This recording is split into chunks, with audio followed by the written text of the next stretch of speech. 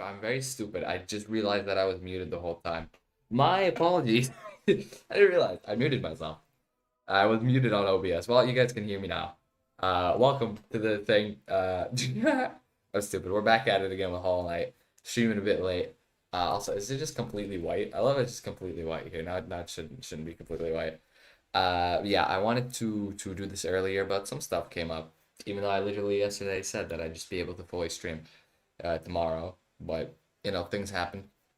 Regardless, though, we're here with some Hollow Knight, and I know the title says, then the thumbnail says that we're going to be doing Absolute Radiance, which we are going to be doing. Okay, don't get me wrong, but we're going to start it off with some Pure Vessel as.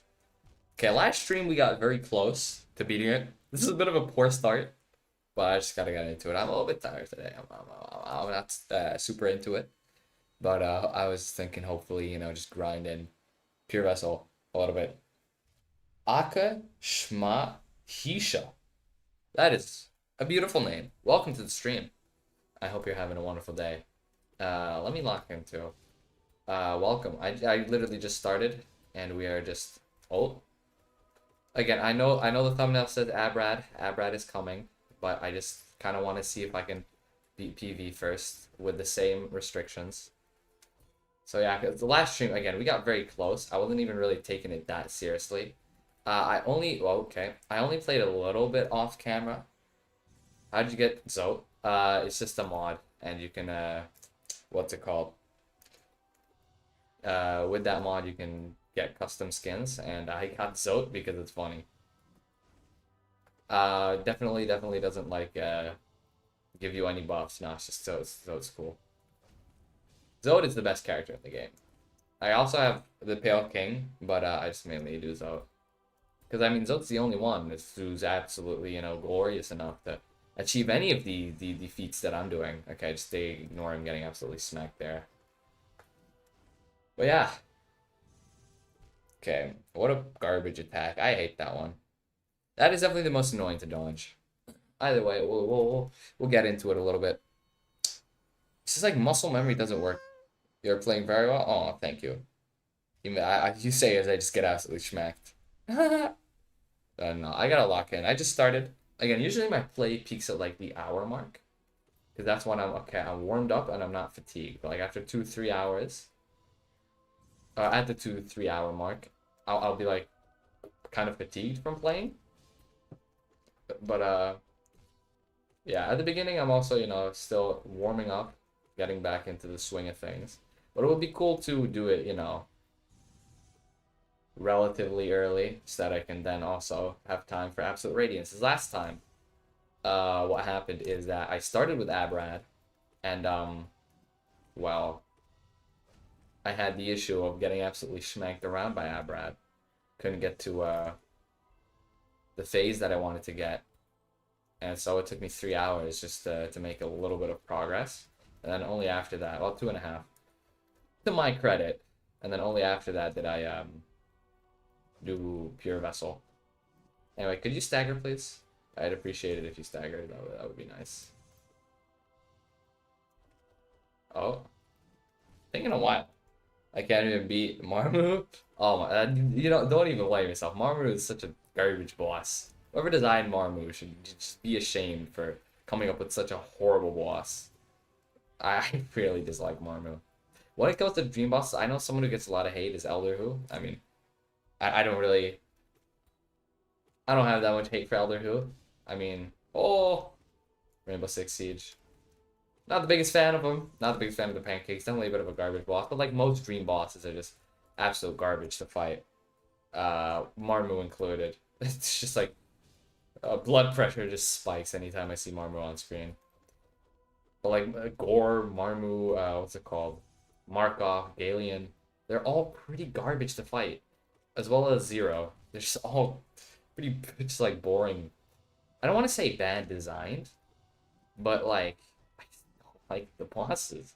They stink. They all suck to fight.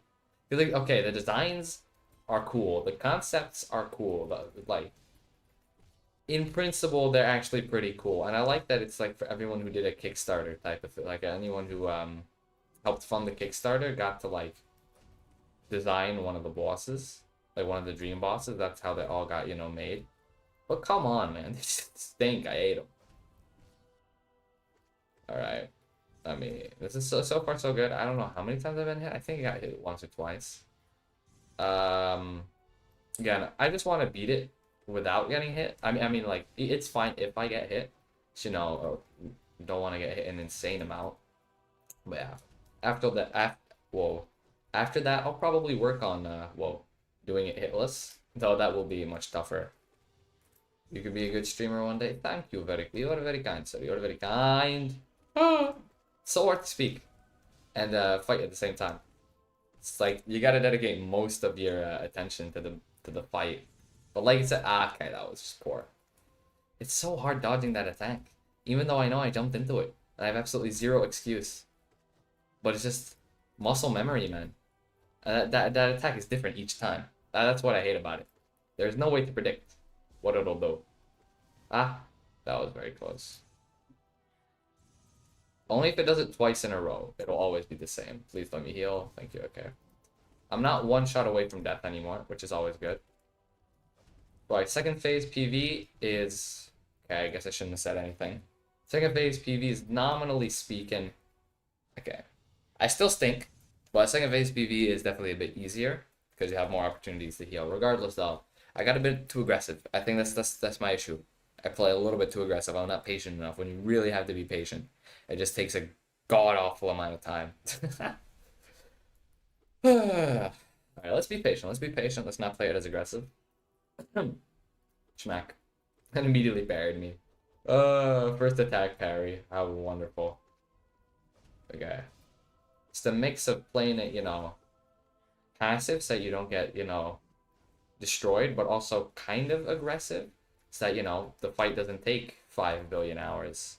Let's like, they're just like less attacks that you don't need to dodge because the fight just lasts not as long. I think once you get to like these amount of restrictions and like this skill level in Hollow Knight, the most important thing doesn't become attacking, it becomes dodging. Like how well can you dodge? And for, like how long and how well and how consistently, you know what I mean? Because Pure Vessel is a boss that demands pretty much insane consistency. Like that's what it needs for just like, I mean, okay, that is unlucky. I mean, not, I guess unlucky in a sense of your favorite character is Pure Vessel. Oh yeah, Pure Vessel is definitely the best boss fight, I think. Getting smushed in a corner really isn't fun. No, but Pure Vessel definitely is like the best boss in my opinion. I just beat Hollow Knight 2 days ago. Yo, that's flames. I did you 112%? Oh, Pikmin. Are you gonna go for 112? Yeah, Pure Vessel is definitely my favorite boss fight. I remember P4 when I got to Pure Vessel for the first time. I was like, what? Okay, I mistimed that pogo very hard. Am I crazy or is the game faster than normal? I have like this weird glitch with the debug mod where just sometimes the game like speeds up. You can see here, I don't think it did though. I think I'm just crazy. Sometimes it'll just randomly speed up and other times I think it'll speed up, but it didn't. And then I'm just going insane. But yeah. Some people intentionally do that to make the game harder, which is insane. It's like, my God, come on. That was a risky heal, but it paid off. There we go, staggered. Now we're back up to full health. That is good. Anyway, let me get out of the corner. I say as I go back to the corner. Granted, I'm just trying to dodge. Oh, what a well-timed parry. But yeah, Pure Vessel is a boss that just demands consistency and pure accuracy and precision because there is basically no RNG. I mean, technically there always is RNG, but like there is no like, oh, I got bad luck. No, you can always manipulate it to do what you want. Like, oh, you don't want to get cooked by a Pure Vessel, then just don't stand in the corner. Then you won't get unlucky anymore. Like with perfect play, it is beatable with 100% consistency. I cannot say the same for Absolute Radiance with all these restrictions. Under normal circumstances, then yes, Abrad is beatable with 100% consistency with perfect skill. But with these restrictions, it becomes not 100% beatable. Okay. There we go. So far, so good. I am kind of keeping track of how many times I'm hit, which is so far only once. I have to adjust my glasses right now. I actually have glasses, but not prescription ones. Just, what's it called? Blue light glasses, because they actually work pretty well.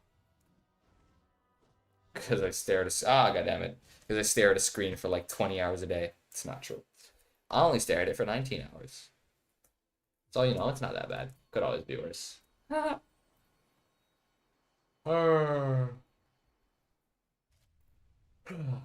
damn you. Pure vessel. Power bites, get off my screen. Alright. I'm pretty sure, like, this... If like with only 5 nail damage from old nail, it takes like 8 minutes to kill it, which is kind of insane. 8 whole minutes. But yeah. Let's see. Blop, blop. I'm so scared to do this hitless. That was scary. I wasn't... at first I wanted to risk going in for another hit, but use Unbreakable Strength and Long Nail. I'm doing this without charms. I don't know. I don't know if you know what they are, but there are things in this game called bindings, right? There's a place called God Home. Don't want to spoil too much, okay? But what bindings are essentially restrictions to make the game harder for yourself, so that, you know, it becomes more challenging. And, you know, I already, like... Okay, that was dumb. I'm quite well adjusted when it comes to fighting Pure Vessel. I've beaten him a multitude of times. So yeah, I'm playing with all bindings now. Not just all bindings, but also no spells, no movement upgrades, and old nail. So essentially every restriction under the sun. So I don't have any spells. I cannot dash. I can't double jump. None of that. And I also want to do it so that I don't get hit. But again, that is easier said than done. Right now the focus is on beating it under these restrictions normally, even with getting hit like a couple times. And then from there, just do it until I just never get hit, which will be very, very impressive and cool. Yep, doing it all bindings. Cause I didn't want to like, okay. I don't want to like, I don't know if you made it to God Home and like all that. So I didn't want to spoil it necessarily by just like telling you everything. But yeah, if you know, you get it, you get it, you get it. Oh, oh. Hit him. Okay. So far, only hit twice. I was about to say make that 3, but... Oh, well, make that 3. Oh my god, I hate that attack so much with a burning passion. God damn it. I didn't think he was going to do another one of those, but then he did, so then I tried to pogo it, but I mistimed it because I didn't think he was going to do another one. It all went wrong in the end. That was a decent run, though. It's like so annoying because like a single run can take you like 3 whole minutes just to get to a point where you only did like 1/3 of his HP, and then you die, and then you just have to do that over again. Let me try to get it a little bit far here. Oh, okay. That was badly timed. Okay, let me play it passive. Let's just play passive. Oh! I shouldn't have gone for the heal there. I cooked myself by doing that. Okay, how I'm not hit. How I am alive is beyond me. I again got greedy, but I parried it there, so it's fine. How I didn't die is beyond me. Pure Vessel has a lot of what? Thought you said at first I thought you said Pure Vessel is hot. Which I mean, like, it's just, you know. I don't know where I'm going with this. Alright. Oh, God. Hit him, hit him. This is scary. Oh, God, I got hit. Yeah, that wasn't the run. Has a lot of health. Yeah.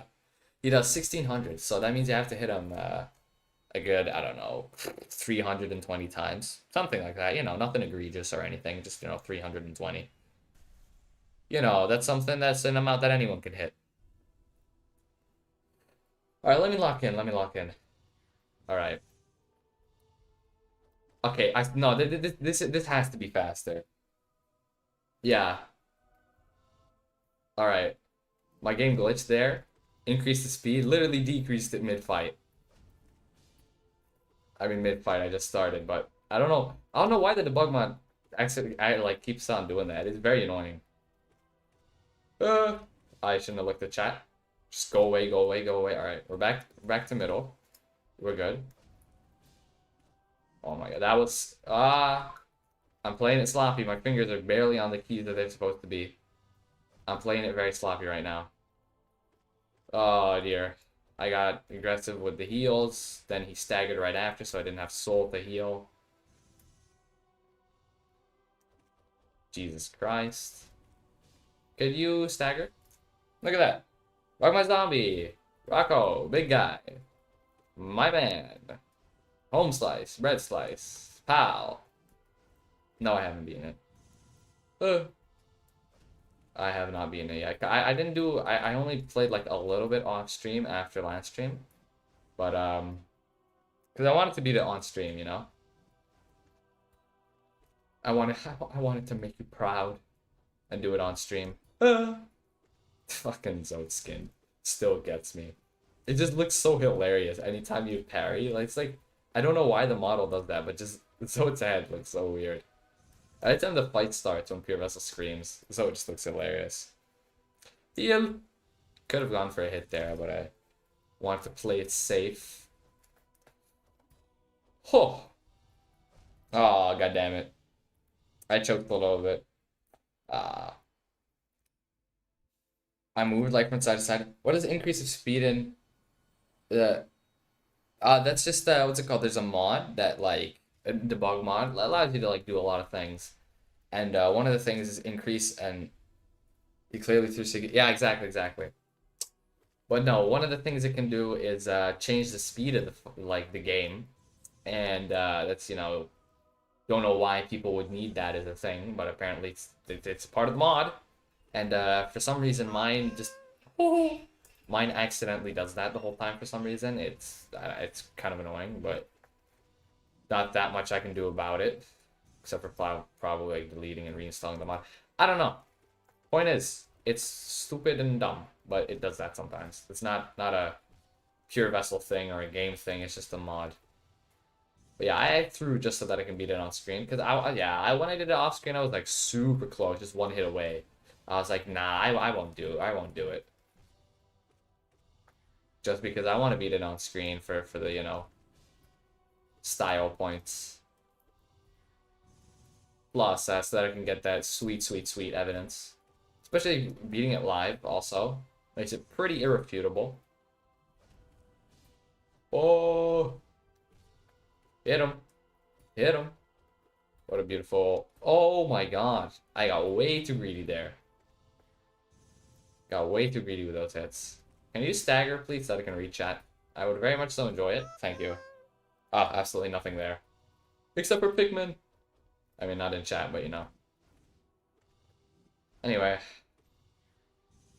I would appreciate it if you just, like, let me win Pure Vessel. Just, like, you know, completely bug out and stop working. I mean, actually, that would be kind of lame if I won because of that. So, you know, you don't have to do any of that, actually. I take it back, Mr. Pure Vessel. Would it be Mr. Vessel? I don't know. I have no idea. Hit him. Okay. So far, so good, and I don't want to say that because I always end up jinxing myself, and I always end up jinxing myself even after saying, oh, I'm going to jinx myself. And I always end up jinxing myself after saying that I'm probably going to jinx myself by saying, I'm probably going to jinx myself. I jinx myself a lot. Point is, I should keep my mouth shut.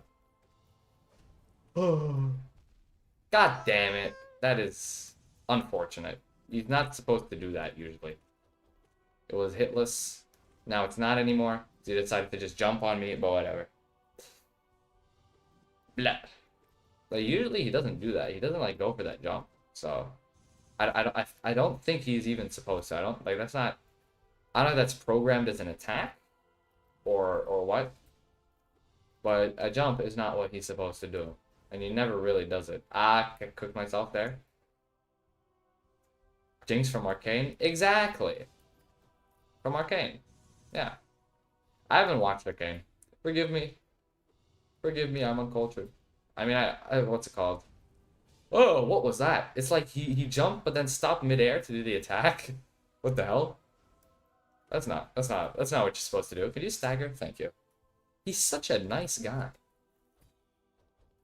I mean, I haven't watched Arcane. I mean, I heard like it was super good, but like I just didn't really care for it. There's a lot of things that like I know. Oh. Is that because I didn't watch Arcane? You think Pure Vessel likes Arcane? Well, there's a lot of things that I heard are good, and like are things which I would want to watch, but I just never get around to watching because I'm just kind of lazy. It takes a lot for me to like start watching stuff. So I don't play League. Yeah, I don't play League. I don't play League, never played League, and never intend on touching League. But yeah, what's it called? That's fucked. Who's a what's it? I completely lost my train of thought. Yeah, it takes a lot for me to like watch or listen to something new. Not because I have an apathy for it. I mean, no, literally because I have an apathy for it. It's like not because like, oh, I don't like new things or if I'm afraid of new things or whatever. I mean, I don't know how you really be afraid of a show, but you get my point, right? It's just like I'm so lazy, bruh. I watch too much YouTube anyway. It takes up most of my time. God damn it. How did I parried that with an up slash while walking away? Oh my god, Zod, I never knew you were just that, like, filled with aura. My god. Up slash parry of that attack? Jesus. The mighty Zod is gonna beat him? Yes, sir. Zod the mighty. See, this is the Zod that, okay. I was about to say this is the Zod that Bretta dreams about. Don't think Bretta dreamed about that, but you know. This is the Zod that, like, Bretta dreams about. I swear, it's absolutely insane how Zod pulls more than I do. That's crazy. Because canonically, he does pull at least one. So, yeah, holy, that was an insane move. So why are you watching on YouTube? You can go watch on Twitch. You can be one of the cool kids and watch on Twitch where there's no delay because fucking YouTube is insane delay. Oh? Okay. Which I still don't understand, by the way. Okay, staggered, boom, boom. Aramba. Okay, we might soon get to the phase where he starts hitting me with the tendril attacks. Listen, for the tendril attacks, I don't know what the best play is. Is it like... I really think that you should just stay in the middle and then try to run away from him. Hey, team. Ik ben momenteel... Oh, ik kan momenteel niet praten, maar ik ben zeer locked in, is wat ik wilde zeggen. Alright. I'm very scared of the tendril attacks. Because I don't know what the play is there. I still haven't really gotten to there. I am so lucky I still had iframes. No! Okay, that was poor. And then you stagger right then. Oh, come on. Please, focus. Try to focus again. Come on, just... Please don't cook me. Okay, I didn't get cooked. Thankfully. Oh, staggered the perfect time. Ah. That was perfect. Alright. You could stagger again. That was very risky, but I dodged it, so it doesn't matter. I really should try to not heal there, unless I absolutely have to. Because otherwise I can just heal at all the stagger points. Oh, that's cooked. Yeah, that cooked me. That's so garbage. I wasn't even fully in the corner. Oh, and then he decides to cook me with that attack and then a tendril attack. Oh. Het is ook Midas kleine spreid. Ik heb geen idee wat dat betekent, baas. Ah. That's my tickle. Oh my god, it's my biggest fan. that was neat. Like that wasn't fun. God damn it. That wasn't fun, man. Nick JK, welcome. Yo, I'm back. New challenge. I mean, this is technically a new challenge at the same time. I'm still gonna do Absolute Radiance in a little bit. Just after I beat Pure Vessel, because I'm really close to beating Pure Vessel. So, yeah. Shout out Test My Tickle, bro. Shout out. That was so close. It was so beautiful. I just got cooked at the end by, like, stupid attack where I get stuck in the corner. and then a tendril attack immediately after. Okay. We just gotta be allergic for corners at this point. Just like legit stay in the middle. Okay, I'm gonna test out a new strategy. Where it's just like move as little as possible, right? That's gonna be the new strategy. Just like stay in the middle and move as little as possible. If I don't gotta move, then I won't. That's cooked. Never mind. I'm the GOAT. I mean, let me not get ahead of myself, but you know, I'm kind of goated. You can do this. You are the GOAT. Yeah, exactly. Like immediately walk back to the middle and just stay here in the middle. That's what's it called?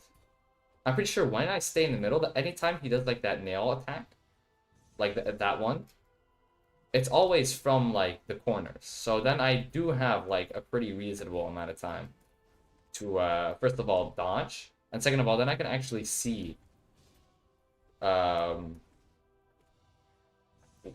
if he's doing the attack or not.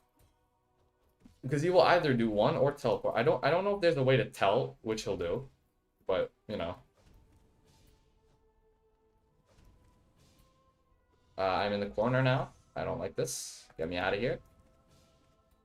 I would like to leave.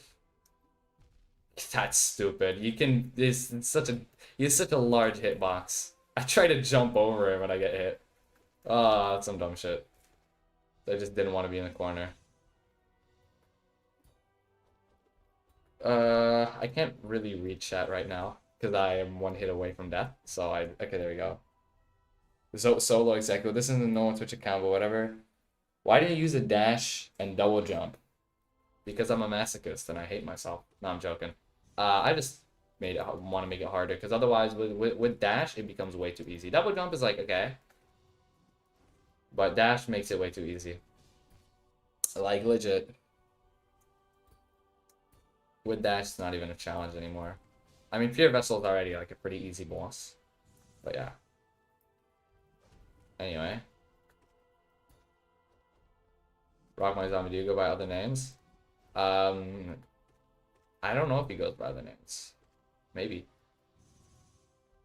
I mean, ik weet dat jij bij Ingrid Assendelft gaat. Ja, in Freddy Assendelft ook. Lep. Okay, get me back to the middle. I've only been hit once. That's such a. I swear, if I beat it now and I don't get hit otherwise, I'm gonna be kind of pissed actually because then it could have been a flawless hitless. But I'm probably gonna get hit. Let me not get ahead of myself. That would have been so dumb. Oh, I can barely read chat, man. Yeah. See, flawless hitless out of the door. Why does it feel so fast? Constantly paranoid that oh, we're already at this phase. Okay, but let me pause. This is a no fun challenge. This is strictly no fun. No, but I normally don't have the O3. That's my triplet. Aha, that's a cool name. Yeah, this is so fun, guys. Now, genuinely though, okay. At first, I was saying, oh yeah, pure. Okay, I'm in the corner again. I'd like to leave. Thank you. At first, I was saying like, oh yeah, Pure Vessel is so frustrating and everything. But like, I think there's a bit of a curve. There's a bit of a curve of getting used to Pure Vessel's attacks. But like, eventually, once you get used to it, like, I thought I could up slash again. That would have been so cool. Pure Vessel is actually like quite fun. It's quite the opposite. It's not. It's like definitely. I was saying, I was tripping when I was saying like, oh, this is harder than Abrad. I think it's just like the reason why I thought it was harder because it does like demand like constant perfection, and like Abrad I guess is more forgiving with the amount of times you can heal, but once you like really get it, like everything is telegraphed. That's one thing that like I think is nicer. Yeah, it's a pretty fun fight. Yeah, I just had to get used to it again. That was really the issue. I mean, I was used to it at first, you know, it's speed kill like 12-14 seconds. But yeah. I want to try like in my free time. I'll probably do some speed kills of Pure Vessel after I beat the challenge. That's because then I'll be a little bit more acquainted with it again.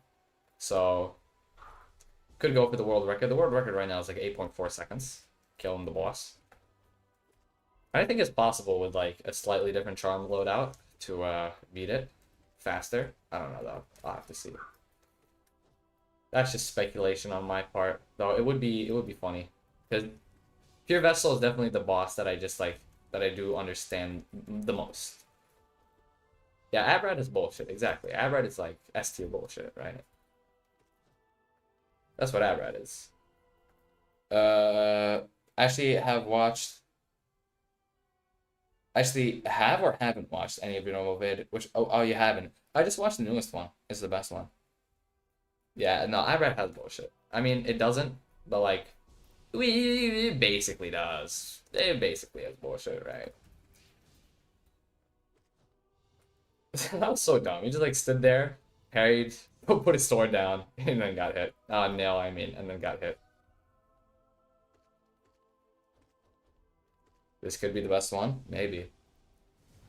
I'm trying to lock in, cause getting halfway already is like pretty hard. I've been getting at least more consistent. I shouldn't have said anything. At least he staggered. Yeah, but okay, yeah. Okay. Let's not fumble.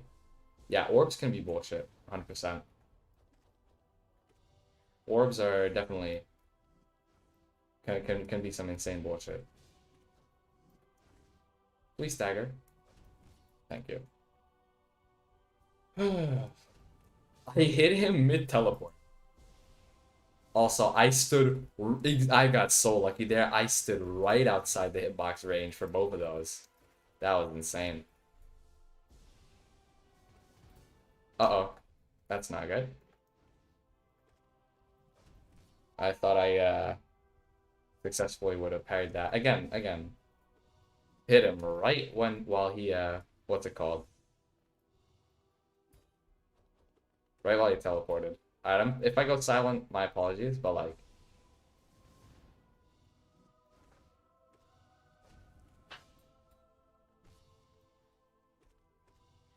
you saw I wanted to do the same thing again, by the way. Of like jumping over him. God damn it, those void tendrils are long as fuck.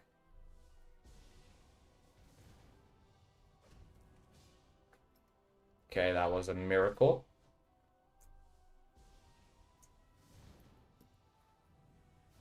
Those void tendrils are long as fuck. How am I supposed to dodge that?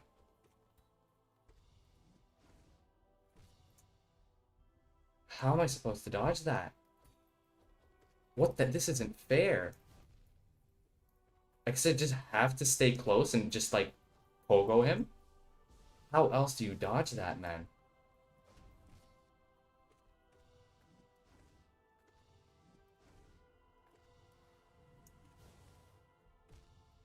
Are you kidding me? Are you kidding me? The first time that I dodged it perfectly by pogoing him, and then I just fall. I think because he has bullshit hitboxes, I get hit. He has such a big hitbox. It is so easy to get hit in such a dumb way. So yeah, the only way to dodge it is to just like hope he spawns like close to you and just pogo him. Jesus Christ, does anyone here know Meha Man? Unless you mean Mega Man, then no. For then I'd be the ones I beat people.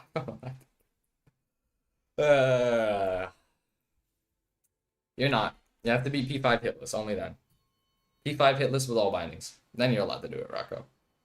That was so close. Oh, I can feel it. I can feel it.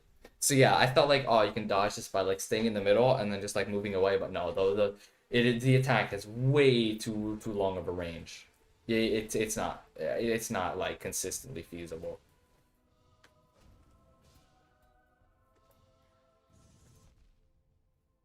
Moving the goalpost as an edge. My bad, sir. I do know, again, I do know someone that beat it Pogo. It's just, okay, that's some dumb shit. Listen, I just got very close to the end. You don't need to bully me now, Pure Vessel. Come on. Like, I know some guy has done it Pogo-less. I just don't understand how. If you guide me, I'll attempt it. I gotta beat P5 all bindings myself first, sir. But I can definitely guide you, just like in general, how to beat P5. That I can definitely help you with. As a self-proclaimed expert, I'm not actually that good at the game when you compare it to some. But I guess like there's always bigger fish. There's always bigger fish. So there's not much use in doing that. I definitely think like I at least like. Okay, how do I put this? I wanna before I say that like top tier, I do want to have P5 all bindings be because P5 all bindings is actually quite difficult. I mean, duh, but like I don't know what I'm rambling about. I don't know what I'm rambling about. I should shut up.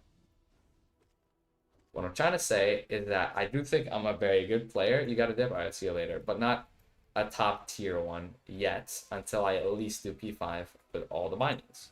Of course, I intend to do more, but just what my intentions are and I guess what I'm practicing for don't really say much. Like, you get me. Also, I don't understand how like sometimes like even though he has his nail up, like you can like still hit him. Like you just hit him through the thing, but then other times you can't.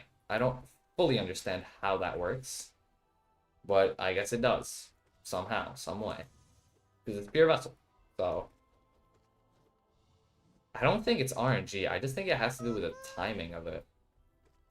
If I were to hit him there, like when he was like well into the nail, also like right there, you saw right before he tried to do that, right before he tried to put up the nail, I hit him and he staggered. So I guess it's just like if you hit him right before, like during the animation, you can still hit him. Or like right there. I don't know. I'd have to slow that down and really review it to be sure.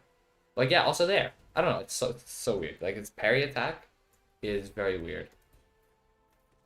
But yeah. It's if you get consistent enough with dodging it, even though I think the dodges don't have to be frame perfect, but definitely have to be very precise. Like, I think you only have a couple of frames really. Or maybe it's a hitbox thing. Cause like maybe it depends on where you slash him from. Like if you slash like the tip of the thing, like okay, pause. If you slash the tip of it, like it doesn't activate the parry, but like he still doesn't get hit. Maybe. I don't know. I'm just throwing out theories here. It's just a theory. A game theory. Okay, I got hit for that. Honestly, it's kind of deserved. But hey, I can't do the voice, man. I don't have like that growly, raspy enough voice. Ow. I can't like get that deep in my throat. Use a rocket launcher? No. I do actually kind of want to try the gun mod for Hollow Knight. Hollow Knight but with guns. Such a beautiful mod. Alright.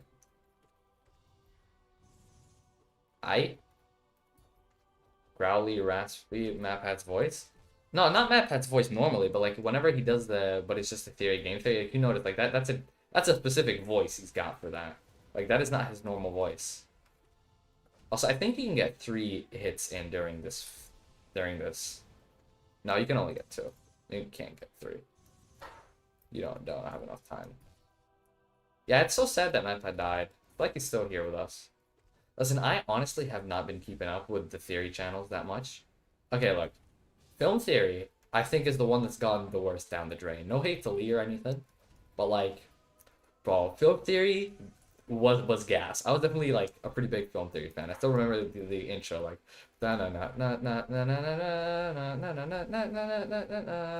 like I remember the intro, what it looked like. You had all the memes that they put in there, you know, back in like 2016 or 17 or whatever. I hate that I just said that. Well, you get my point, right? I feel like that's the one that's really gone down the shitter the most. Okay? Let's be honest. Listen, no hate to you, Lee, but if we're fully being real with ourselves, that's the one that's gone down the shitter the most. And I was a big film theory fan, so I can definitely like attest to film theory and the quality of it and everything. I hate it when I fail the timing on that pogo, because that's something that I definitely like should be able to do. But yeah. Style theory was the last one that came, and I never really watched it because it's fucking style theory. So I don't necessarily really care for it that much. Don't know how it's doing now. It's probably doing fine. But you know, it's fucking style theory. What do you want from me? What do you expect? Also would be the greatest idea. Whoa, let me read that. Use a bug Sperry to beat them? What do you mean a bug Sperry? Oh, I love you too, some ability font. I don't watch them as much, but game theory still some bangers. Yeah, okay, this is what I'm about to say, right? Style theory, never watched it. I don't watch, like, it's just, I have no clue. And all I know is film theory is like really down the drain. Food theory, on the other hand, food theory is actually the kind of cooking, pun intended. Like Santi pretty much made it his own. Like I really, really mess with food theory now. Unlike if we're talking in terms of like who's the best host now, not to be that guy and compare them all, but to be that guy and compare them all, I'm definitely like firmly in the camp of yeah, Santi's the best. Oh, bug spray, Santi's the best host. Yeah. Oh god, I shouldn't read chat, especially when I'm this far in. God damn it. No more chat reading. I'm sorry, boys. But yeah, food theory definitely the best. And then game theory, I don't know what to think of it. Okay. I don't think that what's his name? The host. How am I forgetting his name? I legit do know his name. I don't want to make it seem like oh I don't care for him or anything, because I did know his name. I just am quite forgetful. Don't want to make it seem like he's bad. I don't think he's a bad host. But it's just it's not the same quality, and I think that's down to like more so the writers than anything. Like now you have a team of writers. There's less personality to it. Plus there's like less personality and less deviation. The stream is frozen. Is it really? You're all good, fam. Is it really frozen? It shouldn't be. I don't know if you're trying to play Penguin. No, it's good. Baited?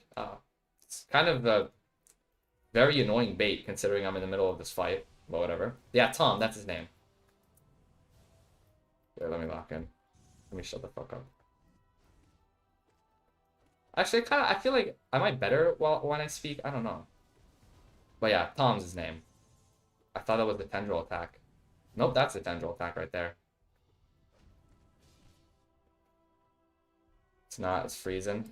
Oh, Rocco, man. Making me lose my momentum here. What a shitty guy. Especially when I'm this deep into a run.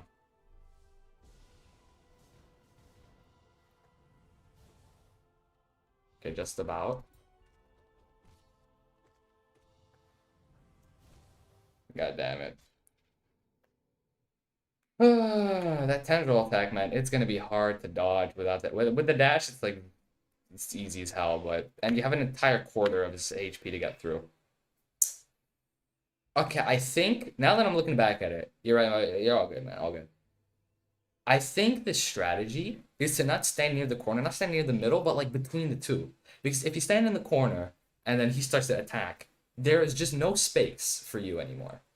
If you stand in the middle, there's no like you can't like really predict like which side he's gonna be on, and it takes a while to run away from it. But if you stand between the middle and the corner, there is enough space on the edges to like where his attack doesn't reach. That's the one time that I actually dodged it without pogoing him. So I think that that's a play. Anyway, as I was saying about game theory, I don't think that Tom is the issue. There some mannerisms of his where I'm like, all right, this kind of I guess I think like one of the things that I notice is like the language that he uses is like, okay, this is like getting real nitpicky, but this is like from a YouTube comment, so this is not just my observation. So, well, like from a YouTube comment, what someone observed was that his use of language, instead of being like, oh, we solved it, like Mappa would say, it's oh, I solved it, I did it. It's less of a we and more of a I. Don't know how much that holds up if you actually check like how many times, those words are uttered. But that was just an observation someone made.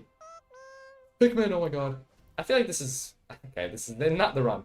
Maybe though. One of these. We're getting close at least. Just gotta work on the tendril attack. But yeah. So there's definitely that. There's his voice also. No hate. But just like MatPat has a way okay, maybe not his voice. Because he does have a British voice. And British voices are primed for, sound good. He definitely has a more posh British voice, right? But it's just his way of speaking, right? It's just not as captivating. I think if there's one thing, like if I could talk to the man right now and like give him any kind of viewer feedback as like a long time watcher of the channel, it would be work on the delivery. Like, it's not as captivating. Like when MatPat would say something, it would be like, okay, I'm really involved into what I'm like listening to what this man's saying. I'm listening. I'm like, okay, I follow you. That was bad. It's like I follow you. But like when Tom speaks, it's like not. I'm listening to a person tell me something as opposed to listening to a person tell me a story. That is the best way I can put it. MatPat sells me a story. He sells me a theory and he sells me a story.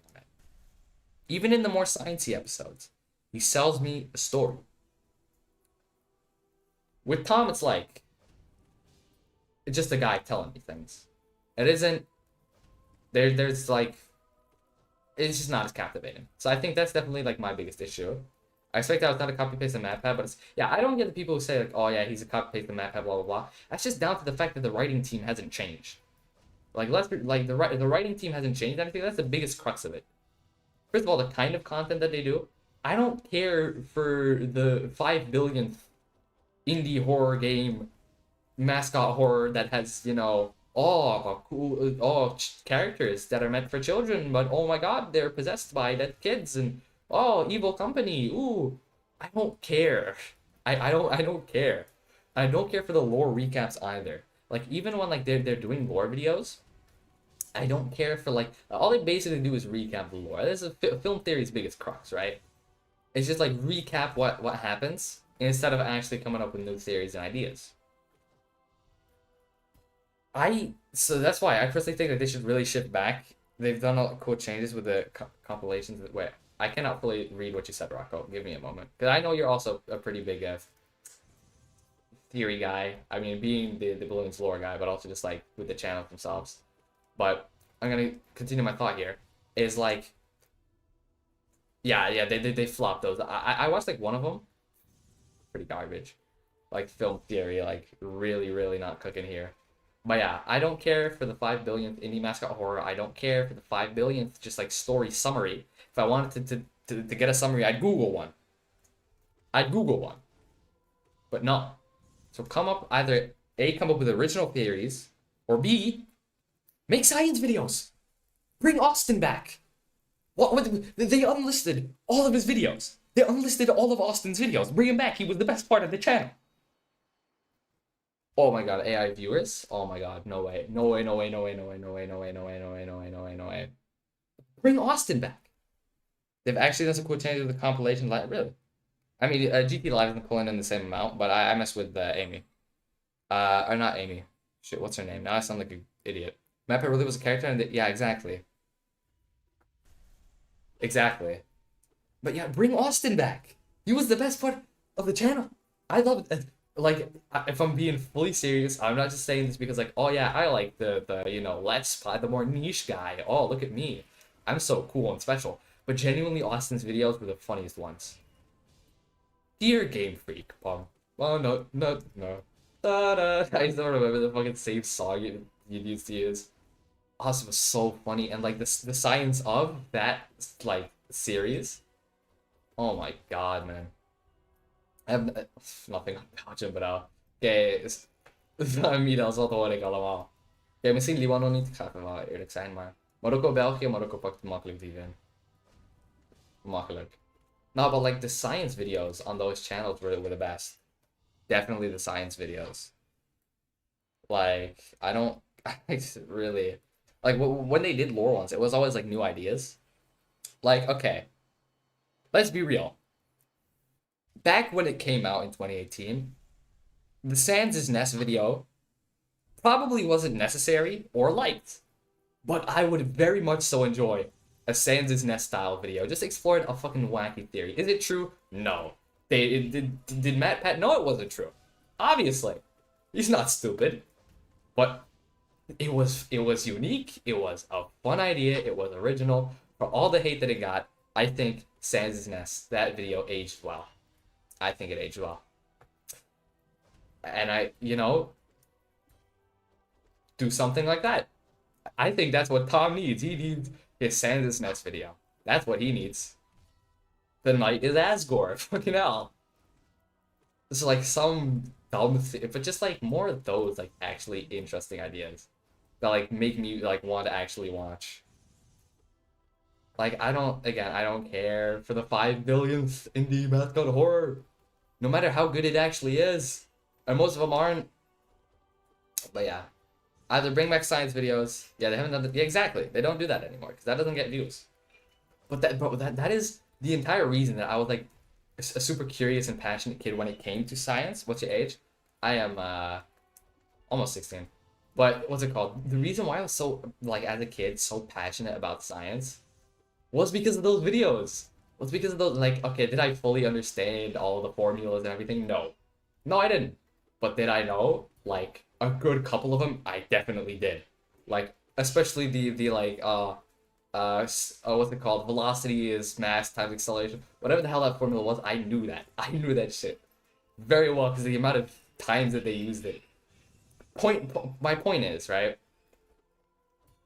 Those videos definitely were like already educational, but they were just like also so entertaining. Man, I wish they would go back to that. I think like the biggest issue, like, okay, if I were to talk to Tom, I think he is doing, like, the thing is he has a very tall order, right? Like, I'm not gonna sit here and act like I would be a better theorist, like a better host of the channel, I mean, but he has very, very big shoes to fill, right? So I don't want to fault him, and you know he's been doing well. I really just think it's the writing team and the people kind of coming up with the ideas. So I think just like the best bet is just like let the host himself. I mean, I don't know like how much they control they give. I don't know how it works at Theorist HQ, but like I'd say give the host like more freedom and control over the writing and what gets put into the videos and all that. Like really, I guess the only like thing that's like I don't want to say the only thing that's still good, but like the biggest aspect that hasn't been lost to me is the editing because the editing team is still pretty much the same, and they always had it nailed down, right? They always had it nailed down. Even though I do appreciate like many of the older edits, I'm not gonna sit here and say that oh yeah the older edits. Wow, oh I forgot what his name was. He passed away. I was very sad and unfortunate. I remember that happening. But he was an insane editor. Let me tell you that he was an insane editor. And I'm not gonna sit here and say like, oh only his stuff was good and the new editing team sucks. No, it's just a difference in style. Like the new editing team is still good. Do I kind of like many of the older edits? Yeah, 100%. Do I like them more? Yeah, I'd say I do. But that's not like at the expense of the newer ones. It's just a personal preference and maybe a bit of nostalgia, rose tinted glasses. But yeah, I'm gonna read chat. I haven't done that in ages. What's your age? 1,000 years old. Oh, okay, 1,000 years old is not a big age. What's one change you would make to Holiday? Only one. Get rid of Marmu. No. I think if I could only make one change, Miros Mutkhan and Mr. Newell. Aw, miss him out. What is one change? I don't know. That's a very good question. I need to think about that. I do think that they have enough time to ever. I do think answering with possible in video game. Mythbusters. Like, yeah, exactly. The editing is RPGs on the last delete I did leave like a year ago. Oh damn, I didn't know that. But I'm talking about like the way back when, like the guy who passed away. But yeah, they definitely still have like very good editing. Like if we're talking about that. Though to be frank, I've seen they've been going in a new direction, going in the green screen direction, pulling out the green screen, just have Tom talking. I don't mess with the green screen. I feel like when I think of game theory, I think of the PNG. I think of the PNG. I don't think of green screen. I never liked the map green screen videos anyway. Like you're not supposed to be a 3D actual person. You're a 2D PNG. Come on. Yeah, Ronnie. Yeah, Ronnie was fucking cracked when it came to editing. Like my god. Like I really like his editing, even if like sometimes rough around the edges, which they almost never were. Like still fucking insane. It's so hard to read chat and like still engage in conversation because I don't want people to be like, oh he's not reading, oh why is he not reading these things, oh no he doesn't care. But I just like really focused on trying to do both, meeting this boss.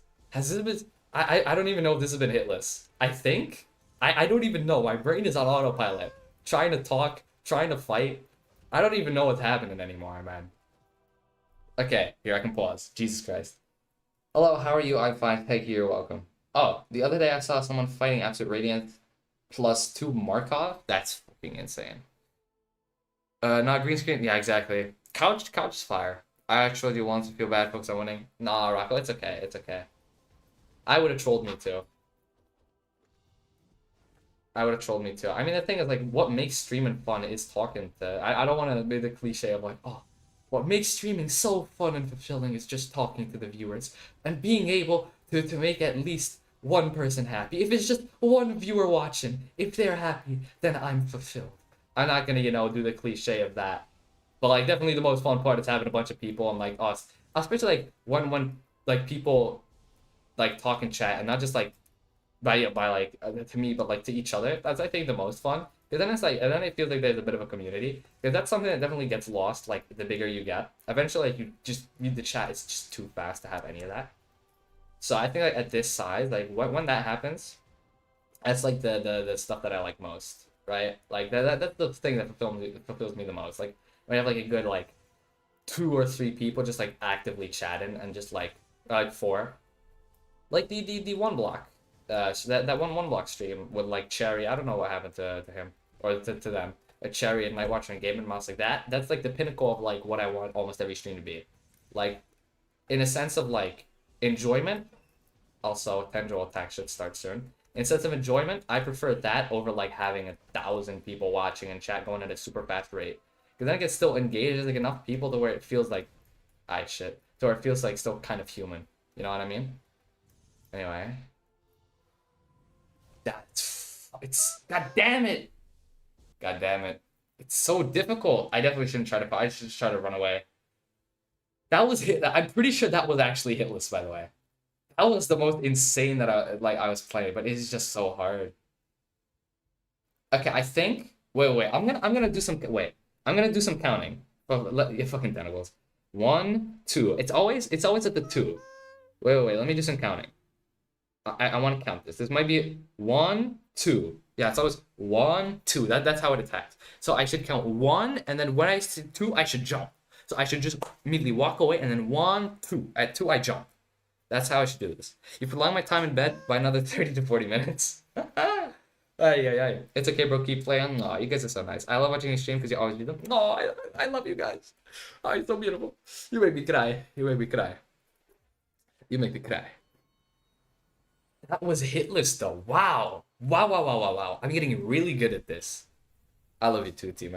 Vooral jij. Kijk, ze kunnen niet Nederlands, dus ze weten het niet, maar ik hou vooral van jou. Laat we eerlijk zijn. That was, I think that was hitless. I might have been gotten hit at the beginning, but otherwise that was like very like that was just like high skill gameplay. Just have to keep in mind that like one, two, and then also like knowing like I think by now I know like when the tentacle attack starts, like at what HP bar. That's why like I don't know if the HP bar counts as cheating, because like I guess it technically helps you, but at the same time I don't care enough. I'm the one who comes up with the rules for my own challenges, and I decide I'd like to play with HP bar. Legit reading the chat out loud puts you ahead of other streamers. Bam. Shit. Fuck. Well, it comes at the expense of that.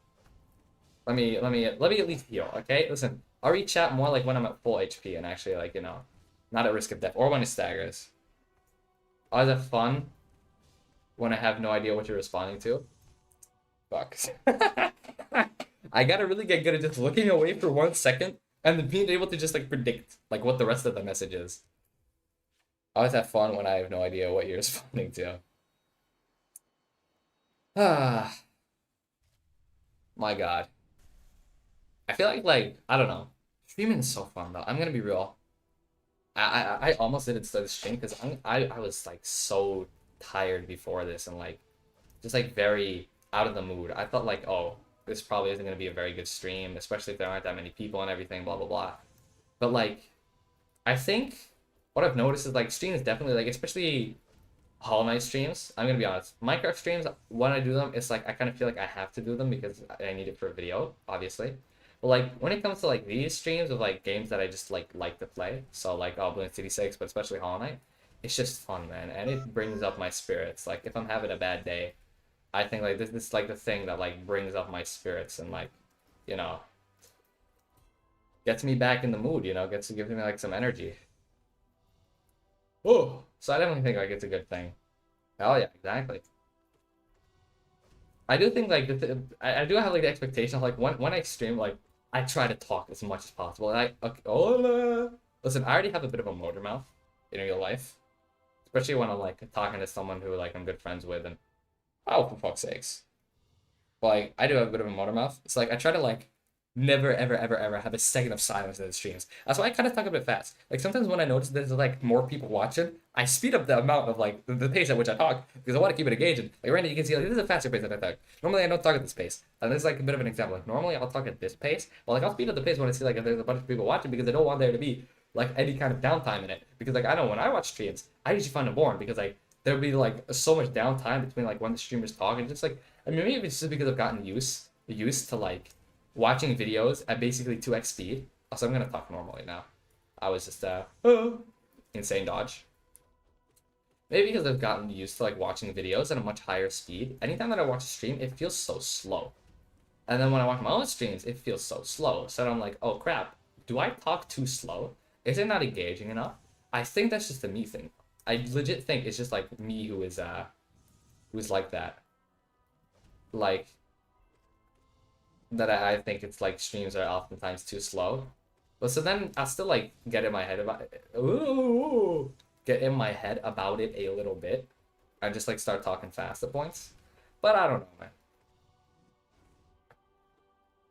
2x speed is what I would do if I didn't miss or forget so often. For me, it depends on the channel. It depends on the channel. There's some channels that watch at 2x speed, some channels 1.5, some channels 1.35, 1.25. Some channels like only one because like the content's already fast paced enough. Like, I can't keep up otherwise. So it definitely depends like, on the channel itself. But like it's gotten to the point where I know like well when I go to a specific video from when I go to a video from a specific channel, for example, my goat, Favorite Ryan, I see you dropped a new video, I'm like, oh shit. And I see like, oh, I'm at like 1x speed or 1.5. I'll know, drop it down to 1.35x speed. That's the rate at which I watch it at.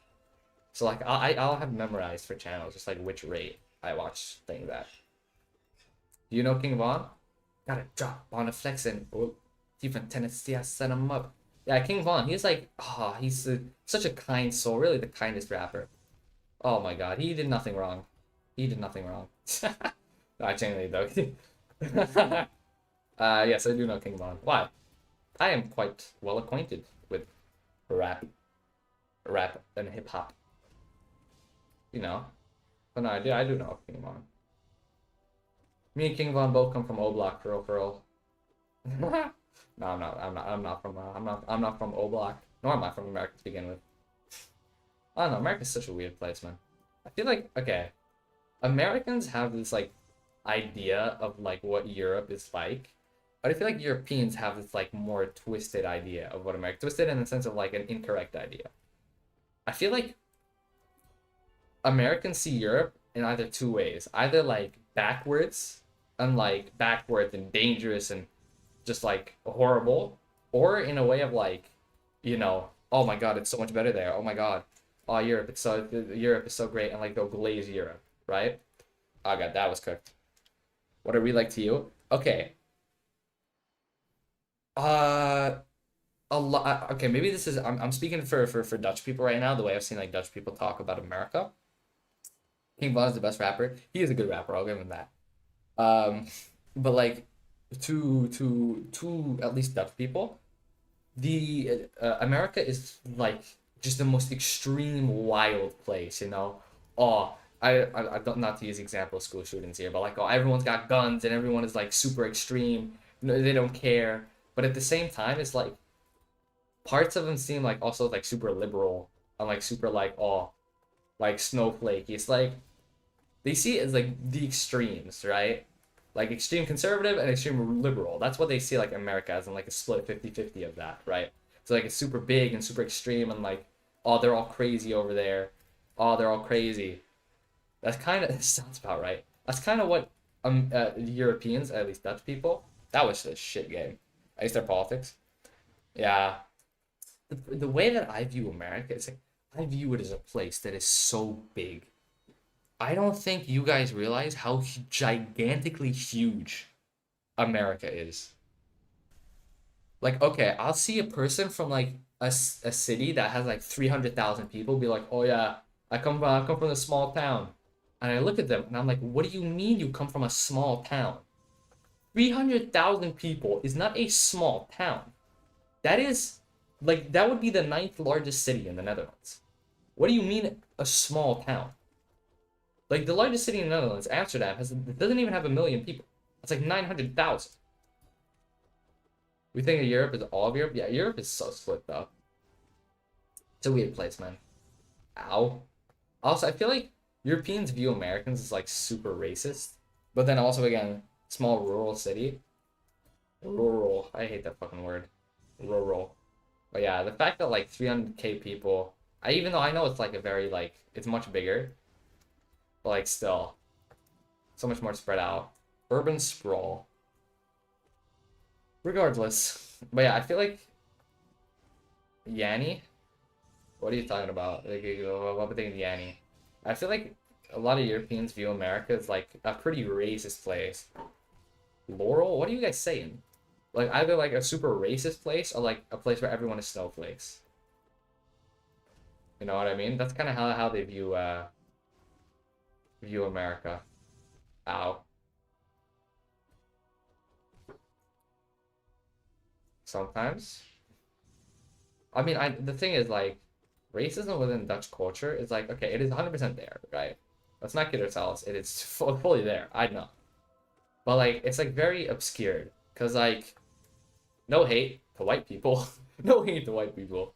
But like I don't know, I feel like a lot of people have overall be yeah, exactly. It's almost always a vocal minority. 99% of like issues when it comes to groups, which I feel like it's kind of a weird way to put that, but like 99% of problematic groups of people are vocal minorities. There you go. That is a statement that is right there. That's a statement. But yeah, I feel like a lot of people in the Netherlands, like a lot of white people, have this like idea of like tolerance. Because you know, in history, don't know if you know much about the history, but like the Netherlands is a very tolerant place, a tolerant culture. And so it feels like a lot of people have this idea of like, oh, we're Dutch, we're super tolerant, we can't be racist, we can never be racist. What are you talking about? And then it's just like they're actually like very racist. Well, it's like much more obscure. It's like not in the same way that like it's like, definitely not in the same way that in America where it's like very the racism is like very vocal. But like yeah, okay, this is what I mean. Here's how I can put it. In America, I have no idea how we got to this topic, but we go with it. Racism in America, at least to my knowledge, is whoa, very vocal. Like when someone's racist, they're very vocal.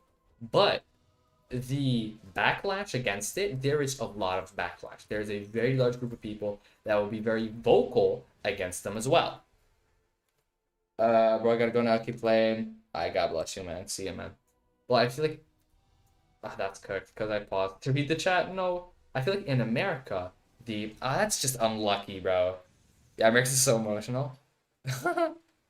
But like, no, in America, the racism itself is super vocal, but the black backlash towards it is also super vocal.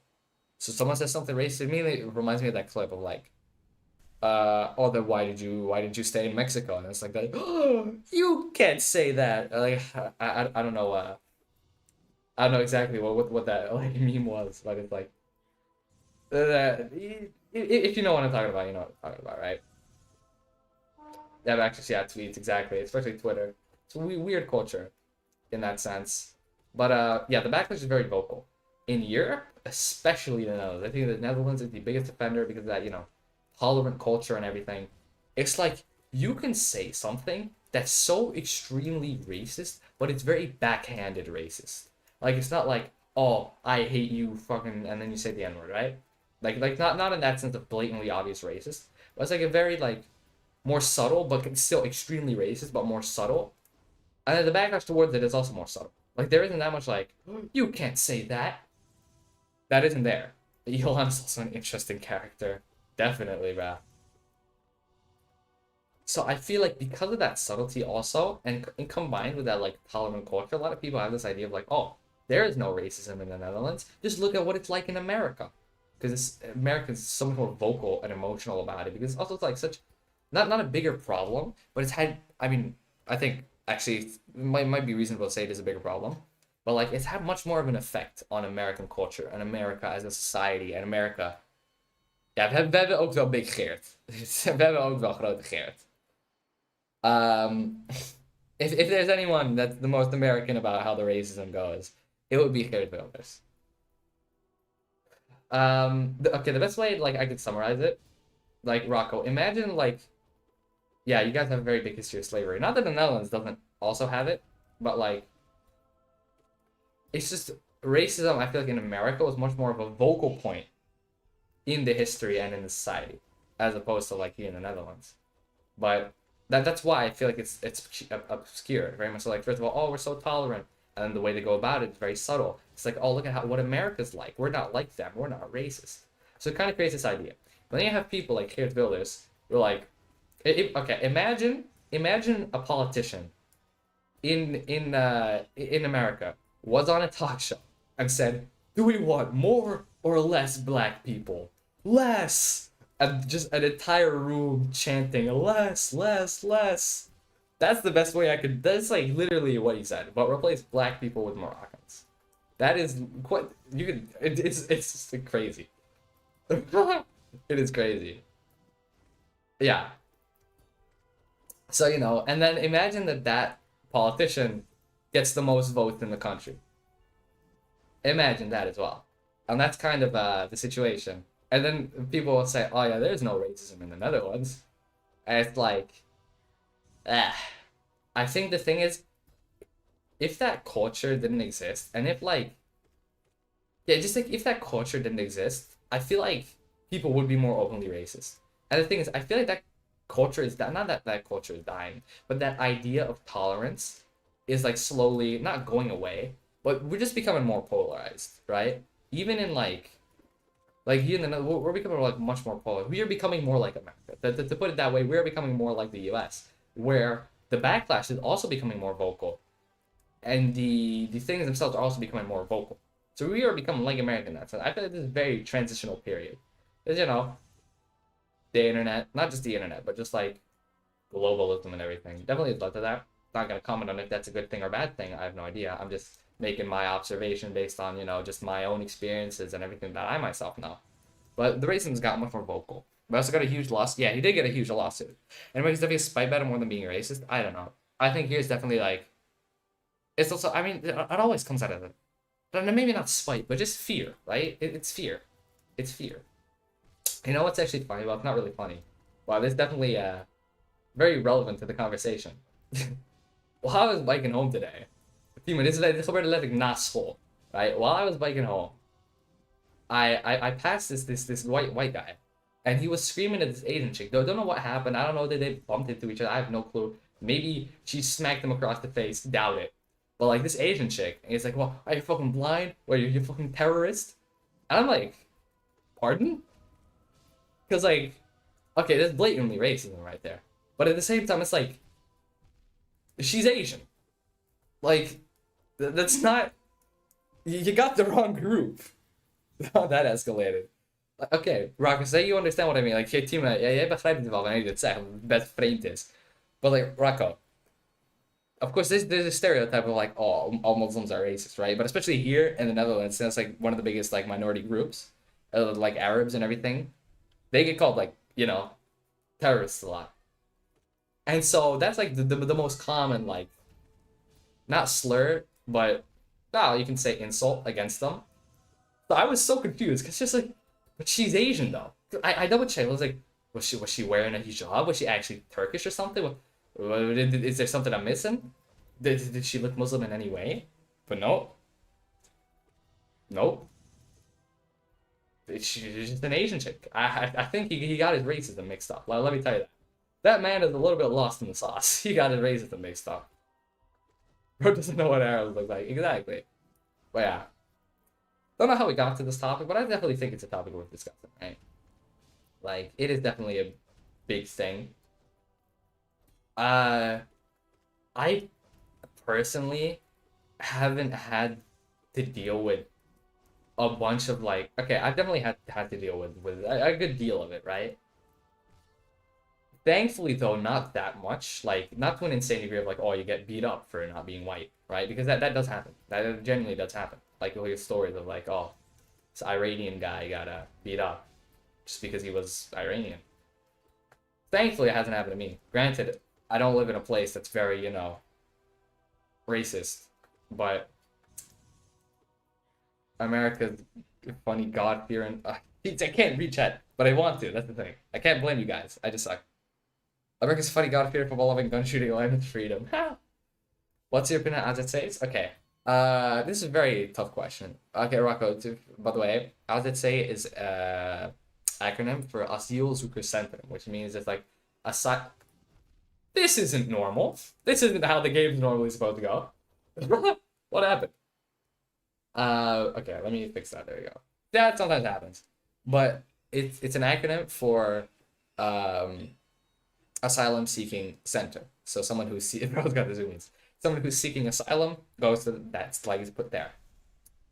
And I think I don't know, it's complicated. It is super complicated because I feel like okay, migration is like one of the most debated topics in politics right now. That's why I also said like the Netherlands is becoming much more like America because racism and issues in that sense are becoming a much bigger vocal point.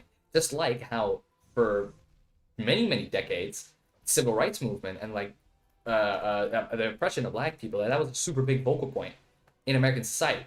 So that's why racism is like such like not just a big issue, but like such a known issue and such a discussed issue and all of that. In the Netherlands, that's not the case. In like I know in the 60s and 70s and in the 80s and 90s and even onto the 2000s, like okay, I didn't live in that time or anything, but like I do know the good deal of history. Those questions weren't exactly like things that were debated, like like racism was not like one of the big issues. Migration was not one of the big issues. The economy was a big issue. That was very, I mean, still is, but like that was like a more, the issue. Like the church, not to say the church itself is an issue, but just like the role it played within Dutch society. I mean, that was definitely a much more debated thing. But now we've gotten to the point where racism and migration and all that, because those two go hand in hand, okay? In America, they don't really go hand in hand because there's already a very large like native population of natives, but also black people. But in the Netherlands, that's not the case. Mostly like migrants. Yeah, the big talking point has changed and shifted into something that is very racism adjacent. So then, while in politics there will always be polarization, and so that polarization has also led to everyone becoming more vocal and much more like America. That's the thing. I think that's the reason why that thing has happened. At least that's my working theory on it. But as it says, are like the biggest like those they play like the biggest like role in that because people will be like, oh, of course the obvious like, oh, they're taking our jobs, or like they're diluting our culture, or oh, they're getting houses before us, they're taking our houses. Which, listen, all these things, they are valid points. Like I'm not gonna fault someone for being like, oh, I am scared that I'm not gonna be able to get a job to feed my children because there are much more migrants in this country than there were a decade ago, and they are getting priority on jobs. I'm not gonna fault someone for even thinking that. Migration is very much an issue in America. Oh yeah, I have definitely like border patrol and border everything with Mexico. I forgot about that. But I was talking like I was thinking more within like black what's it called? In the sense of like black racism and everything. Or racism against black people and all that. I forgot about that a little bit. My bad. I know ICE is ICE exactly. I forgot about that. But who's about this? Because like when it comes to like racism against black people and the civil rights movement, migration wasn't really part of that. When it comes to like specifically like now, with Mexicans and everything, and like okay, that's definitely become a problem now. But like, I don't think it was that big of a talking point during the civil rights movement, during the 90s and the 80s, the 80s and the 90s, right? It's become like much more recently a thing. But so I'm talking about like in general across the entire history, not just modern. Oh god damn it! But in the Netherlands, right? Like I'm not gonna, as I was saying, right? I'm not gonna fault someone for thinking those things, for being afraid of those things, which are kind of genuine fears. Like I'm not gonna sit here and say that like something has never happened because it only has to happen once for you to fear it happening again, right? It only has to happen once. So I'm not gonna fault someone for saying that. But at the same time, it's like it's super complicated because you also can't fault someone who lives in a war zone and tries to escape a war zone. You can't fucking fault someone for trying that. Someone who has children and lives in a war zone or lives in a place where there are pets, you also can't fault them for trying to come here, right? Like, especially like, this is a topic that's like much more okay, where I have a much more extreme, not extreme opinion on, but probably a more hot take on is that like a lot of the prevalent issues are a direct result of colonization. Like, would there be as many migrants today in Europe, especially in Western Europe, if those lands were never colonized and ruined? Probably not. But that's a whole different debate, right? That is a whole different debate. But just like that's why I can't really give an opinion on like asylum seekers because I don't think you can fault either people. I just think the only opinion I can give is that there has to be change. And what kind of change? I'm not a fucking expert on it. But all I know is that that change has to be on a more European level instead of every country being like, oh, what's it called? Oh, every country being like, oh yeah, we don't want migrants, we want to release migrants, oh, we want this type of migrant control, this type of migrant control. Because, for example, a country that disproportionately gets more migrants would be more in favor of a migrant sharing system, i.e., Italy, for example. They're much more like, oh yeah, we want to like share migrants equally. A country like Sweden, I mean, Sweden still has a lot of migrants, but a country like fucking yeah, Sweden, which disproportionately gets less, or just example, I don't know if Sweden actually gets disproportionately less, but just example, would be like, no, we don't want that. It's just like the migrants that come and stay there. So countries, so like that's also split. I think the Netherlands is also what's it called, against migrant sharing and everything. So that gets like an issue when like every country has their own ideas about how the issue should be tackled. You know what I mean? Like that's what also creates a big issue. And then a second issue, I think, is just like calling it the migrant problem to begin with. Like it is referred to as the migratieprobleem, like the migrant problem. When the big issue is illegal migration. Like most people don't know this, but the biggest migrant group in the Netherlands is Germans. The biggest migrant group is Germans. So like you gotta remember that. It becomes an issue when it's a black and white statement exactly. Immigration has become a discussion of either good or bad. I mean, there should be a process to get in that doesn't take 5+ years. That is also true. That is also true. I think just the way it's done now is, I don't know. It is weird. It is definitely strange. I don't know exactly how the system works. All I know is that they're working to make it stricter. That's all I know. But I just think that there has to be a European-wide solution and a more standardized solution that's less discriminatory. Like, I definitely think, like, in general, like, okay, the thing is, a lot of the issues, at least in the Netherlands, when it comes to the topic of migration, are like, oh, I'm scared that, like, I won't get a house. Because, like, you'll have Dutch people who are homeless and who have been homeless for 10+ years who never get a house, and then a migrant who comes in and gets one within months. And, which, I mean, that's a bit of a fair thing to be like, that's strange. Like, I know what it's like to like have to wait to like just okay, I know what it's like to be homeless, right? To like not have a home and to be waiting to get one. Granted, I didn't wait 10 years. Like I was at least a bit lucky in that sense. That like the system worked and it only took 6 months. I'd say only 6 months, so still were some pretty egregious 6 months. But my point is like I know what that wait is like. It is a horrible, horrible, excruciating thing. And it's like I definitely wouldn't fault someone for being like, what the hell? Like, okay, my mom, who was also an immigrant, like we were talking about this at one point, and she was like, they're kind of right though. Like that kind of is a sound logical argument. So I think the problem itself, when it comes to like the debate about migration, can be solved by solving the root problem anyway. Oh, why are people scared that they won't get a home? That like someone who's a migrant will get it first? Well, maybe if we just had enough homes to go around in the first place, then everyone can get a home. Maybe instead of, stripping someone else of a home so that you get a home, we just all focus on making more homes. Maybe we do that instead. Like, I've done like quite a bit of research into just like okay, there's a housing crisis in the Netherlands right now, and there has been for decades, right? It is egregious, and I've done a good deal of research into it. Even like I had to do one for school, But like even outside of that, right? So like I have a decent understanding of what it's like. But like let me tell you, just if there were enough houses to go around to begin with, communism, just kidding. Communism, anarcho-liberal communism. But no, if there were enough houses to go around with, that wouldn't even be a problem.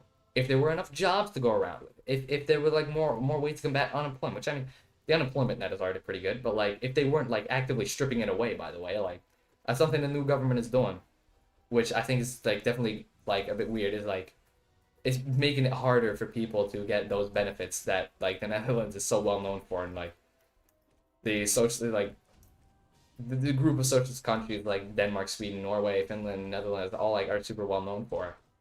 They're like reducing that. So then that accelerates the fear. So like that indirectly affects, I mean not indirectly even, just like directly affects the entire debate and topic over, also I gotta pause for a moment, just gotta fix my YouTube. That immediately like affects the whole migration like debate. Right? So if those root problems are solved to begin with, then you wouldn't necessarily have like that be even that big of a focal point. Like the fear would be gone, because the entire thing rates all of it. It is driven by fear.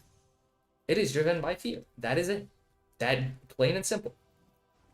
Because pattern recognition and fear. Oh, multiple people, got homes before, like multiple migrants got homes before Dutch people got migrants. You start to see a pattern there. And then you start to fear yourself. You start to become more against migrants. Not because you hate them on a personal level, but because you yourself are living out of fear from those situations.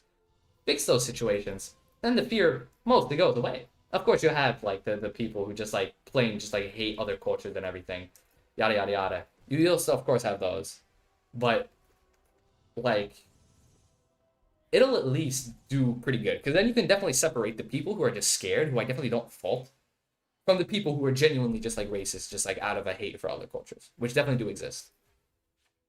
The late night show with Dutchman. This is a pretty fun. This is why I like streaming. I just like speaking my mind. You're gonna go over this conversations with 15.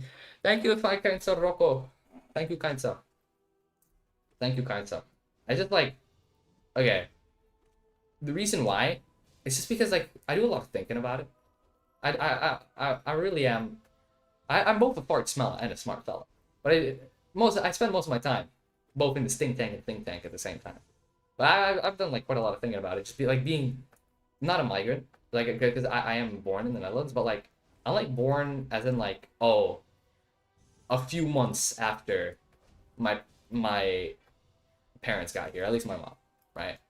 So I'm like basically a migrant, but like kind of not, but basically, but also not, but basically, right? But like that's just like led me to definitely like think about it more than I mean I also like do spend some time thinking about other topics. But where is she from? From Lebanon. I'm half Lebanese. It's very very cool. I very much so this is an entire other can of worms to discuss like my heritage, because I'm half Moroccan and half Lebanese, right? And there's an entire other thing to discuss, because I definitely like lean more towards the Lebanese side of my heritage than my Moroccan side, even though technically you're supposed to take from your father and everything. When it comes to like, at least that's how Arab culture works, right? Like if you have half like me and your dad is one thing and your mom is one thing, you take from your dad. You don't say like, at least as Arab culture would dictate, it's like, I'm not supposed to say I'm Lebanese. I'm supposed to say I'm Moroccan. But like if you are to ask me, like just like one, I generally say Lebanese though, because I can't speak Moroccan. The amount of time I've spent in Morocco pales in comparison to the amount. I've spent a good year in Lebanon. Like, at least like when I was younger and we could even afford to go there, because like eventually like I would spend like months at a time. Well, so like when I was like 4, I'd say like 1/4 of my life was spent there, which big impact, right? Sadly though, that was cut short, because what being a homeless and poor does to you. But like, it definitely I got more acclimated to like the language. That like I can speak Lebanese, I can speak Moroccan, especially Berber. Like I'm Berber Moroccan, not like if it was Arab Moroccan, I have like a little more of a semblance of connection to it, but like Berber's completely different, completely different. Like it's already different from Arabic, and then to be like fully different from Lebanese Arabic as well. It's completely different. So that's why it's like I don't feel that connected to that heritage. You know what I mean? Compared to Lebanese, like I'd say no, I am like with Lebanese. I'm pretty well connected to it. I've been there. Can I not read Arabic? Yeah, I unfortunately can't, but I do intend to learn it one day. And it's not like something I'm ashamed of because I can speak it decently well. Like I can at least hold up a conversation to some degree. If it's specifically someone like also who speaks like the same dialect, like no, I can actually hold up a conversation pretty decently, like for a good bit. And then when it comes to the food, my God, the food, the music, and I speak quite. Oh, you're back on your thing. Yeah, I speak three. But yeah, like food, the music, all of that. I don't listen to the Lebanese music that much. I do want to though. I do want to get more into it. But like, I eat the food practically every day, and like, God, I love the food so much. When do I eat Moroccan food? Almost never. Only when I'm there, which is not that often. So for all those reasons, I do definitely feel like more swaying to that side. But that's kind of what happens, you know? It's kind of what happens. And I feel like that again ties into the migration discussion, right? Because, like, I have yet to meet someone who is also Lebanese, right? Practically everyone is Moroccan. Also, wait, I'm going to be right back, actually.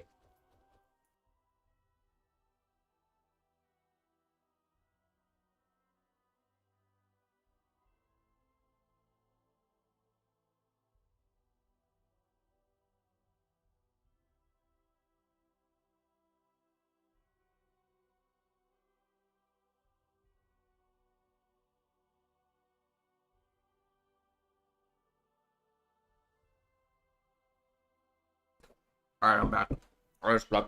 Oh, water. Anyway, let me up the volume on this. It's kind of low. But yeah, there are like practically no Lebanese people here in the Netherlands, right? So that's an issue because technically I am Moroccan from my father's side also. But like, then again, it's like, don't feel it. But then when the majority of people are Moroccan, I have no choice but to kind of like, because I'm not Dutch, right? I'm not Dutch. So when it comes to like that aspect of like, oh, fitting into that community, I have many friends who are Dutch. Like, I'm not gonna kill myself. Many. But like, I'm not Dutch. And then when it comes to like Moroccan friends, it's like, okay, I know a few people, but it's like, I'm not really like that's what I'll be saying. Like, I'm not really Moroccan, right? Not really. And I just there's isn't really there aren't that many people that are Lebanese. So, God damn it. So it definitely like that's why like it makes me think a lot about like the community aspect of it and like the culture aspect of it because like that's something like I myself like God damn it, I had to spend time to like grapple with a little bit. Like where do I put myself in that sense? Where do I stand on it myself? Because like when I'm on the receiving end of it anyway, because like when someone says something about Moroccans, like that is still technically directed at me, right? When someone says those hateful things, which are said, and like definitely, like, it's not like an occurrence that doesn't happen at all. Like when you see those things online, especially, it's like it like it's still directed at you, especially when it's directed at the Muslim community, like in a more broad sense. Like, oh no, then definitely, but like, I don't know, it just like makes me think about it a lot because it's a very like personal topic. I mean, first of all, living here, and second of all, being of that culture that is like the biggest target of the racism, but then also not at the same time. It doesn't create the sense of like, oh, because like a lot of Moroccan people will get this like sense of like pride in being Moroccan and then like being not against Dutch people or white people, but like it's what happens in America, right? Like a lot of black people are proud of their blackness and are proud of the fact that like like seeing themselves as a group stand against like white people, not against in an adversarial sense it's really hard to find the right word. Not against an adversarial sense, but like, like, no, we're black and we're like, we're proud of it. We're proud of it. We don't care what you think. We're proud of it. Yeah, you get me? Yeah, you get what I mean. So a lot of Moroccan people have that here as well. And so that kind of, I don't want to say like that's a wrong thought. Not at all. Not at all. That is not a wrong thought. It's a very like human thought as well. Kind of us versus them mentality. But like, I don't feel that. Again, because I don't like really identify with that heritage that much. You know what I mean? Like, I don't feel that. So I'm left like kind of not scrambling for a different solution, but like I don't just close off my mind to like, oh yeah, I'm Moroccan, I'm proud, I don't care what you think, blah blah blah blah. No, I can't do that, and there is no other community to really rally behind in that sense. So which part of your heritage do you identify most with? My Lebanese heritage. I get it as a gay guy, if you get me. Yeah, I get you 100%. But that's also like a very interesting discussion. Cause I don't know what it's like in America, because like we always view America as more liberal, but like the Netherlands was the first country to allow same-sex marriage, so that liberal part of the Netherlands, like the tolerant part, it's still definitely there. In the law, like in name, it is still there. Goats. Like yeah, I was the first country to do that. I think, funnily enough, like the Netherlands is a place that is like much, like it is like homophobia is like the thing is I can't say this myself. Like I'm of course not gay, so I don't know what it is like to be that living here. But from what I know, from the people who I hear it from, homophobia isn't that big of an issue here. But then ironically, you'll have a lot of Muslim people be homophobic, right? And then that creates such an interesting situation where a lot of people who are LGBTQ are much more left-leaning, much more liberal. Like, okay, this is an example. I know this is, again, an American example, but, like, I think it definitely applies. There was, what's it called? A rally in America against, like Palestinian oppression, right? And it was a lot of, like, left-leaning, like, people who, like, some of them, like, had, like, the pride flags as well and everything as well. And, like, I saw a comment on one of those videos, and it was like, what's it called? You're protesting for people who don't even want you, right? It was something like that.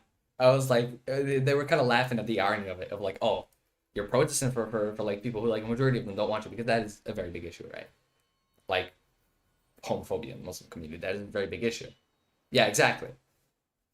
So that is also a huge issue here, because like the most homophobia ironically comes from uh what's it called, that community here in the Netherlands, and that just pisses me off, man. That just pisses me off, because like I have this like very like idea of like, oh, when you want to be treated in a certain way, you have to treat others in that way as well. If like Dutch people don't like you, and then they're racist towards you, and they express their dislike for you, you can't get angry when you do the exact same thing to other people. Like, come on, you can't expect one thing and then just like not act like that. Like, it just pisses me off. It peeves me off to the third degree. It's like really a thing that like I you know, just like don't like seeing, because of course I'm Muslim myself, right? So not just Arab, but like Muslim as well.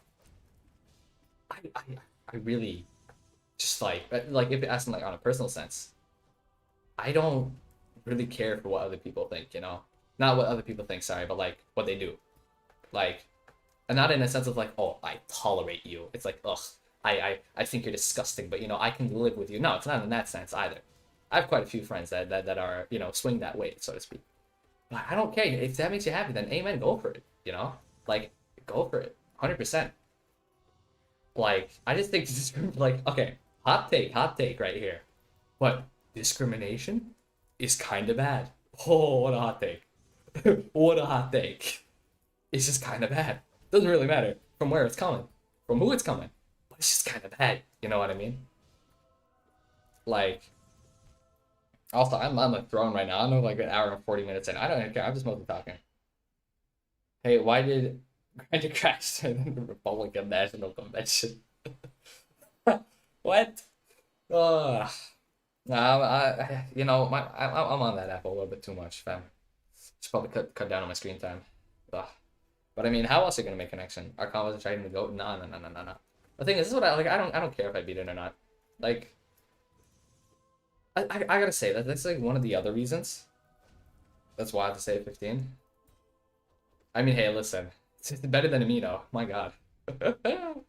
Ay, ay, ay. But no, I'm not joking. I don't like the concept of dating apps. I don't like the concept of them. I know Amino isn't a dating app, but you know, it might as well be. It might as well be. Jesus Christ. It might as well be. But hello. You have an Arab name. I can't read that, unfortunately. But I am Arab. Salam alaikum. But yeah. What's it called?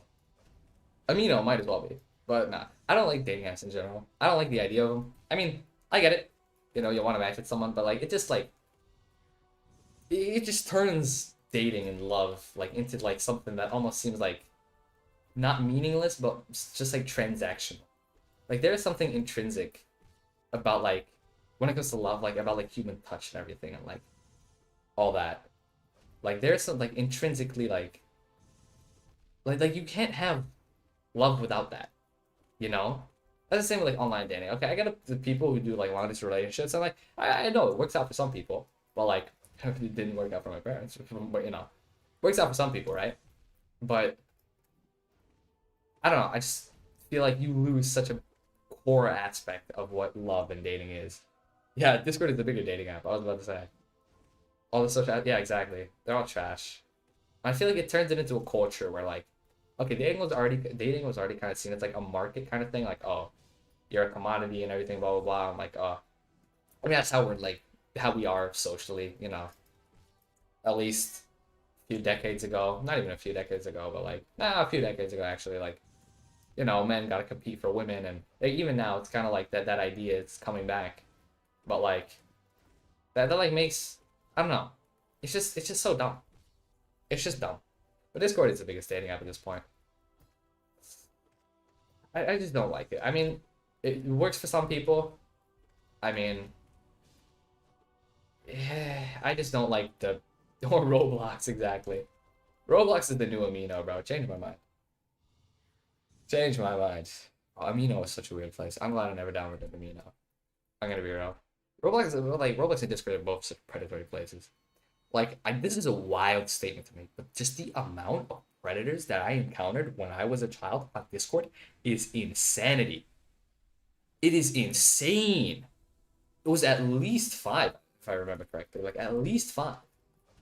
And I was a child.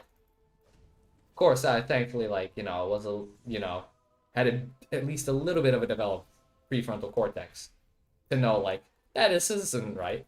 But, like, weird, man. There's a lot. Oh, yeah, 17 plus dating. It's fucking insane, bro. I swear. Pedophilia really has like become a much bigger societal issue. Dating as a whole, man. It's all. The thing is, I want to say it's all cooked, but like I'm actually quite an optimistic person when it comes to like the future of the world.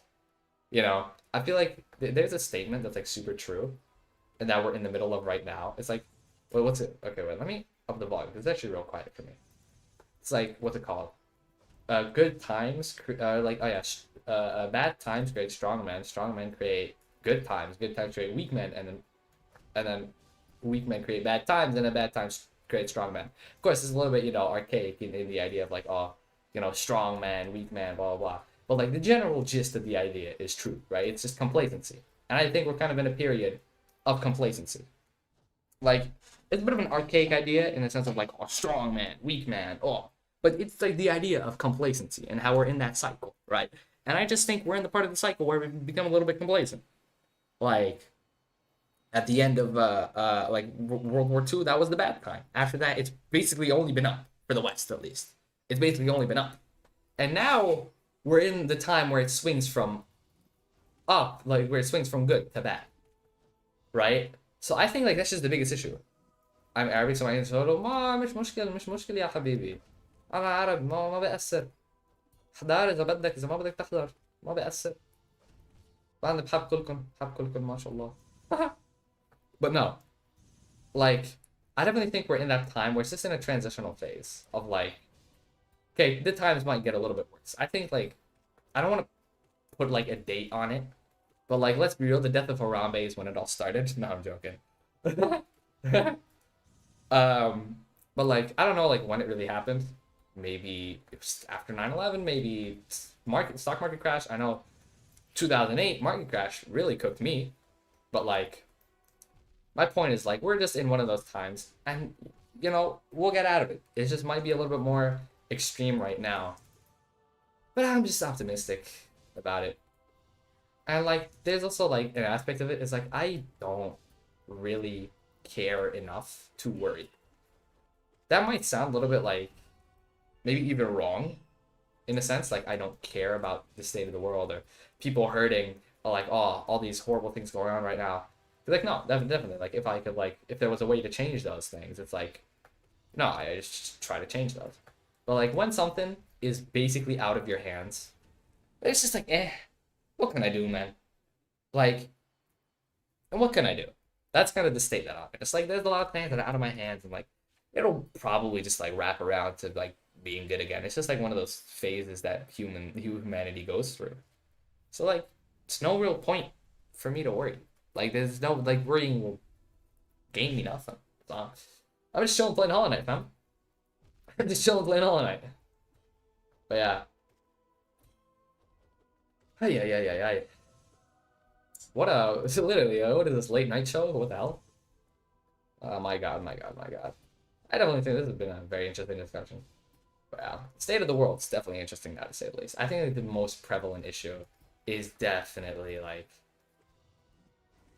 mental health within young people. Like that's been tanking. Like okay, I know every generation says like, oh, the next generation is doomed. But there has to be a point where that becomes true, right? Like this is actually funny. Like there is a like written like quote that basically says like, oh, the next generation, they're so lazy and spoiled and doomed and everything. That quote is from the time of Aristotle. That quote was from the time of Aristotle. It doesn't matter how far back you go. Every generation's been saying that the next generation is doomed. So, but there does come a point where you like do have to begin to worry. Where it's not like, oh, the next generation is doomed in a sense, but like, I think a better way to view it is like, the next generation is probably gonna have a harder time adapting. That's it. See, every generation adapts to the world that it like is given. But I think like I'm genuinely looking at this not from a perspective of like, oh, new generation. I mean, I'm part of that new generation, like right? I'm like 15 years old, so I'm speaking as a person from that generation, right? It's definitely not like, oh, we're doomed and everyone's addicted to social media, blah blah blah blah. Fucking people said that about books. People were like, oh, kids are too addicted to books. They're not going outside. All they do is read. Like, this is definitely like it's more of a thing of, oh, the new generation is gonna have a harder time adapting. That's it. It's like, how easy is it to adapt? Baby boomers got a very easy to adapt to world, right? Like, very easy to adapt to. But like, I don't know how easy it is to adapt for each, but like, I'm looking for like someone from my perspective. This does seem like a very hard to adapt to world. I think it's tough. It's true mental health is rough. I think it's tough because I think it's very linked to how complicated the world has become. It will open the new horizons. The issues just beyond the scope. Yeah, I think like humans weren't made for the internet. Let's just say this: humans weren't made. Like, let's just be honest. Put it like very blatantly. Humans were not made for the internet. We did not evolve fast enough to be able to get acclimated to the internet. Technology outpaced human evolution, and that's like, I think like it outpaced it around when the internet was started. That's when like, okay, like technology has gotten like to a point where humans weren't made for this anymore. You like everything before that, okay, like the technological innovations at that time, like trains and cars and everything, blah blah blah. Okay, you can say like humans weren't made for those, but like that's much like more minor compared to the internet. I really feel like the internet is the first thing that like the first real innovation that we're like, you can say humans weren't made for it. Humans were not made for the internet. And so that brings a whole host of new problems, a whole host of opportunities, but a whole host of new problems. I mean, it's the only time, because yeah, it's growing exponentially. It's only gonna get worse. It's the only time you know almost anything about American culture and politics. Exactly. That's a information overload. That I think is like one of the another like very huge issue when it comes to mental health. Information overload. That's why I don't like. That's why like when people actively are like, oh, the young generation, y'all should read the news, read the news. Honestly, nah, fam. Like, okay, ignorance is bliss, right? I don't want to like be like tell people essentially never read the news. Don't just like close off your world, blah blah blah. Just become ignorant. That's not what I mean. But like, it gets to a point where like you don't need to know more than what you already know. You don't need to watch more news than what you already watch. You don't need to be any more informed than you already are, right? Like, okay, I know I said I don't like watch or read the news. That's not that's like kind of not true. There's this channel on YouTube, TLDR News, and it's like really small, like 10-minute video. It's just about like happenings, right? I watch them on 2x speed anyway, right? So I watch like 5 minutes a day just like to get updates on kind of like what's happening. That's how I knew Keir Starmer resigned and like some other British guy won one of the elections. It's like random shit like that. But like when I when I say like, oh, people should probably pay less attention to the news, it's in a sense of like the horrible things that happen. Like, okay, you only need to really see one video of a person dying in the Congo to know that the situation in the Congo is bad. You don't need to watch 20 videos of people dying in the Congo just making your day worse. You don't need to do that. You really don't need to. You don't need to watch the 20th debate on the same exact topic. You don't need to watch that. Like, this isn't necessary. Why do you do this? You're just making it worse for yourself. People just get an information overload. I'm studying the military tactics of news and social media, which I'm playing without even looking at the screen. Nah, that is definitely like, the biggest manipulative tactic, I think, is like, okay, this might actually seem like a weird thing to say, a weird statement to make, but the decentralization of news has probably been a net negative. That might be a crazy statement to make. And I mean, I don't know. I don't even know myself. Okay, I might be a little bit hasty saying that. But I think the decentralization of news, at first it was touted as like, oh, the best thing to happen. Like, oh, there are no more like big news sources that control everything, blah, blah, blah, blah. But I think it's just the consequences of it, like the negative consequences, weren't really considered that much. Like, now you got everyone in their own bubble following their own news source. And in a sense of like, oh, in the past you had like, in the past I'm saying like 100 years ago, right? 200 years ago, when like newspapers even became a thing, you had like 5. I don't have to disagree or really, yeah, it's very nuanced. That's why I said it's a little bit hasty to say, but I definitely think like it comes with so many more problems that I think might outweigh the benefits of it. But I don't know. It's very nuanced. But like back then, at least, like, oh, you only had like a handful of them, and like each group had its own news like source. Each group, and I'm talking like 5 groups, right? You know, like, oh, you're a liberal, oh, you have the, or you're a socialist, oh, you have the single news source. You're a communist, oh, you have the single news source. Blah blah blah. Now everyone's got their own, man. Everyone's got their own. Everybody has their own. And the thing is, right? I feel like news, it's become decentralized, meaning there's much more competition within like the news space, which leads to just people becoming even more sensationalist. So I think news has also become more sensationalist as a result of that as well. It's like good that no one person controls the entire narrative and everything that's being said. But when you have a billion narratives, each just like as outrageous and extreme as the other, you begin to wonder if it's even really like, if there's any positive to it to begin with. And I think it's just done more bad than good. I think it's done more bad than, I'm not sure though. Regardless, it's become very sensationalist and like very polarized and splintered everything. That's why I don't really like follow news. I don't like engaging in politics. Let me put it that way. I just don't like engaging in politics, political discussions. I don't even like the idea of ideologies, right? I'm not exactly the biggest fan of that. Like, I know I just said that after we've been talking politics for quite a good bit of the stream, but like, I personally don't like engaging in it that much.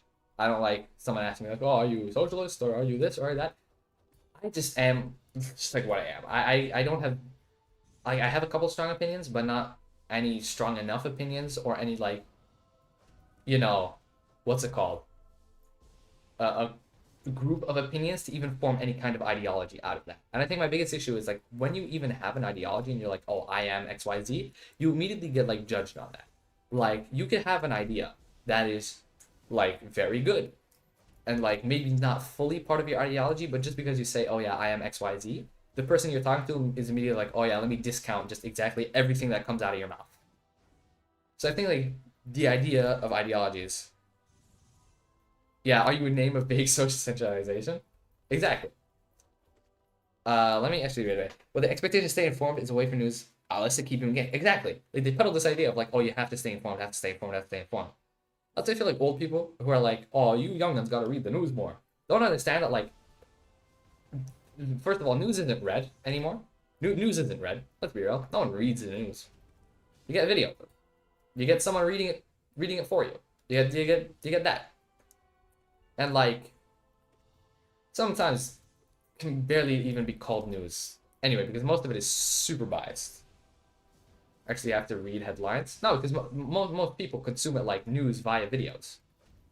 Most people consume news via videos. Like, I don't even think anyone like actually even gets a newspaper anymore or subscribe to any newspaper. It's just like videos. Like that's how most people get their news these days. Like not even like not even. Why am I actually kind of far right now?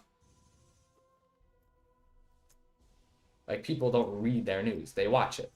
They watch someone talk about what happened. They watch someone give their own biased, very biased opinion. I don't know. News is weird, man. That's why I don't really. God fucking damn it. I don't really care for a lot of that stuff, or engage in a lot of that stuff, or watch a lot of that stuff. But holy shit. I just went silent, my bad. Yeah, this is the spot. This is the spot.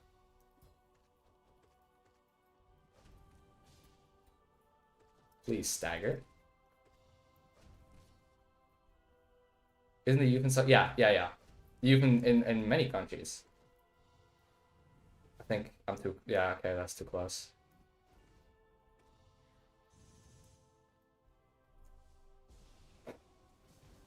Jesus Christ. What a parry. Holy shit. I'm not even doing the counting thing. I just think this is probably better. I completely forgot about the counting thing to begin with. Shit. Fuck, fuck, fuck, fuck, fuck. Don't cook me, don't cook me, don't cook me. Can you get a heal in? You can get a heal in, okay. That's good to know. Yeah, that's a strat. That is 100% the strategy. Just gotta kind of stay here.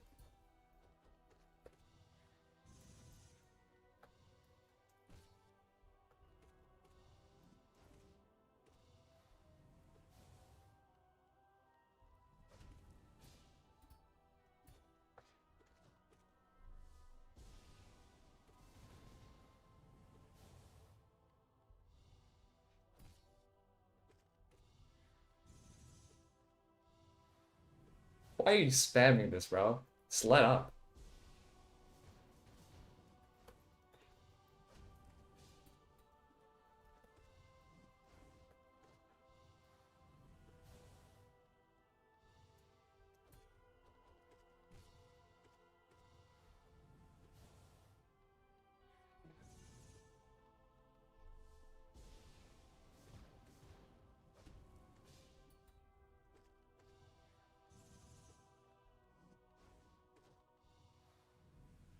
Yeah, too close.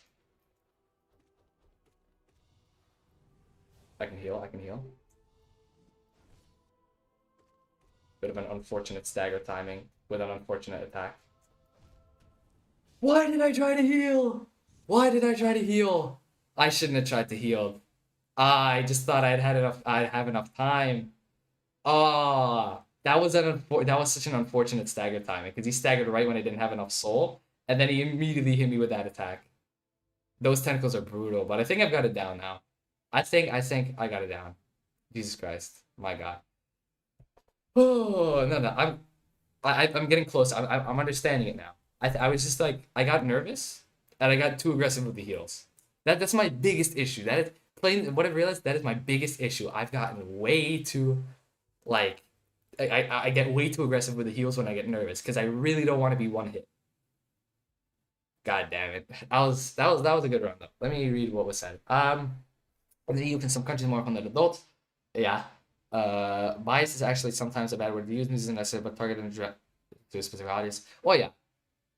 I mean, like sometimes I feel like it's genuinely biased. Just like people like have really strong opinions and want to share those opinions, and nothing wrong with that. But Ella and I watch her. You missed a lot. I just was super close. But yeah, when was the last time 13-year-olds were talking about immigration laws? Is wall jumping the key to dodging? I mean, I don't have wall jump, but what's it called? They're like standing in that specific area.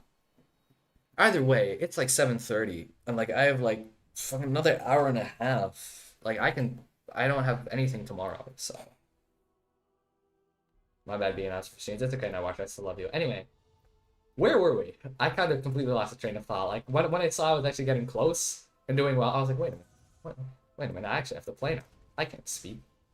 But yeah, as I was saying, news is oh, that was interesting.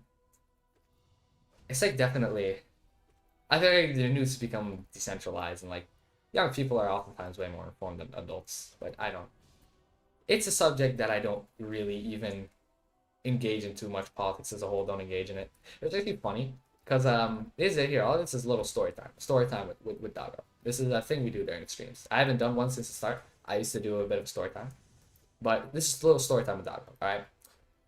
Back when I was a wee lad, way back in the year 2021, when I was 11 years old, I was in school, as 11-year-olds are normally in Western countries. I was in school. And we had a little thing in school where what you had to do was we had like a school election. Like right now in our schools, we do have elections, but like they're mock elections where you like vote for the actual like as if you're voting genuinely for the real elections, right? They do that to like gather data of like, oh, what way are you know, students, especially like teenagers and whatnot, like leaning politically. Like I think it's generally a horrible idea because most people just like joke vote because no one cares enough. Not a great way to gather data, but like what we did in as kids is we did a mock election where you like can make your own like political party. And I remember that, listen, even at that time, I was like knowledgeable enough about politics to like, you know a pretty decent amount of like the terms like socialist, whatever, blah, blah, blah, and like the actual ideologies, right? I was knowledgeable enough on the actual ideologies. And I remember the teacher just like being so like when I, like what you had to do, we had to make a poster, right? And I made my poster, like not me specifically, but like the group I did with like two other people, right? When we made our poster, it was like the teacher's like her eyes, I remember that lit up. And like with the things that I don't specifically remember what I said, but like very like cold takes of like, oh, racism bad, you know, very cold takes. 2021 Doggo, 2021 era. One with the late night show Doggo. Yeah, customers over. That's interesting. It's cool to teach people to be informed about voting. You understand socialism at 11? Yeah, but okay. The thing is, I'm a weird kid, right? I'm a weird kid, so I got into games like Hearts of Iron, and like I got into like okay, there's like a few channels on YouTube.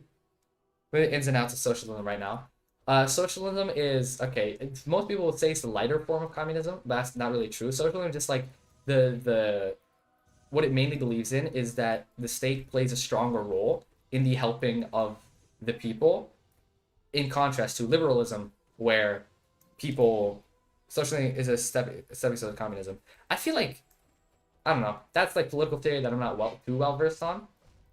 But like I think communism though, it's like this: the people are the state, right?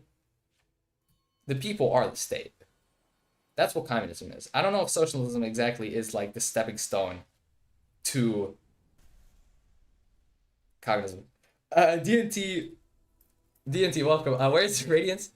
First of all, you just joined at like a very random moment. We're talking about the political ideologies. This isn't a politics stream, don't worry. You just joined at a very random moment. The Radiance is coming later. I was just doing Pure Vessel with the same challenges. I've spent way too much time on Radiance. I've gotten really close to being Pure Vessel, so I just wanted to beat Pure Vessel before being Radiance. But Yeah, I was in the middle of my story, and the Night Watcher, you interrupted me. So screw you. But yeah, what I did was I made a poster. We made a poster for the party, and I remember it was like very cold takes, but like still, she definitely like saw something, like in all of that, and specifically in me. She was like, I remember her. I don't remember exactly what she said, but I remember she did like, maybe before the day ended, she looked at me and like she was like, listen, you have something, and like you got to do something with that. Like continue like this is essentially what she said. Like spread those ideas, right? That's kind of the impression that I got. I didn't really understand what she meant when she said that. I was like, okay, we're being a little bit weird, but um, I remember that's kind of what she said because I was just like very into that kind of stuff. A lot less, I mean, a lot more than I am now. But it's kind of ironic. The older I got, the less I care about politics and everything. But yeah, that's a little story. Um, like Paul, I mean, it's just like I'm way too lazy to like debate people, man. I'm way too lazy. I don't like debates anyway. I don't like the idea of like debating someone. Socialism, yes, socialism technically is, but we call socialism not at the level. Socialism itself is extreme, not just liberal. To become fun. That's the thing. I don't want to. I don't. I'm too lazy, bro. I'm way too lazy. That's my issue. I don't like debates. I don't like that. I don't like any kind of adversarial conversation because like debates. Okay, most people, were like, okay, this might be a weird example or like a cliche example rather than weird, but like look at presidential debates back then. Okay, I don't want to be that guy like, oh, it was back in my day when I didn't exist. I know when I was minus 50 years old. Oh, politics is so much more refined and everything. But no, genuinely look at like older presidential debates, like American presidential debates. You'll see it's so much more different. And like the political climate is not one like the current climate is not one in which I would like to, explore. Right? That's not the climate in which I would like to, be do any kind of work in or engage in even outside of a professional setting because like the professional setting is like that's already like as regulated and as good as it'll get. Like a regular discussion with someone, I mean, could be better, but like 9 out of 10 is not. So I'm just like way too lazy. I'm not. I don't care enough. I don't care enough. Okay, Dago, what do you want to do when you grow up? You should be a politician. Like I said, don't want. I don't know if I already responded to that comment. I'm losing track. I'm trying to read the comments as best I can. But what I want to be?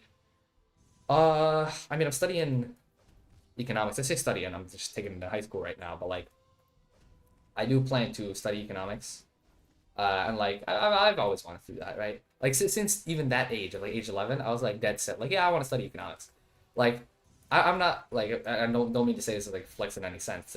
I'm just like a bit of an outlier here. But like, I was never one of those kids where like. The only thing you need to be a good politician is going to certain rich island. I gotta study ITs, yes. I thought you.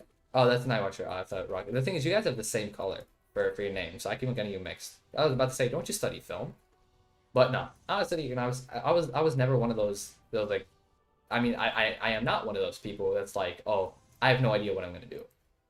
From like age 11, I was like, yeah, I'm gonna study economics. Like even from age 10, right? But from the moment I got into history and everything, and all that, this is better, yeah. I was like, I'm gonna study economics, and I've just been on that path. Like, that's never been a thing for me of like, oh, discovering like what I want to do later. Which, by the way, okay, I'm gonna go on a little bit of a rant here. I mean, this has been like the late night show with Doggo Dutchman, but I'm gonna go on a little bit of a rant here. I don't like those people, especially like in our class at college, goaded. I actually went and took a class in university for economics. It was a single class. Like I also went to like this place where they like research, like get like tasks from the government, like, oh, we want you guys to figure out XYZ. I went to a place that was pretty cool. Taught me a lot about what it's actually like working in the thing. They're definitely very fun. Don't want to be that guy, but I kind of already knew everything they were talking about in university, so I'm so smart, haha. I get like like that was the first class of the semester, so they ease into this shit. Like I'm not gonna. I hate people act like that. I mean, it's cooked that I want to study CS as a South Asian guy's gotta say, but man, I mean, go for it, bro. Who gives a fucking shit about stereotypes, man? But no, what I wanted to say is like, okay, this is something that I'm a little bit not passionate about, but like it just peeves me off when I see people, especially like around that teenage age, where they get like super edgy and super angsty and start being like, oh, what's the meaning of life? What's the point to everything? And I start acting like super like fake philosophical. That's what I call it. I call it fake philosophical. Because my God, I just hate it. I just hate it. I just hate it. I just hate it. Maybe it's like I'm a little bit too rigid in my thinking. Maybe it's because I'm a little bit rigid in my thinking. But like, to me, it seems like very simple. To me, it seems very simple. Because like, purpose and meaning are both things which don't inherently exist. Right? These are concepts made up. When you ask what is the purpose, what is the meaning, you first have to like answer like why does that even exist? That's because it's a concept that we made up. So that we can feel like better about our own lives, right? Like it is not a real thing. So already like asking what it is a loaded question because you assume that it even exists, right? But so it's a loaded question to begin with. It's called absurdism. Absurdism is something else. I don't remember the name of that one French philosopher, but he's the guy that came up with Sisyphus. It's not Colbert. That's the economics theorist, the French one. But no. Absurdism is just like kind of to let go of that. I wouldn't say like generally like I'm absurd. Again, I don't like slapping labels on any kind of belief or idea. Oh my God, if you like these certified, but don't act like we'll figure that out in the 20s. Exactly. No, that's not an absurdism. Not what you got it wrong. Absurdism is that is like the thing that goes against that. Absurdists are like, bro, who gives a shit? That's what absurdism in a sense is like. The way I at least remember what it is the guy who came up with it. It was like in the 40s after World War II. It was this French guy who wrote a book, and that's the one with Sisyphus in it. It was just like life itself is absurd, so there's no point in thinking about any of that. Just enjoy it. So that's what absurdism is. So absurdism is the opposite of that. Don't ask what is the purpose of life, but ask what is life's purpose for me. Exactly. You don't expect anything from life to expect from me. Exactly. That is also a very good point. Well, to me, I think like at least how I see it is like a very like might be a bit rigid, but the way that I see it is like meaning is something that you find and purpose is something that you make. Inherently, you are not born with a purpose. No one is born with a purpose. No one is born with a purpose, but it is something you make. And funnily enough, and meaning is also something that no one is born with, right? Or maybe it depends on we're at fucking bullshit, man. Cabron. Fucking bullshit, bro. I didn't even clock that we were at that point yet. But like, yeah, meaning is like you can kind of say like, oh, some people are nihilism. Yeah, nihilism. That's like, oh, then nothing matters. All. But like, meaning it depends on if you think like, oh, people are already born with like intrinsic like meaning and like destiny and whatever, blah blah blah. That gets into like a lot more religious space, which I don't even like discussing religion that much. Like I already don't like discussing politics. Religion's even worse because everyone has their like own beliefs. Blah blah blah blah. But like the way that I see it, right, is meaning is just like generally something. Okay, whether you're born with it or not, you won't know what it is until your final moments. But purpose is something you make. So your purpose could become to find meaning. You can make your life's purpose to find meaning. Your life's purpose is just something that you want. It's something that like gives your life not meaning, but gives it what gives your life. What is the reason for your existence, right? So I think when people act like, oh, what's the purpose? They like generally get like looped up in the question itself, acting like there is no purpose. But like, purpose is very simple. It's like, what do you make of it? Like, what do you want to do, right? Like, what is your purpose? Is just what you are here to do, essentially. At least that's how I view it. And the meaning is something that you find. Like when like find isn't like, oh, you're on your deathbed. You've lived your entire life. Only now, with all the information at hand, can you decipher the meaning.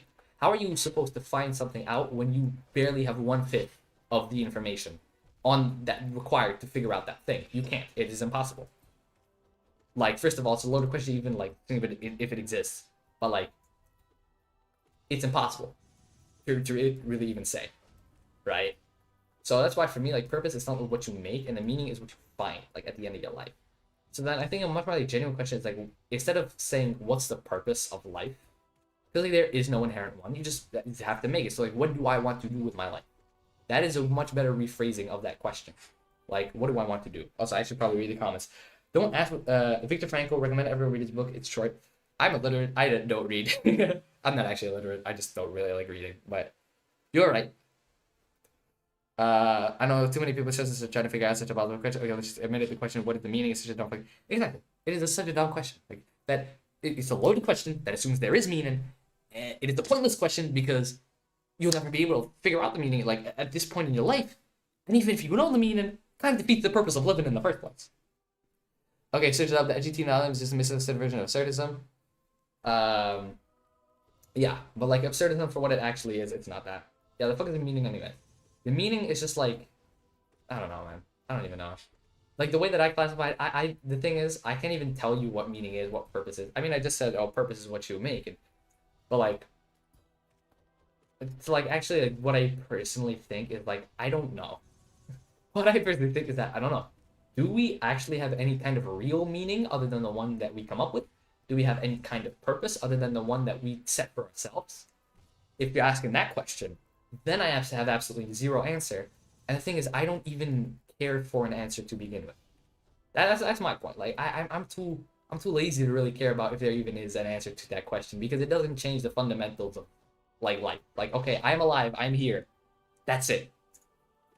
Like okay, I can get the religion now. Like oh, I exist because you know, God created everything, whatever. Like okay, you can get the religion in that sense. And yes, I am religious, so there is also an aspect of that.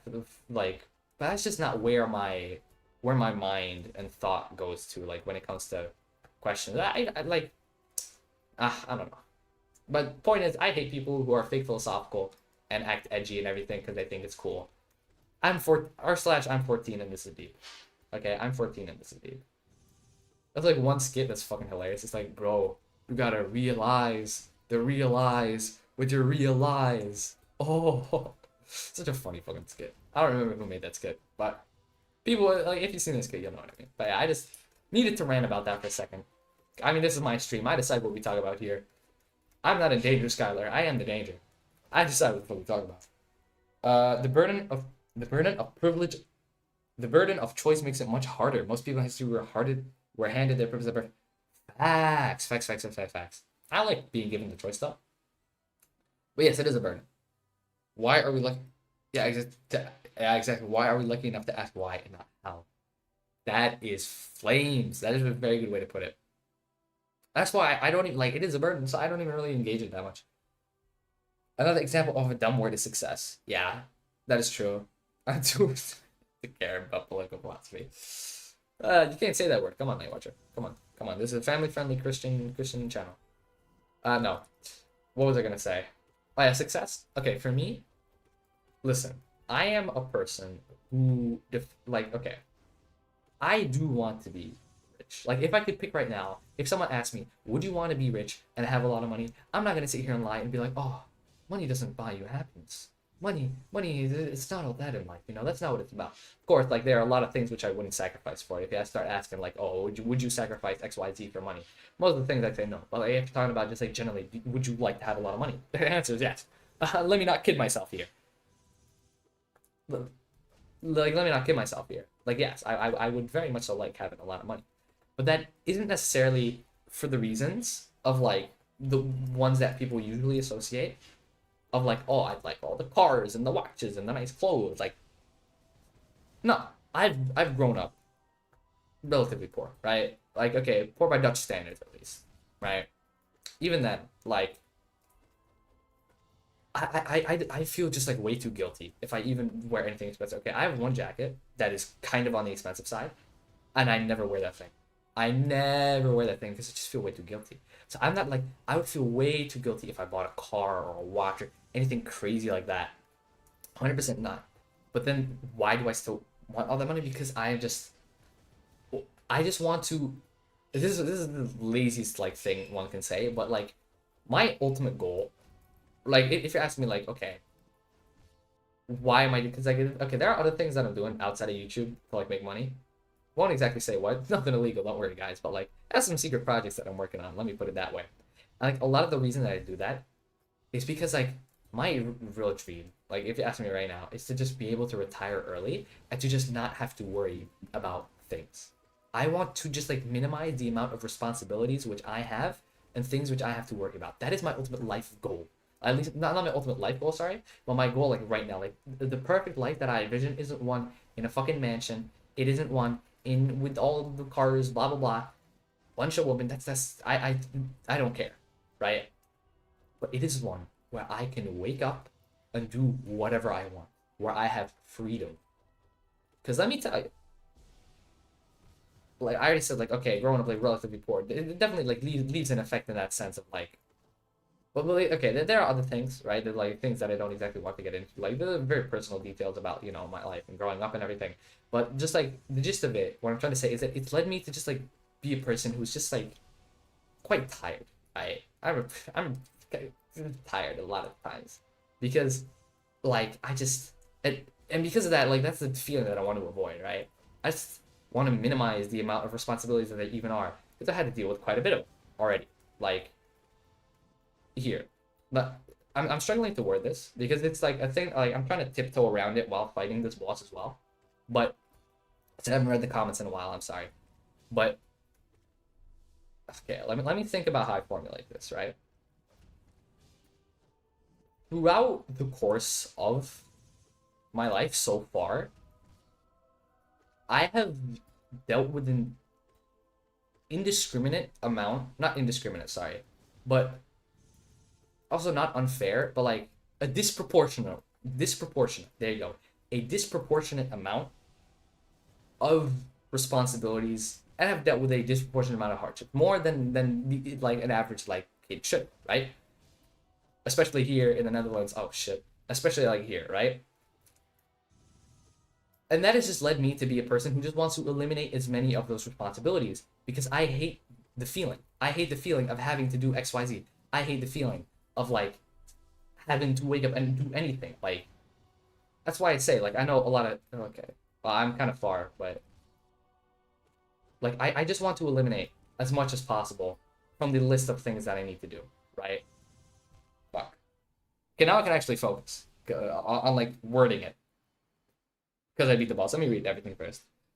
Totally, and you can be successful, but the question of what success looks like is a deep personal question. That is true. Success for me looks like just like having the least amount of responsibility possible and just having the most freedom to do whatever I want. And money, like, okay, money doesn't buy happiness, but money does buy freedom. That's what I say. That's kind of the thing that I see, how it works. I mean, I always say yes to money, but if I had a choice, I'd rather live a life where I could have enough to do and have everything I wanted to that interests me, but not enough to be rich. I get what you mean. My success is being able to do what you want that's reasonable whenever you want. Exactly. At some point, money does make that harder. That is true. 100% agree. At some point, money causes more problems. Stress. More money, more problems, bro. More money, more problems. That's a fire song. But no. For me, 100% it's just like success is just having the least amount of responsibilities possible. To wake up and I don't like this is a bit of a cliche thing like, oh, I don't want to go to school, but like wake up, now I have to go. I have to go to school. Like maybe not school, but like university, right? Now I have to like spend hours studying. Now I have to spend hours working. Don't have to spend hours doing this. Not have to spend hours doing that. Because I'm a guy who gets quite tired quite easily. Right? I get quite tired quite easily. I can't keep that up. Right? That's my, like, okay. It is definitely a fear that I do have. It's like, I can't keep all this shit up. And I don't think money doesn't buy a penis, but it does buy freedom. I mean, it does buy penises as well. If you really want. If you really try hard enough, it can buy a penis. It's not more than a penis, bro. But I think one of my biggest fears right now is just like not being able to keep up with everything, in a sense of like I'm too tired. Because like the way that I put it, right, like so that you guys can explain my thought process a little bit. It's like I'm in a situation now where I don't work, right? I'm unemployed. I'm 15 years old. I'm a kid. I'm unemployed, right? I don't work. All I do is I go to school. I live in a relatively, when it comes to like, I live in a relatively good like situation, like on the surface, right? And then even then, I still feel most of the times like I am so incredibly tired to a point where like if there was any more, I wouldn't be able to keep up. You know what I mean? Like, it's already hard enough right now. I can't imagine it worse. That type of thing. Then imagine being in university. It's like if I don't like manage to get super successful with anything else, I'm gonna go to university. University is even more work than school. School is nothing compared to university. University, you're gonna have to study, like, you study your ass off, especially if you're doing the highest level of study, which I am as well. In the Netherlands, you have like different levels of study. When you're doing the highest level of study, it also demands quite a bit. Even like school right now also demands quite a bit. Like, let's not kid ourselves. Like, Rocco, I don't know how hard American schooling is, but just from the shit I've seen, like, the highest level of Dutch schooling for like as far as like high schools go, it is Dutch schools are quite hard. Like, it's quite a bit harder. Also, insane parity. But like, and then first of all, being university, and then also to have to work, because I'm not gonna sit here and be like, oh, I got a massive university fund waiting for me. No, I don't. So it's all the people out there who do actually have, did actually, like, I was about to say spawn with that, but who are born with, like, a big fund that like for savings for university and for college. If you have that, well then amen to you. Like, you got lucky there. But if you don't, you gotta work. And my God, I used to be employed, and I say used to as for a month, right? A little bit longer than a month, probably 2. And even that also shouldn't have healed. Even that, like, that was already hard enough. That was 2 hours of work a week, and those hours already took it out of me. So my only fear is that, like, oh, I won't be able to keep up with that. I don't know why that is for me, but that's just a thing that, like, I'm having to grapple with, trying to find ways to deal with. I mean, if I got a choice to get a shit ton of money, I'd take that. But I mean, if I had enough now, but I know what you mean. Yes, I spawned with a lot of money. I didn't. Not a lot of money. But so that's definitely a thing where, like, yeah, it's a thing that I worry about. Not that much, but I do definitely worry.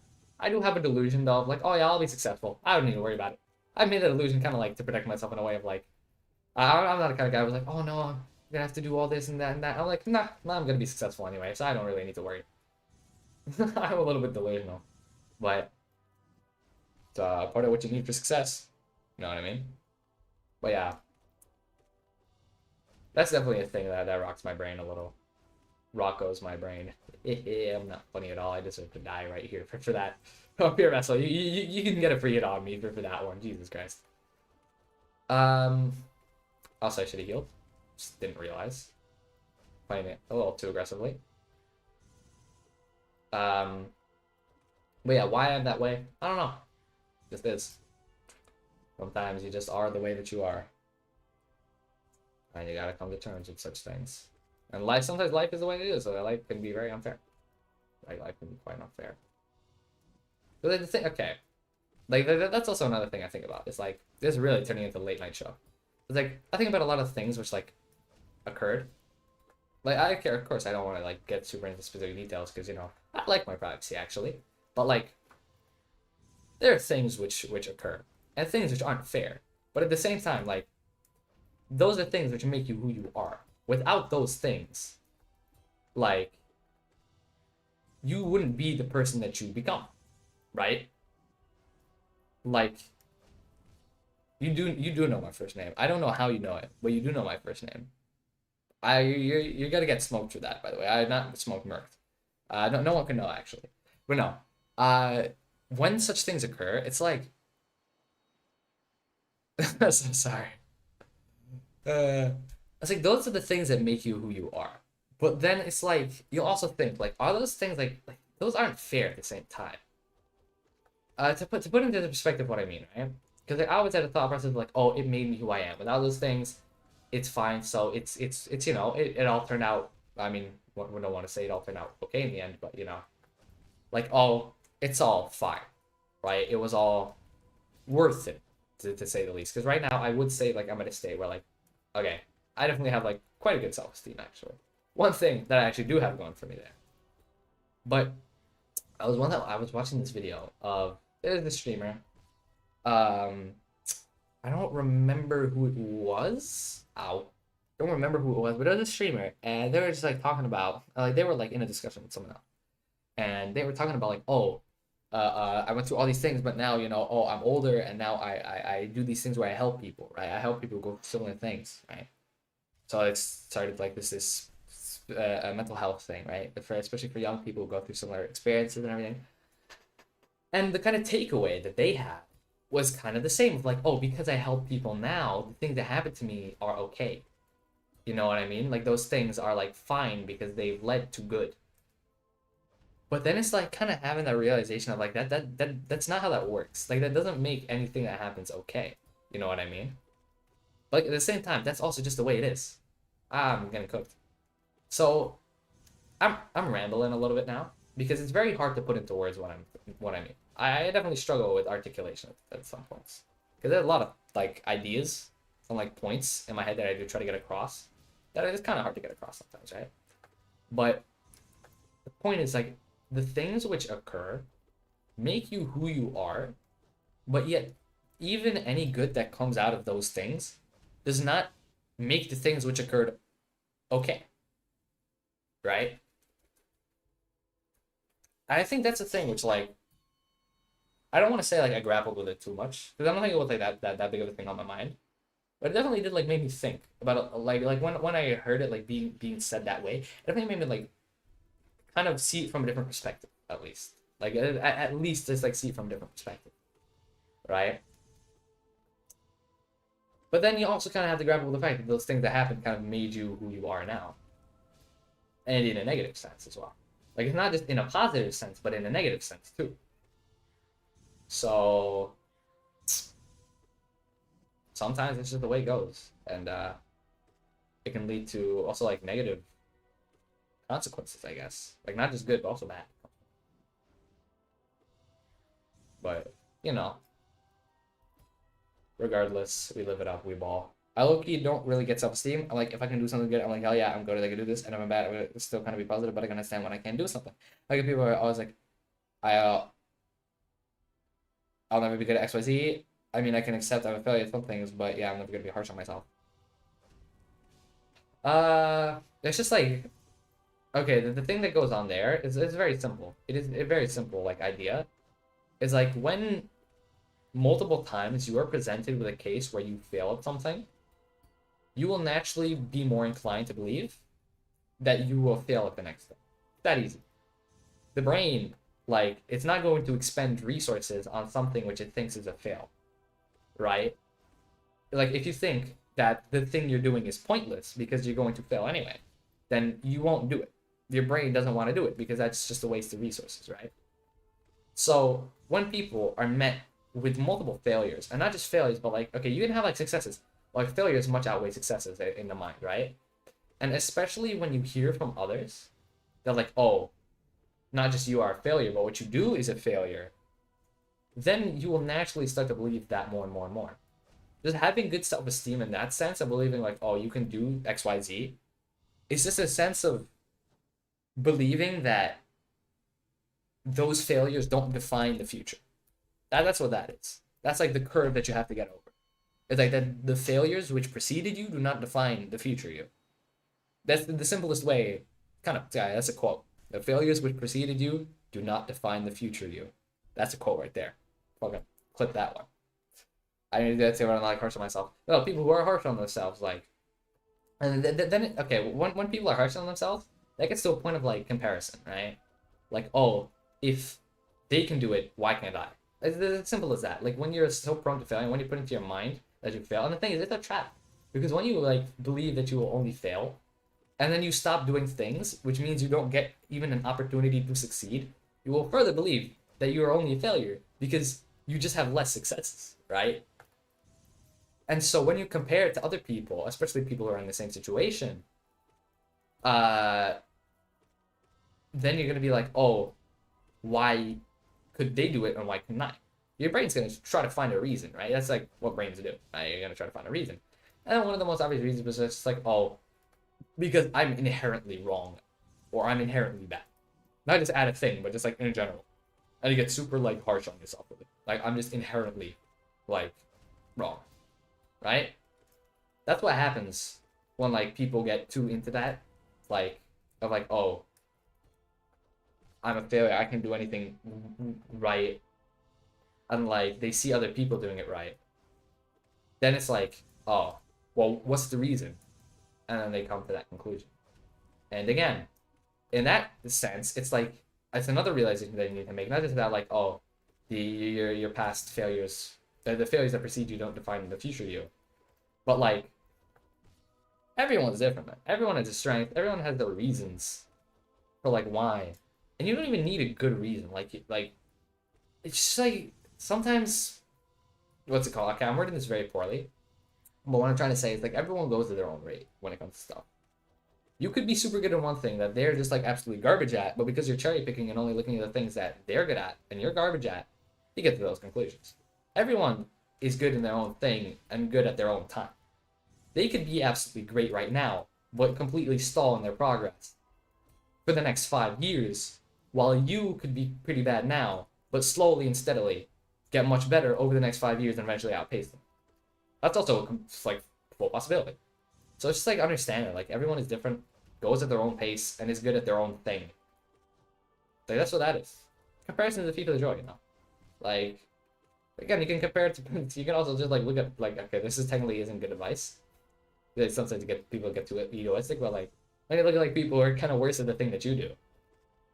You know, you kind of be like, oh, I'm just kind of good at this, but that's kind of bad piece of advice. Don't start looking at people who are worse than you and start looking down on them.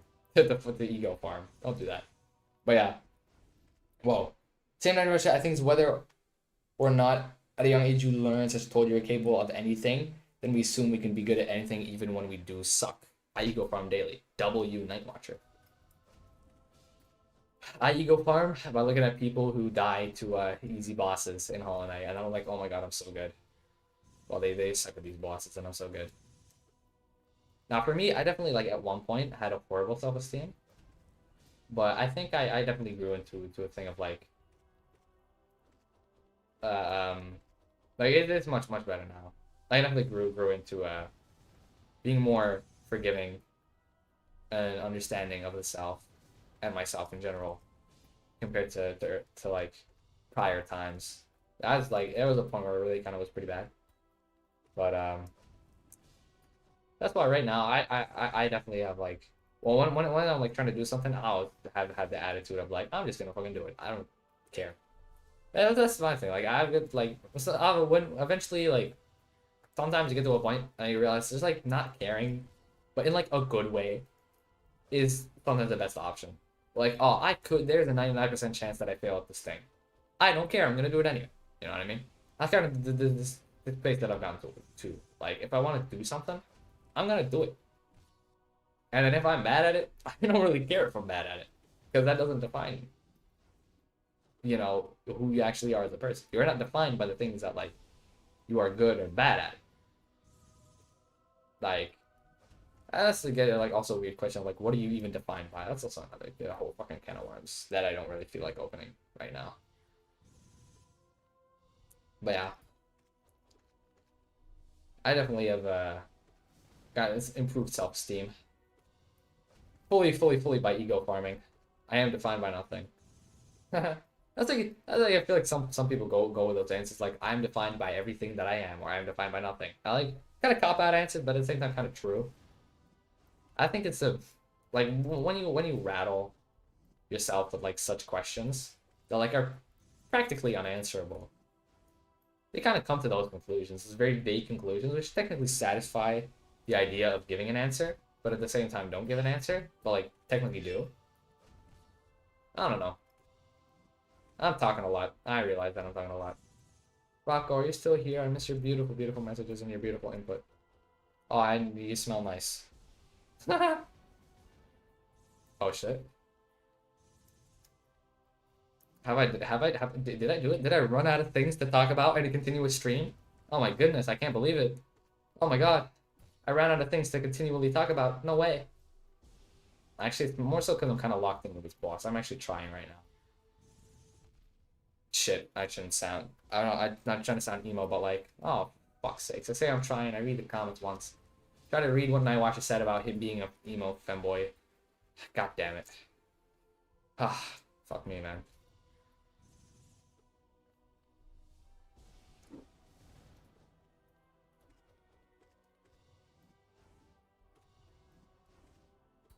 Shit. No! He parried me. Like, why would I need to be defined by anything? You gotta give me life because you will, and that's really all I know. It's, yeah, that's basically true. That's the gist of it. Also, I know I said, like, oh yeah, I'd probably get Pure Vessel pretty fast. It's been, like, almost 3 hours. It has been almost 3 hours. And we're kind of stuck in the same spot. We're very close. I just need to lock in for one of them. Let me actually try to play this at a bit of a higher level and focus more so. Things I just don't want to stay silent for like 9 whole fucking minutes. Because, like, this fight takes like 9 whole fucking minutes to do. But yeah. I don't know. I don't really care what I'm defined by. I'm just me, fam. There's not really that much more to it. I'm just big chillin'. What I'm defined by is all my Hollow Knight achievements, like Radiant Hall of Gods. That's what defines me. If you are Radiant Hall of Gods. If your power is Radiant Hall of Gods, what are you without it? Fuck. If killing Pure Vessel is your power, what are you without it? God damn, that was shit. Are we known as entitled to give life either? It was just kind of evil to give life to some. I'm gonna do the parents of it. An anti-natal. That is a very big. That's a very big idea. Anti-natalism. I don't know. That's a big idea that I don't really have that many opinions on. I don't know. I don't know. I'll just say that. I don't know. Is it right or is it wrong? I don't know. Do I back it or not? I don't know. I feel like at the end though, like, in general, life, like under the right circumstances, life will almost like always be just like a positive thing. I think you get more joy out of life than not. So I don't think it is morally wrong to give birth. Or just like have a child. You want to have a kid in the future? Again, I'm optimistic about the future though. I'm actually pretty optimistic about the future. And besides, like, of course, like if you're completely dead broke and homeless, whatever, blah, blah, like having a child becomes a little more dubious under those pretenses. Like, oh, you're putting a child in a pretty shitty situation. But like, if you yourself are kind of in a like decent enough situation, I think that no matter at what time, like, I feel like you will find more positive in life than negative. Like, okay, outside of, let's say, fucking World War II or something, being born then, all right, sure, maybe you can make the argument there that like, it's probably a little more negative than positive. But I don't know. The thing is, you can't predict the future, so the future could be the absolute best, and like, you didn't have a kid, and now they're missing out on all of that. Like, that's also a thing to think about. Like, antinatalism is essentially like trying to predict the future, and like it just has a negative prediction of the future, right? And I don't have that. So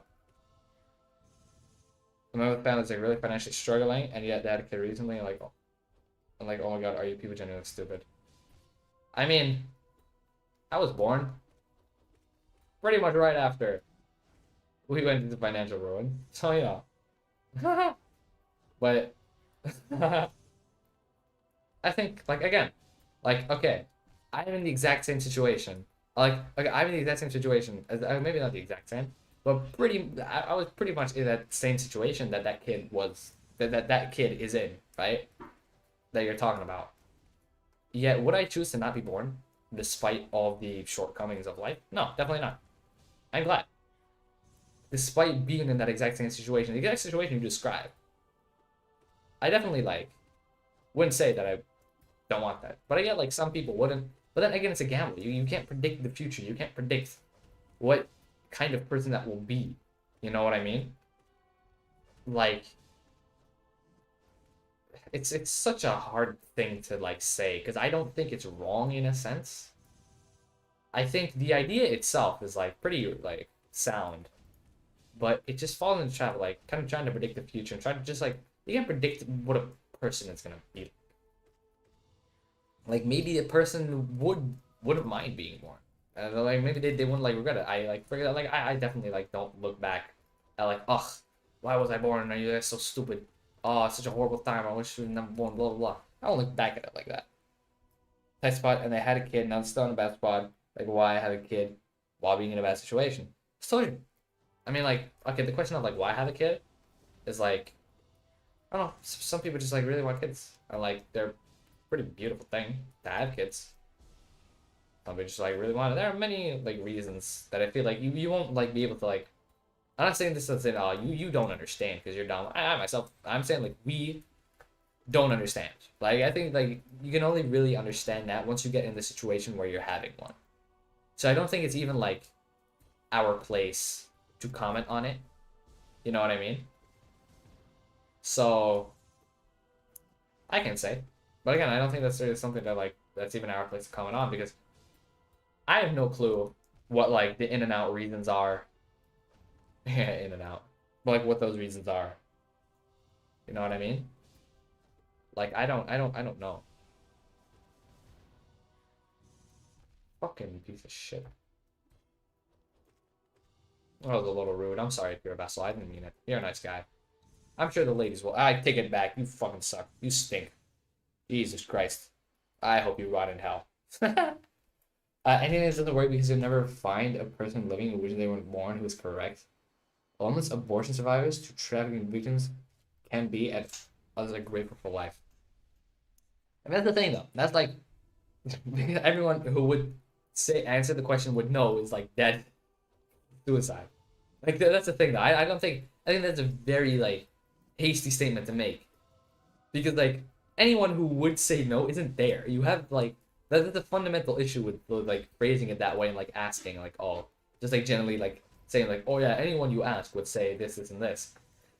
Anyone alive saying this and this and that's the thing like because everyone who is alive is naturally the people who want to be alive and the people who don't want to be alive and who would answer no are the ones who are dead. Like you can't really put it that way. I think definitely much better arguments against it. Definitely don't think you can put it that way. At least that's how I see it. Because like the majority of people that want to know are the people who are dead, right? Kind of a grim way to say, but you know, I just kind of partially believe in it. I mean, how do you partially believe in something? Right? What does partially believe in mean? Like, would nine times out of 10 rather die? That's a very fair statement, though. That is a very fair statement. That is a very fair statement. But I also think it's a very fair statement if you don't want that. If you don't, or if you'd rather bring it down. But there's also a thing that like we can't really speak that much on, because I don't fucking know what having a kid's like. I don't know. I accidentally jumped. I don't know all the shit that goes into that.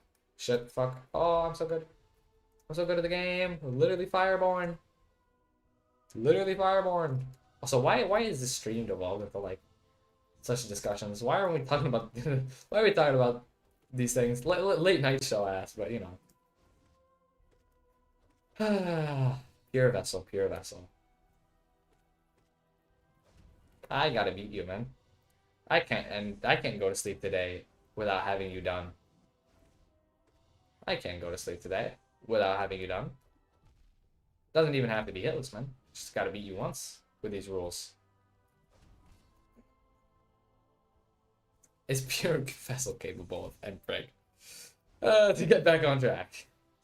You know, maybe if that's the track that we're supposed to get back on, maybe it's better if we don't get back on track. How is that how is that thought? Maybe it is better if we don't get back on track. If that's the track we gotta get on, maybe, just maybe, we should not get back on track. That's just a thought right there. A thought movie? Oh, that's a niche reference. Only few of you will understand. No, think. I don't want to think about it. That's the thing. I don't. If it'd be good, I don't want to think about it, if it is possible or not, because that's horrible. Okay, canonically, no. I don't think void beings can do that. Pure vessel is made of void.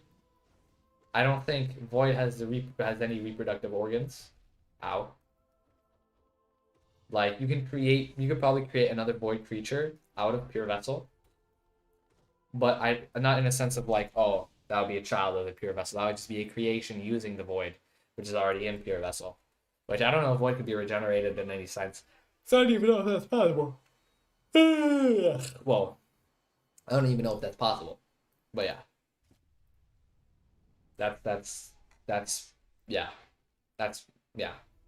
Wait, yeah, that's yeah. Yeah, that's that. I've been fighting this boss for quite a while. I thought, oh, it'd probably just take an hour, and then I fight Absrad. And that it wouldn't. Let me try to play a little bit more aggressively. Try to do this a little bit faster. I'm probably gonna get punished for that, but you know.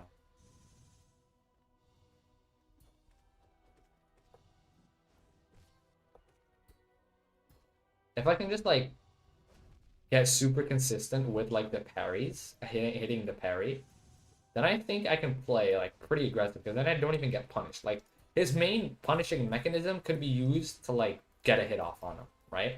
Also, I didn't even heal there. Like, of course, you don't want to get parried, but like if you do,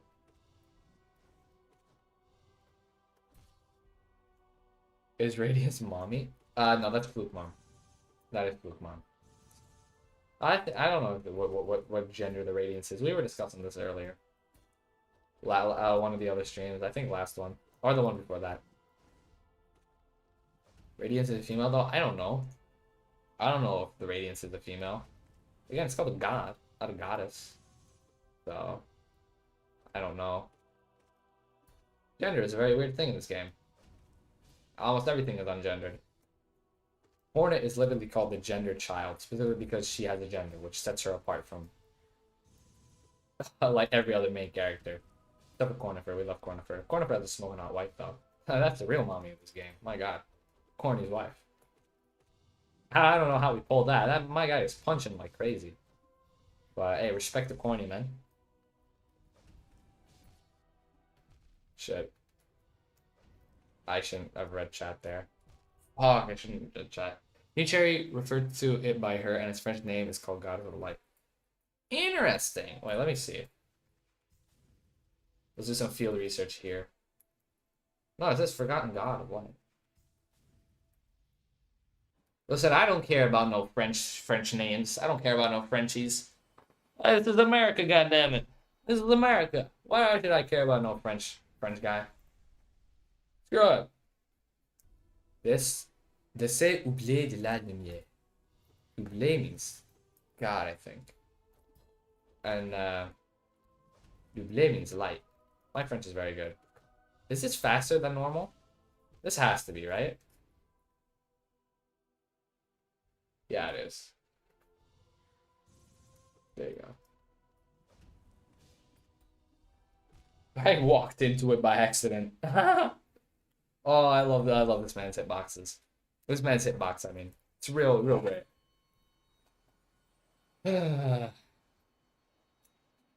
Listen, Abrad, I'm gonna fight you. Oh, don't think you're spared today. Just because I'm getting a little stuck on Pure Vessel. Don't think you're free, Abrad. I'm coming for that booty. That sweet, delicious booty. I just gotta do this first. Which definitely won't take another hour or so. I just gotta lock in a little bit. It's like how at the end of last stream we got phase 4 Radiance around about this time. Of like into the stream. Shit, I got a little too aggressive with the regular slashes. Should have gone for more pogos. Alright, let's not play aggressive here. Now I'm dying the whole time. Let me turn on my fan. It is kind of hot. There we go. I don't know if you guys can really hear the fan, but it is on now. Alright. Why do I feel like I play better when I'm talking? Just like when I'm continuously speaking on shit. We kind of ran out of shit to speak on. Now it's just me and Pure Vessel. Oh, I'm gonna beat your ass so fucking hard. Don't know why I'm saying it like this. It's really making it very, very weird, but I'm gonna continue with it. I'm gonna continue with it. You think I'm scared? You think I'm scared of you? You think I'm scared? You think I'm fucking afraid of you? So you can triple hit it on that attack.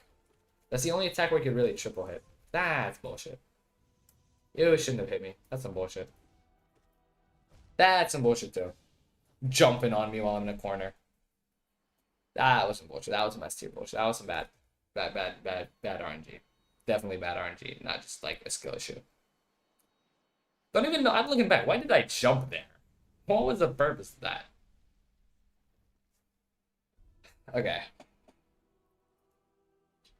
Okay. Night Watcher, give me something to talk about. Then I can be good at the game again and be an entertaining streamer and not someone who just sucks ass. Radiance being a jealous to. Okay, let's not give me something actually good instead of that. No hate to you or anything, but like I don't want to talk about that necessarily. I don't think that's a very listen. This is see now you got me intrigued. I was about to say this is a family friendly Christian Hollow Knight stream, but Corny's wife. Now listen. I know this is a family friendly Christian stream, but goddamn, ik weet niet of jij er nog bent, maar ik hoop dat jij er ook volledig mee eens bent. Cornerverse vraagt. Oh. Oh my god, what a dodge. Even though I totally just like was jumping into it and it wasn't even coming for me. But what a dodge.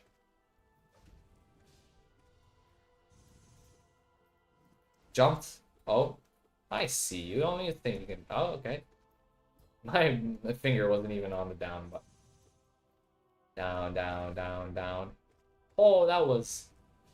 I know you have the action frames in this game to make your nail slash feel like super heavy. Like a pogo plus the stagger made it seem like that was the heaviest nail slash of all time. Ow. How am I? Was I only one hit?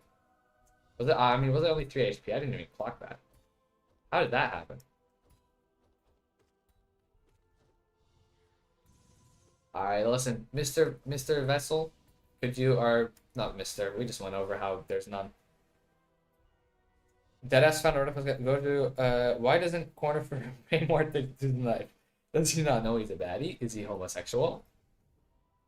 True. These are the real Hollow Knight lore mysteries. Listen, who gives a crap about the Pale King and everything that went into him? Why do I feel like I'm having deja vu again? I feel like I've already said this before.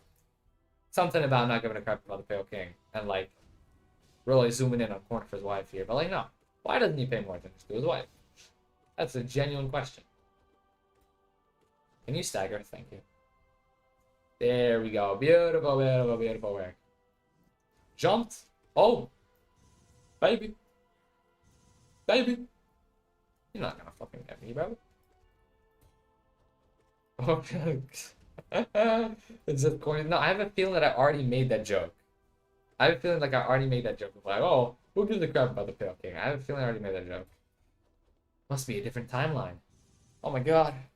That is what some people think that deja vu is. Like, it's just like from your remembering shit from a different timeline or universe or whatever. There must be a reason for why deja vu is a thing. Especially, like, if you haven't said anything. Like, there's gotta be, like, an actual reasonable reason. Kind of funny that you can call something a reasonable reason. I'm cooked. I thought he was gonna stagger. Oh. Oh. Oh, I'm gonna take my anger out on Sly for one round. Sly, get over here. I'm gonna go back to Pure Vessel after this, but I just have to take my anger out on you, Sly. I remember Sly being a very annoying boss. I don't remember his attacks at all, but like... You stay away from me, you vile creature. Oh yeah, that's where he does his slash. You can pogo that. Ow. Stagger! Stagger! Oh, that's what he does now, slash. Okay. I think that Sly actually is taking his anger out on me. I'm gonna go back to Pure Vessel. I just needed a change in scenery, you know what I mean? I needed a change in scenery. That doesn't seem like a very hard boss, though. The Sly doesn't seem like very hard, even with all those things. Like, that seems like it's very telegraphed. Like, when I first did Pure Vessel, I died within like 2 seconds. So the fact that I already like didn't immediately die within 2 seconds at Sly probably tells me that, you know. Also, this is faster. Why does my game keep bugging out? Is this faster? Yes, it is. Stop bugging out, game, please. How many times do I have to fix you? Ow. Stop. Stop hurting me. I just want to beat you. Stop it. Stop it. Why are you doing this? Why are you making this hard? You're supposed to be an easy boss, right? You're supposed to be an easy boss. You know, it's not like you're the second hardest boss in the game right behind the Radiance. No, absolute Radiance, I mean. No. It's supposed to be easy. A pushover. Come on. Come on, Zoe. You gotta do this for glory. This is lore accurate, Zoe. All these restrictions, lore accurate, Zoe. I mean, Zoe used Shellwood, so I guess if it was lore accurate, I'd only deal like I mean, I deal 0 damage, literally. Literally? No, but I deal like 1 damage. We assume Zoe got a slightly better nail made out of some sharpened shell wood. Maybe he'd actually do 1 damage? I don't know. I don't know much about the lore. All I know is that Zoe is the greatest character ever. And he pulls more baddies than I do. I mean, don't know if you could really classify Bretta as a baddie, but you know. We love her. We love Bretta. We all love Bretta over here. Ow. Stop being a fat chungus. Stop being a fat chungus, boss. I don't like it. I would request you stagger and not be a fat chungus, boss. Thank you. Thank you, sir. I'm still 1 hit, so I request you're not a fat chungus, boss, and you stagger again pretty soon and let me heal. I would much appreciate it if you did that, please, and thank you. So stop being a fat chungus, boss, please. I would like to beat you. I've paid my dues. I've died many a times. At very, how is he dressed as Zoe? Why am I reading chat? Welcome. Bob is something. Don't know what Bob is. But Bob is something, that's your name. I'm just a Zoe because I have a mod that allows... God fucking damn it. Bob is super cool one. That is a fire fucking name. I'm just a Zoe because I have a mod that allows you to wear skins and just like download skins. And change like how your night looks, and I downloaded the Zoe skin. And now I'm Zoe. This is funny. This is funny. That's how I'm Zoe. I mean, Zoe is the most mighty and illustrious and all that. What a play. So, yeah. I just thought it's funny, like, doing these absurd challenges with the hardest character. Is it disgusting to... Yes, it is disgusting to call Divine a baddie. There's no world in which you can say that. I mean, it's slightly better than Flukmarm, but like only slightly better. It is only slightly better to call Divine a baddie. Flukmarm, like, there is a world in which I can maybe kind of see it. There's a world in which I can maybe kind of see it, right? But Divine? Nah. No, that's disgusting. That is disgusting. That's you should be ashamed of yourself. If you think that, you should be ashamed of yourself. Ashamed. Ashamed. Oh, my keyboard is so garbage. I have a good laptop, but I have a garbage keyboard. Ah. The keys barely work on this. I have like 2 broken keys. Not broken, but like they're missing their keycaps. They're missing their kneecaps. Are they called keycaps because it's like kneecaps? Why is it actually called a kneecap? What does it cap off? Because the thing is, a cap is something that goes on top. But like, isn't your kneecap just your knee? How is the kneecap like? Doesn't a kneecap refer to a bone? Think about the hip to body ratio. What is wrong with you, man? I don't know. Don't know what I'm talking about. I'm losing the plot. I just gotta beat this boss. And then I can actually do Absolute Radiance. Just once. I can be like, yeah, I did Absolute Radiance after beating Pure Vessel, but like, you know, that's how I can end the stream. Hey, dudes. Imagine you're the God Seeker, right? And then you see fucking Zoe walk up into your fucking Hall of Gods. Imagine. And you're just like, why the hell is he here? And he's just like slapping ass around. Is Sloth? Cloth? Cloth is a sleeper cutie. That is a very valid statement to make. That is a very valid statement. Cloth? That is a valid statement. Can you die? Thank you. I mean, you didn't die, but... Wait, who is a baddie? Wait, I didn't even see that message. Oh, Bomb Banana. Bomb Banana. Ah, Bomb Banana. Yeah, I'm 1 health. I'm 1 hit away from death. You should die. The thing is, like, Cloth is an interesting character, though. I mean, she gets murked by Trader Lord. Which, I mean, getting murked by Trader Lord definitely is, like... That's an L. Right there. That's an L. You know. Listen, if you like die to massive moss charger, for example, that is something I fully understand. Like, okay. That is something I really, really get. But like Trader Lord? Really? You got killed by Trader Lord? Do you not like do you not have Shade Dash? Just get like Shade Dash, bro. How difficult is it? It's just Trader Lord. Not even that's like genuinely one of the easy bosses in the game. How do you die to Trader Lord? Granted, I think every single boss is easy in this game. But I'm a disgusting sweat. Is Vespa? Oh, who's Vespa again? Oh, is that the Hive Queen? Eh. Eh. It's starting to get into like furry territory. But like, I mean, these are all kind of bugs, so I don't know. But nah, I'd say no. I'd say no. We should really have some different conversation other than which Hollow Knight characters are baddies. Although a Hollow Knight Smash and Pass would definitely be an interesting topic.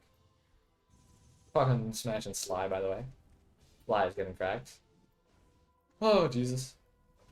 Can you stagger? Thank you. Alright. But no. Definitely Corny's wife is top one in this whole game. We got into phase 2. A little bit easier now.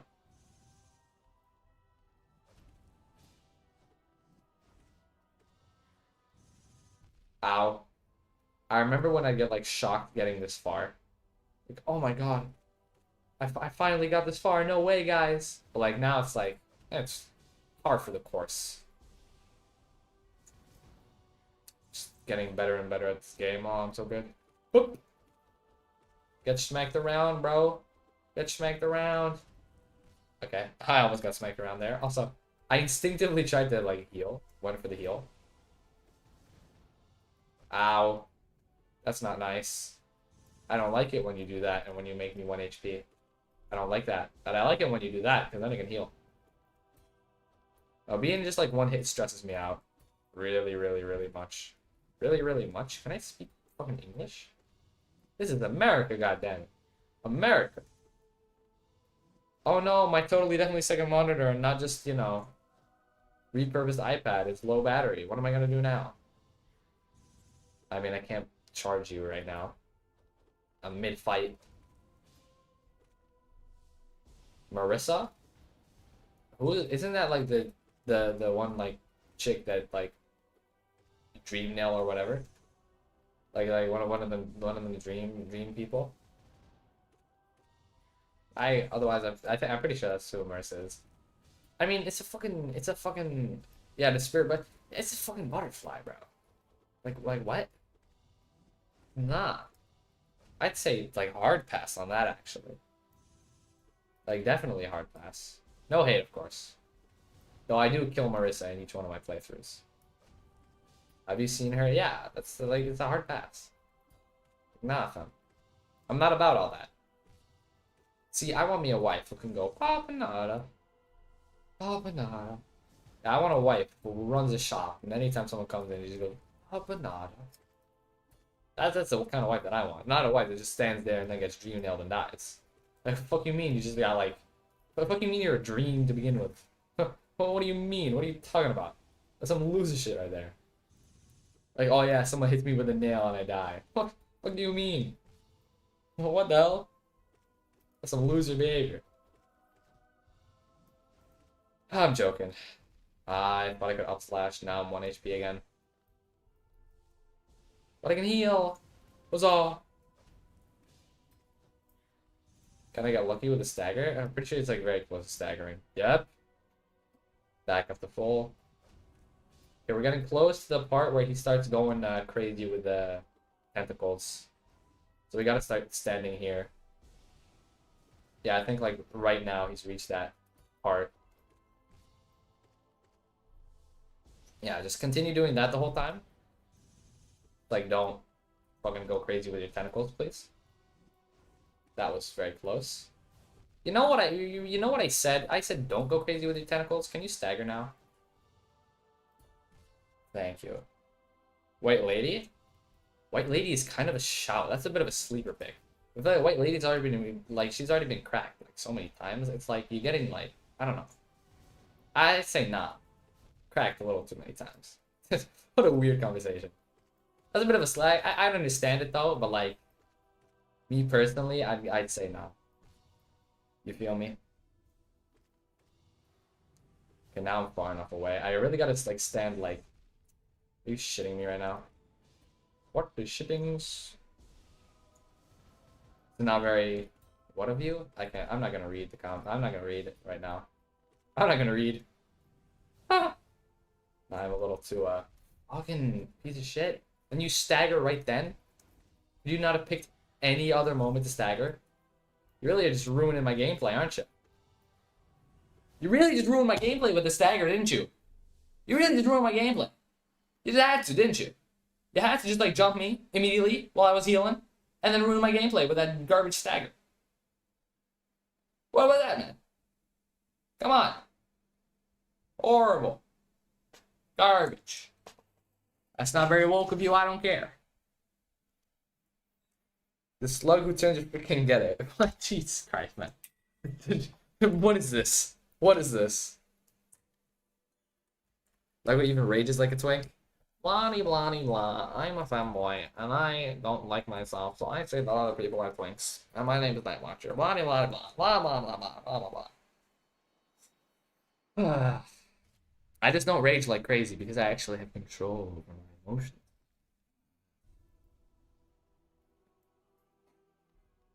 That was some bullshit though. Keep yourself safe, Sonny. You keep yourself safe, buddy. That was so dumb though. Fucking staggered right at the worst moment. And then the bullshit. Whatever, whatever. I can't complain. Big skill issue, boo-hoo.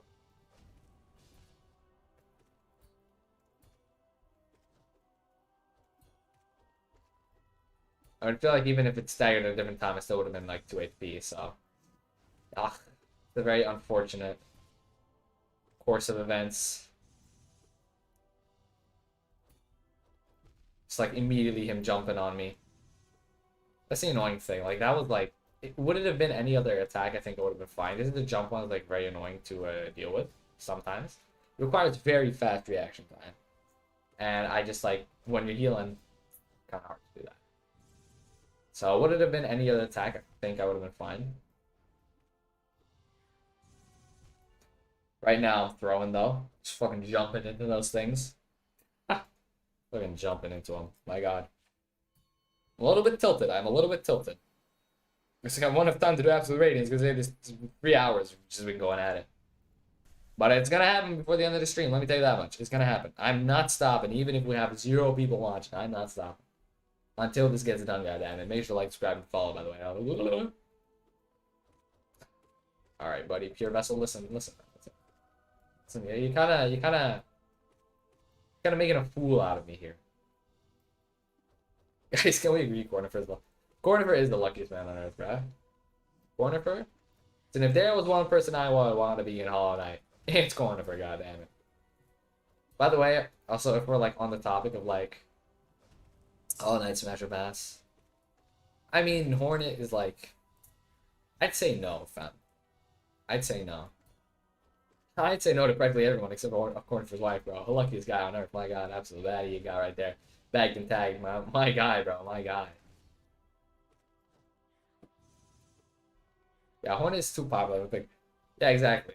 Hornet's like, come on. Listen, see, where we're getting interesting is when you say Great Princess. Oh, that's like, ooh, mama. Now, if I was a woman, I would want to, you know, be with Great Princess Odo, so I get it. Bro, Radiance is such a weird pick, bro. Get out of here. Radiance mommy. Jesus Christ. Ow. You know, there are a couple people that would say, Grim. I know who you are. And I know what you are. It's okay, though. 2026. But I know what you are. I know Grim. I feel like now watching you, you'd say Grim, man. You're the kind of person. You're a bit weird. Fucking Godseeker or something. Hi. That was weird. You'd say Grim. I thought it was gonna get hit there by his bullshit hitbox, but no, thankfully not. I'm actually kind of focused right now. Deep focus. Hit him. We're stuck in a corner, so let's get out of it. Luckily, we get a parry. I mean, he's just like swinging into nothing. We get a couple of free hits on him. Pogo. This attack, we got a decent pattern there. Almost at phase 2. W Pogo. That was some quick reaction time. Is he gonna go for a second one? No, he goes for a jump. Shit. He double jumped me. Okay, that's no issue. We're still fine here. I guess I got a little bit greedy there anyway. I did a triple pogo when you're not supposed to do a triple pogo. You're supposed to do a double pogo and then one hit. Like normally. So that you can land on the ground. You need to up slash. Now watch, I'm not reading that. All I know is some just like some femboy type shit that you're probably saying.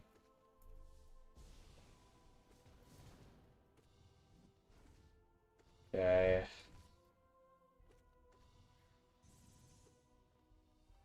Just gotta do this, man. The thing is, it's like the first challenge that I actually just like have fully beat. That's like super duper difficult. I mean, yeah, it's not hitless yet, but you know. It's like I'm to say like, oh yeah, I beat Pure Vessel with XYZ. So right now it's like, oh yeah, I'm super close to beating it, but it's not the same as having it beaten, you feel me?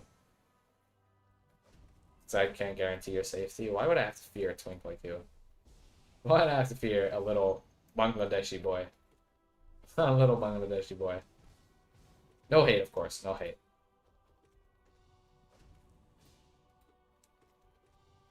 Alright. This is very serious business right now. We're almost halfway. Can you stop doing that, please, and thank you? Very annoying. Some good hits. God damn it, those some good hits for him. Get out, get out. That was very scary. Can you stagger? I would like stagger. Thank you. You get a quick scope the second I see you, Sonny. As if you know how to work a fucking gun with those twink hands of yours. Fucking hell, talk about quick scoping. Barely able to hold a Nerf gun, you. Fucking hell. Alright. That was risky, but I managed to pogo safely.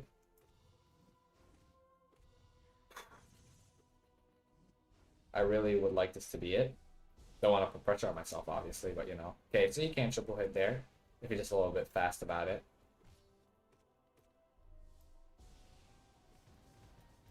That was very scary, since I wanted to go for triple hit, but then it spawned right on me. Getting closer and closer to the dreaded final phase. Also, I am one hit now. Thank you. Absolutely ass. What is this L rage bait, bro? My guy does not know how to rage bait. Oh, crap. Alright. I'm so sweaty right now. Not literally, but you know what I mean. Okay. Okay, triple hit, it's doable, but like it's super risky, so I think I'm just gonna keep on playing it safe with the doubles. 1, 2, and then just walk away. Insane dodge. 1, 2. The thing was in his hitbox. That's funny. Okay, it begins now. Okay, stagger, stagger, stagger, please stagger. I'd like to at least have. Oh god. I'd like to at least have a single bit of HP to tank. Okay, there we go. Okay, I can tank a single fucking attack now.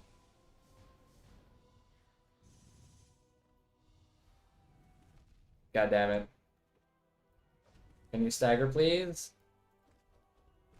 Thank you.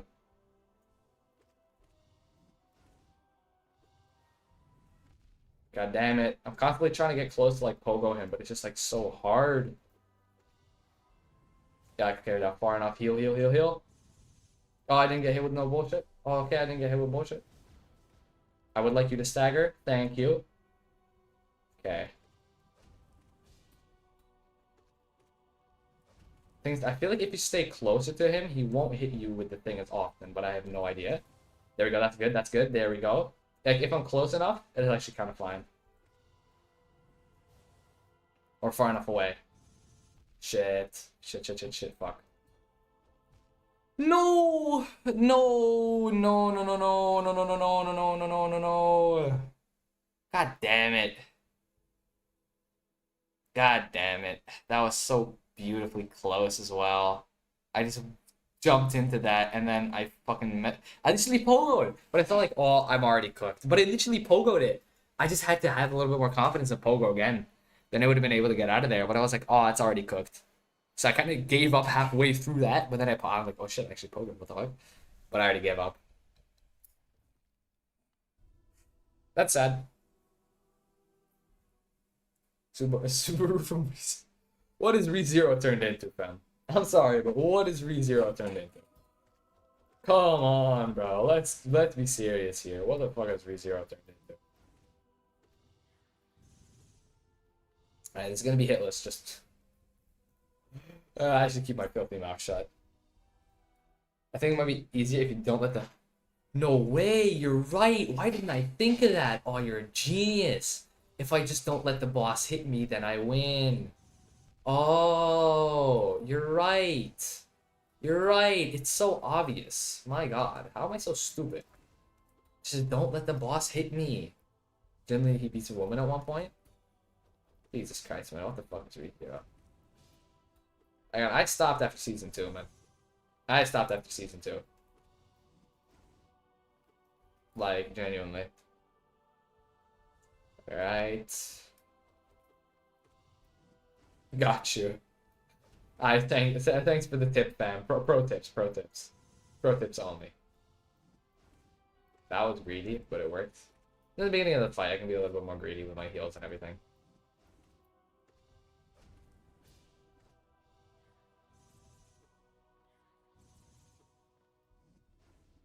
Ow. Some bullshit if you ask me personally. Don't even know how that happened. Felt like Gojo can use the Infinity Prayer against. I don't know against what you mean. As protection against what? I mean, he can use it as protection against anything. You get protection against STDs? I don't know, man. What are you on about? Okay, come on. Come on. Pure vessel.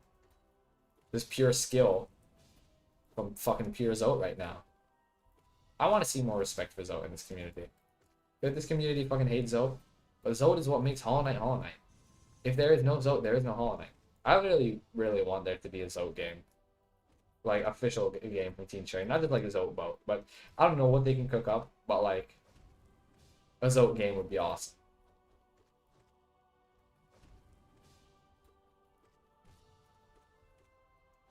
Like a Zote. That's either like a Zote game or a Quirrell game. I don't know what you do with Quirrell though. But Quirrell's goated, man. So, one of the two. I mean, I'm still working on this fucking Silk Song right now and all the DLCs for that. Sea of Sarah. Genuinely, what am I saying? Yeah. Protection against, like, to not have DOMs? What the fuck? What is wrong with you, man? No hate or anything, but like, what the fuck? What am I hearing? Get out. Okay, hit him.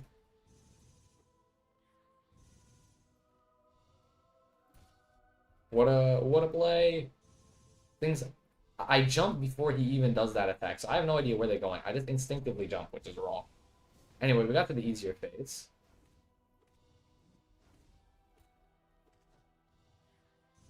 Like, yeah, you're supposed to just, like, stay walking a little bit, get more distance, and then you'll know if you need to jump or not. Does Pale King have... I'm not even gonna fucking read that. I know it's in these fucking dumb shit.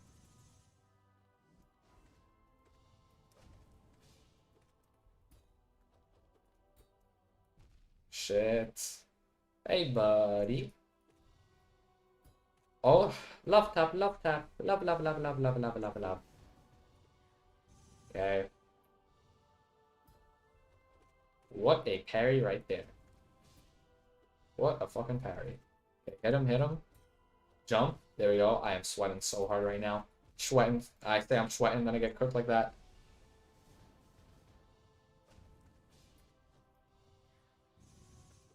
I request you do not cook me, mister.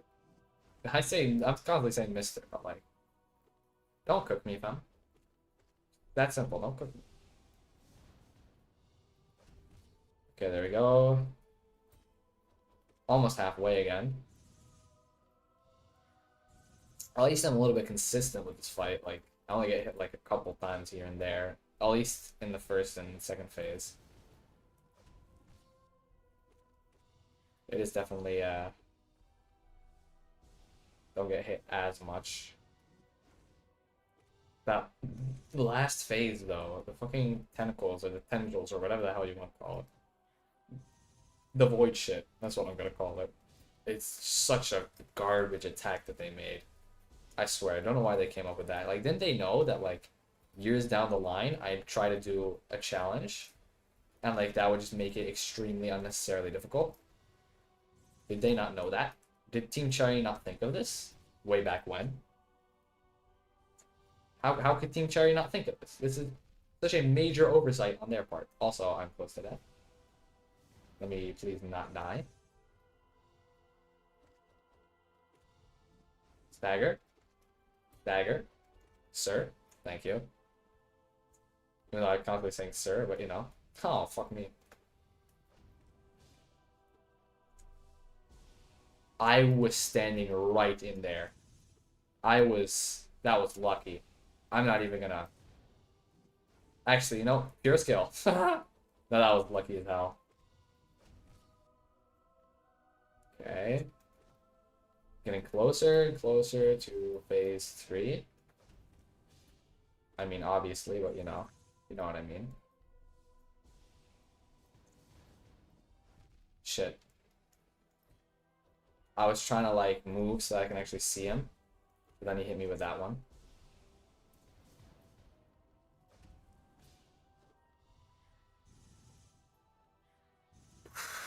Come on, fam. There we go. Alright, I think we're not there yet, but like after the next stagger, we'll be there. It's like last time I thought like, oh, I was already there, but I think it's next stagger. That's when it starts. So like from here. It's either this one or from next stagger. I don't know. I'm just scared. No.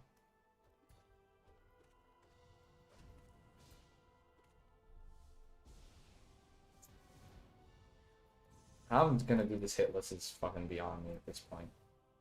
It's gonna have to get kind of lucky with that was insane.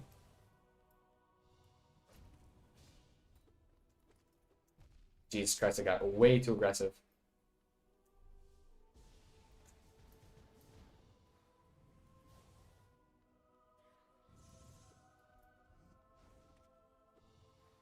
Cooked.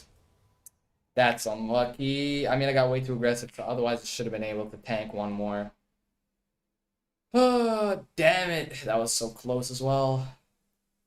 Well, it's like, if it was like any other attack, I would have been fine. But it just had to be a void tank. I think, yeah, I immediately jumped. I panicked. God damn it.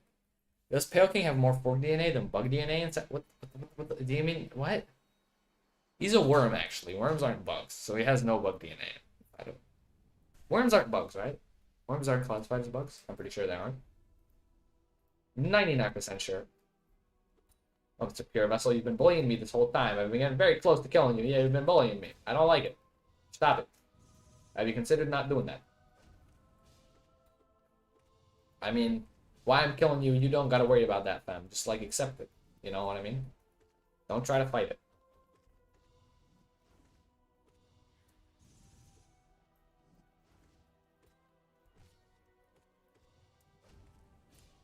Boom.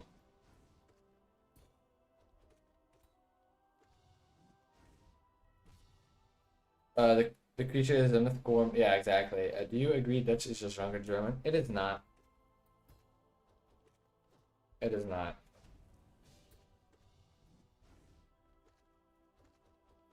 Goated? What's goated? Me? I mean, I know, but like, worms are not bugs. Yeah, worms are worms, fun. Imagine life is a worm. I mean, you kind of don't need to, because you're already basically a worm night watcher. Fanboy worm. Fucking loser. Alright, what a play.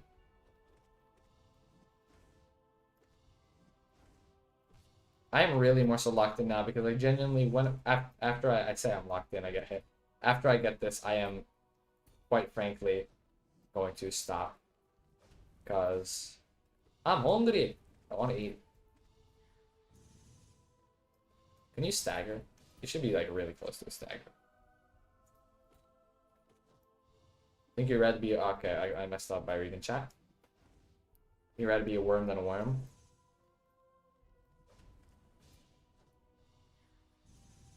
Does that make his title clickbait? I'll do it once. I'll fight Radiance once. I'll fight it once. So then it's not clickbait. I just was too lazy to make a pure vessel one. I was like, oh, I'll fight the Radiance eventually. Turns out I was wrong. But you know.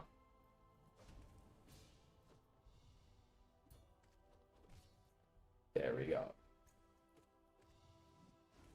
Bomba. Bomba.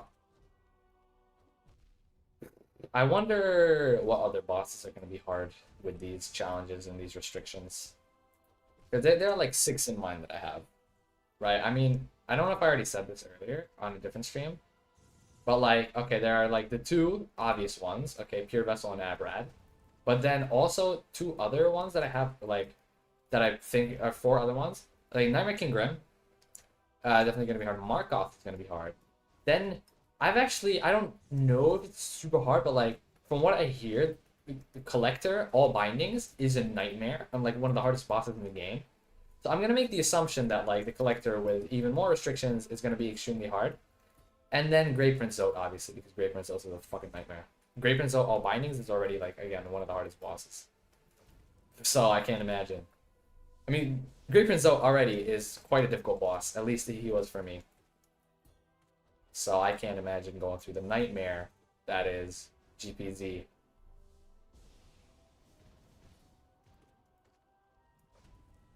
Ow. Could you focus or stagger? I would like to heal. You're gonna stagger right now, aren't you? Ow. What the hell? It felt like you just sped up right there. I mean, I know you didn't, but that was scary. Felt like you got faster for a moment. God damn it, I was stuck in the thing. I was looking at chat. And I was thinking like, oh, during that attack, I'm safe to at least look at chat a little bit. But I got unlucky there and got stuck in the thing. Can you do another focus attack, please, sir? Please and thank you. Or stagger, that's fine. I need Soul, though, to heal. So, kind of got to get lucky with when he does those attacks to let me heal.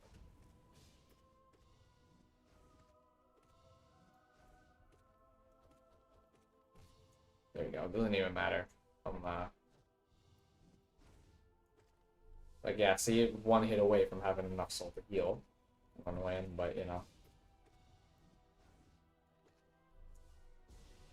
There we go. I mean, the hitboxes there are at least very generous. So that's one nice thing Team Cherry did. And the sea of garbage that like the horrendous war crimes that they committed making this game, i.e. making Radiant Markov, they at least did one thing.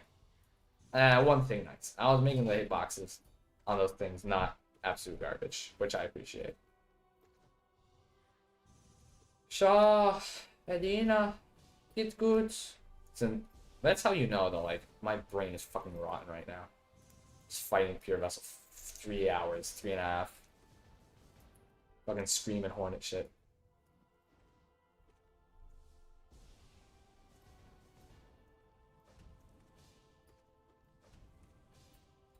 Please stagger, sir. I would like to heal. Ow. God damn it. Yeah, how I didn't get hit there is kind of a miracle, but you know. Okay, I'm back up to at least being able to tank 1 hit. See, this is like, I'm comfortable when I'm like this, because otherwise I'm playing, I'm like, oh god, gotta heal, gotta wait for an opportunity to heal. Great Mourner, heal. Oh, heal. What the fuck? You're a horny guy, bro. You are one horny. Jesus Christ, Great Mourner. Ugh. So I don't got time to think about that right now. Papa not. Alright.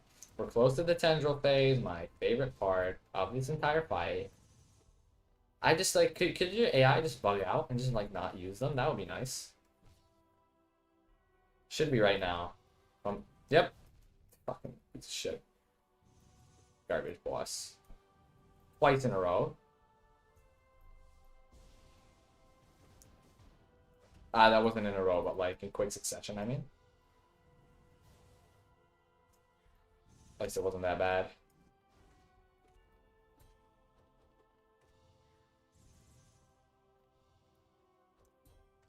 What a fucking... Okay, oh my god. I think standing here is the most optimal spot. I'm just gonna play it safe from here on out. Because, like, yeah. This spot, exactly. And it's like, oh my god. It's marked by, mark off. God damn it.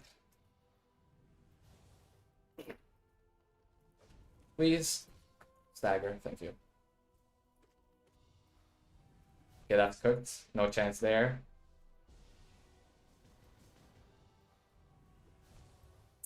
Come on, man. That is some unlucky. That is some very unlucky. That is unlucky. It's like being forced into a corner, and then he hits me with a tendril attack. I tank the tendril attack. He allows me to heal at least. But then he immediately goes in for another tendril attack. I can't do anything there. That is fucked. I'm not going to tell you. I'm just checking how insectophilic you are. Ew, you're weird. That was evil. That was some evil shit. Yeah. Fucking pure vessel. I'm gonna get this though.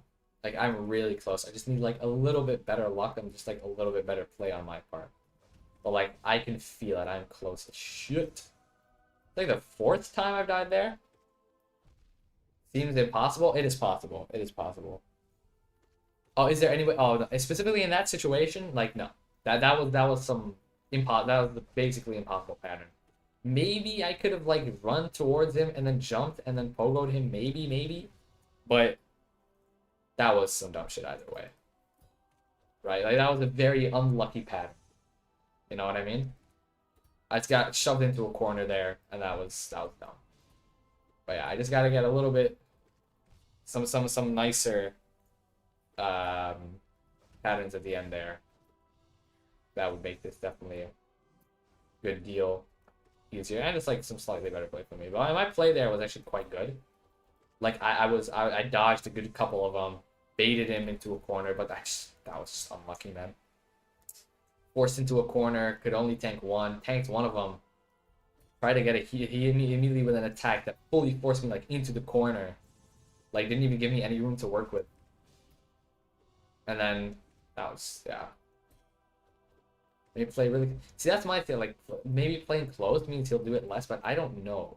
I don't think that actually affects it. That's what I thought at first, but like, yeah, see, I was close to him, he immediately teleports away. I don't think playing close will, like, help. I at least do know where to stand, though, but it's just kind of egregious, and it's just like, you gotta just try until, you know, the stars align. But if there's one thing that I'm good at, it is continually doing a mind-numbing task until I win. So, there you go. That's something I'm quite good at. So I don't really mind it too much. Like, I don't get bored. That's the thing. Like, playing this game is like, I can do the same boss fight for 4 hours. I don't get bored. Because there's no downtime in boss fights, right? It's constant. It's a constant onslaught. Like, fucking doing Colo bored me out of my mind, right? Like, how many times I have to do Death Lodal bores me out of my mind. But yeah. I just can't imagine having to do this hitless. I'll put it on the back burner a little bit, just like focus more on Arad. But like, I do want to get this at least done regularly. That was dumb. Could have probably, if I timed it perfectly there. But shit. I get tired, but I can't end the stream without winning. That's the thing. It is what, 9 p.m. right now? We've almost been going on for 4 hours. Let's hit it before the 4-hour mark. Do you guys believe? Do you guys believe? Do you guys think I can do it? I think I can do it, God damn it. I think it's possible. I think it's possible. Just have to lock in a little. Let me try to play this like a little bit seriously. God damn it. Okay. I believe. You believe? Ah, Copwell, you beautiful, beautiful man. Or you beautiful person.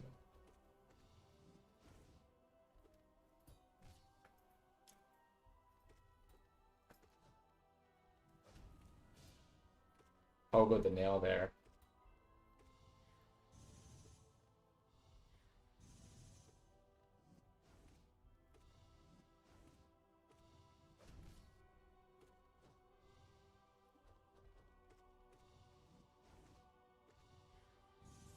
Playing it very aggressive right now, like running towards him as well.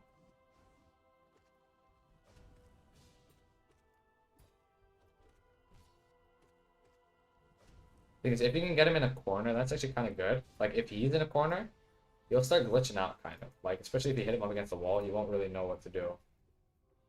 So, like, the thing is, the parry is, like, that's the punishment for being aggressive. Like, you can only sometimes not get cooked. Holy shit, I got a bunch of people watching right now. I gotta lock in now. God damn it. God damn it. No! The pressure just fucking tripled. Holy shit. Okay. Mr. Pure Vessel. Can you stagger? Thank you. Alright, heal. There we go.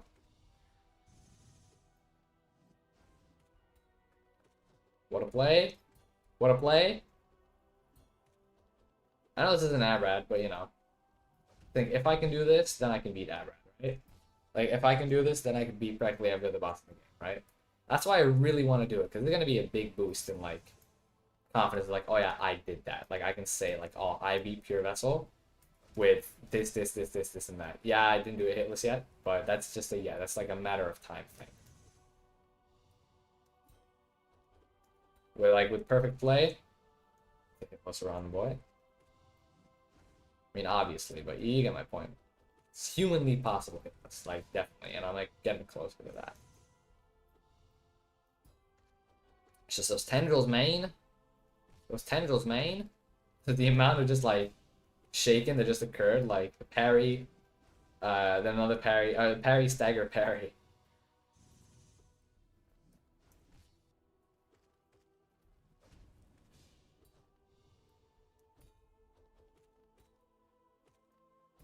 Die. Potato, die. I baked you a pie. Fucking. Don't know why that just randomly popped into my head again. What just happened? What? We glitched it. I've been fighting this guy for so long. We glitched it. No way. Hey, clip that, man. What the hell was that? That was... Okay. Just sorry, Pure Vessel. It's starting to fucking... Man, it's starting to tweak. Ow. Okay, that's a little bit embarrassing, getting hit there.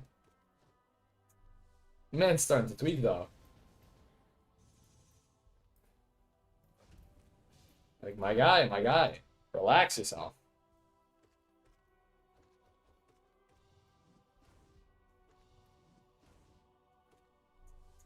Oh, I was about to heal, but I am full health. Look at me, God Seeker. I'm Zoe, goddammit, and I'm winning. I'm winning. Shit. Shouldn't have said anything. Stagger! Logan, have you made it to Radiance yet? Yes. I've made it to Radiance. I've made it to Phase 4 of Radiance with all binding and old nail 0 spells. Essentially, all the restrictions that you see in the title. I'm just, what's it called? I'm doing, what's it? I'm doing Pure Vessel right now. Because I was doing both Pure Vessel and Radiance at the same time, Absolute Radiance. But, I got really close to beating Pure Vessel. So my plan was to dedicate half of the stream to beating that. Like, finish and beating Pure Vessel with all these restrictions. And then dedicate the second half to beating Abrad. But it's just taking me a little bit longer than I anticipated it would take me. So this entire stream's been dedicated to Pure Vessel. Unfortunately so. Sorry, Abrad, you're gonna get smacked around a different time. But yeah. Of course, I beat Abrad normally, obviously. Hitless as well. And Hitless with a couple other restrictions. You know, don't need to give you the whole spiel. But...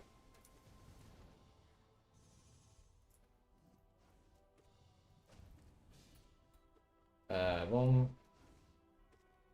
Alright, we're over halfway. Come on, boy. Come on. Listen, you can't dodge forever. You can't dodge forever.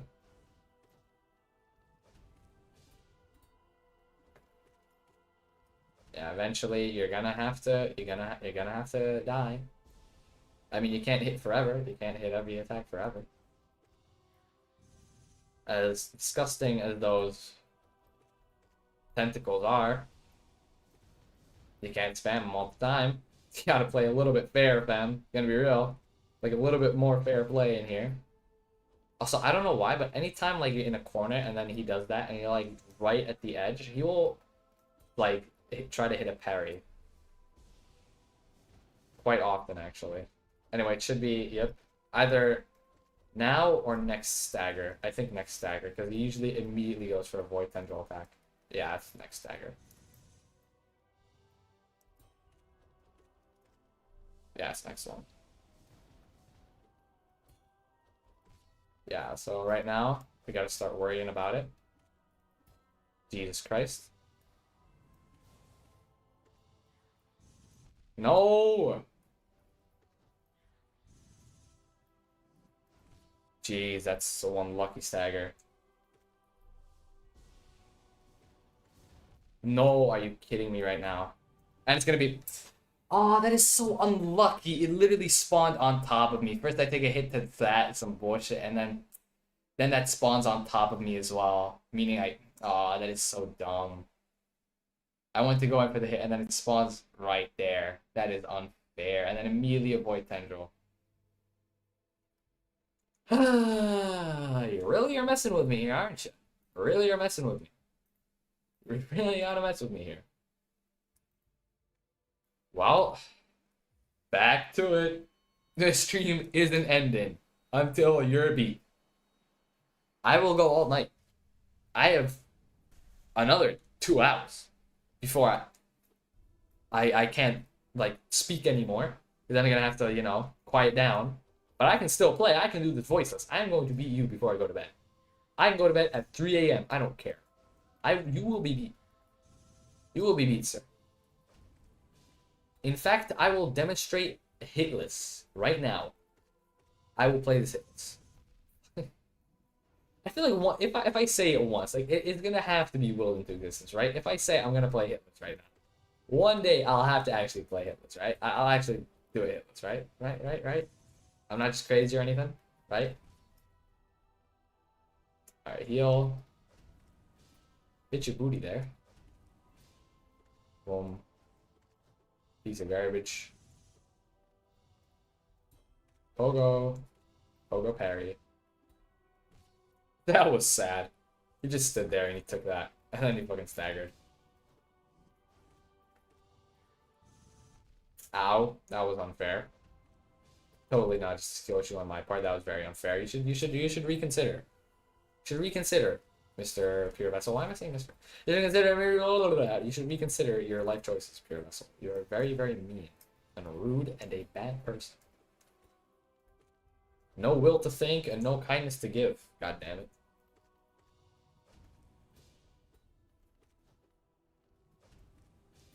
Okay.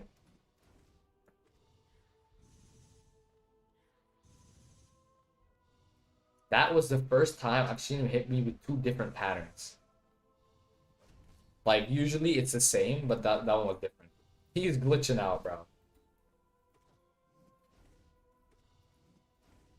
My guy is tweaking. That was real close. I kind of just blanked there, but I got it. Egale! Adina! Fuck. Didn't expect him to hit me from that far. I mean, no, it's a lunge attack, but I didn't think he'd lunge that far. Usually I can estimate how far he goes, but that was a little bit further than I anticipated. Anyway, can you please stagger, sir? Thank you. Hit. Get him. Get him. Get him. By the way, let me know if like the sound of the game itself is kind of low. I can up the sound, because for me it's kind of quiet. Dodged. Up slash. Yeah, see, triple hit him in the corner right there. Oh my god. Insane damage output. Got a little bit greedy though, and then I messed up. This was kind of shocked by the amount of damage I just did there. Ooh-wee. Can you stagger now? That would be much appreciated. Thank you. Heal. Alright, jump. Right out of your range, and then I didn't get shit on. Thank you. And then I got shit on. No, thank you. I thought I pressed jump, but I guess it just didn't. I just didn't know. That's nice. Ow. Didn't even get hit. I just said ow. Phantom pain, bro. Okay, that wasn't phantom pain. That was me playing way too aggressively.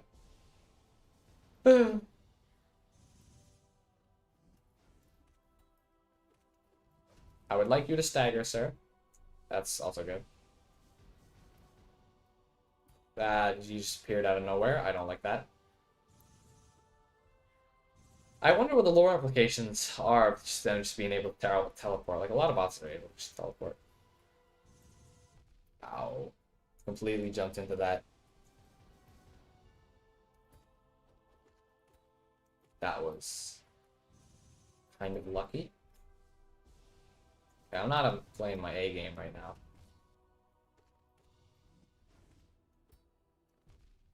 I say I'm not playing my A game, and then I play even worse.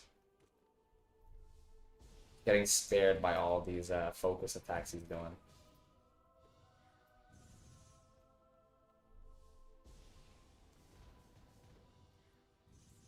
That was dumb. I jumped preemptively, and that's just dumb. Oh, I'm back at it again. I'm crying. This time it's gonna be hitless. Just watch. I'm gonna shut up and I'm gonna play hitless. Just fucking watch. You watch, okay? I am elite tier. I'm the greatest player to ever live. Better than Fireborn. Better than Cotton. Better than everyone. And I will smoke this boss right here, right now, without getting hit, not even once. Just watch and learn.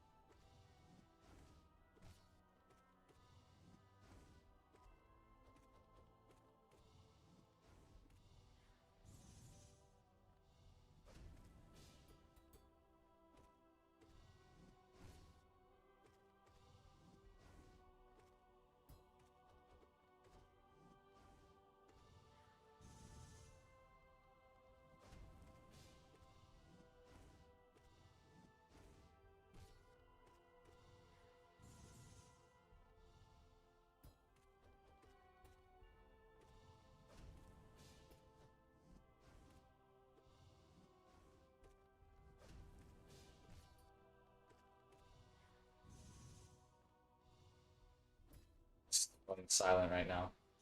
It's very serious.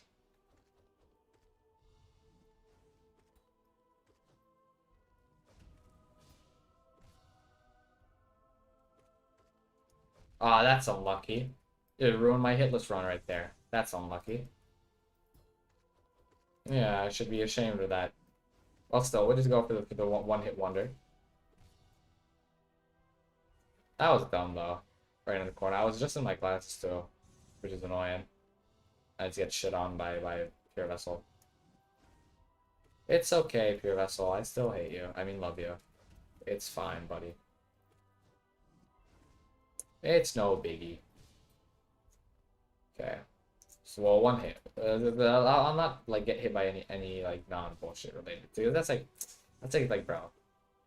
But like all the other attacks are reasonably dodgeable.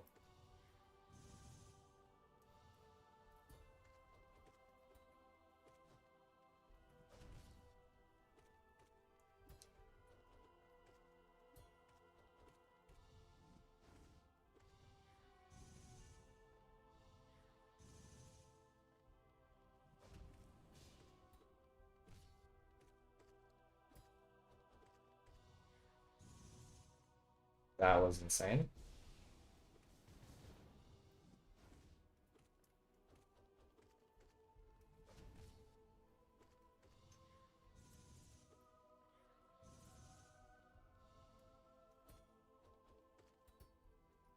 I looked away for 1 second, then I looked back, then I'm in the middle of a parry and I'm just scared to death.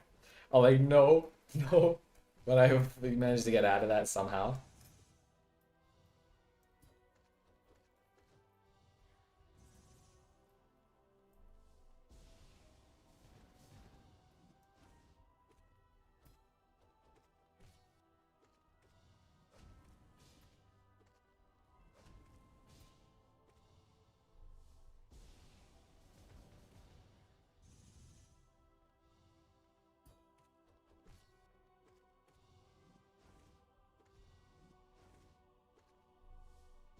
Almost half health. That was scary for a second. You the real. Don't give up, Dima. Yeah, I meant to F the beer wrestle in the heart. You were real pretty. You are so pretty. Ah, fuck. I got hit. I got a little too aggressive. Too greedy. But it's fine, it's fine. 2 hit is still absolutely insane if I win. Plus, I was reading Tima's beautiful comments, so like, it's reason enough to get hit. It's worth getting hit for it. Especially since I'm back at full now. Play it safe. That scared me enough.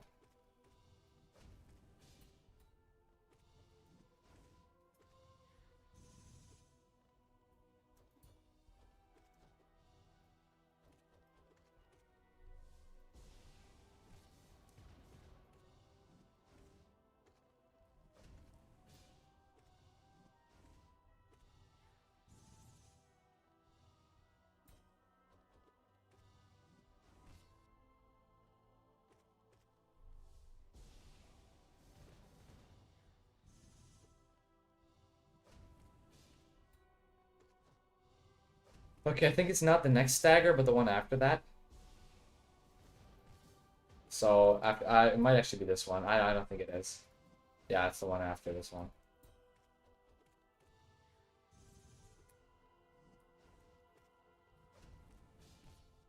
Yeah, so now we have to start worrying about that, and then I get hit. But then I'm allowed to heal. That was an insane parry, by the way. Shit, I still got hit.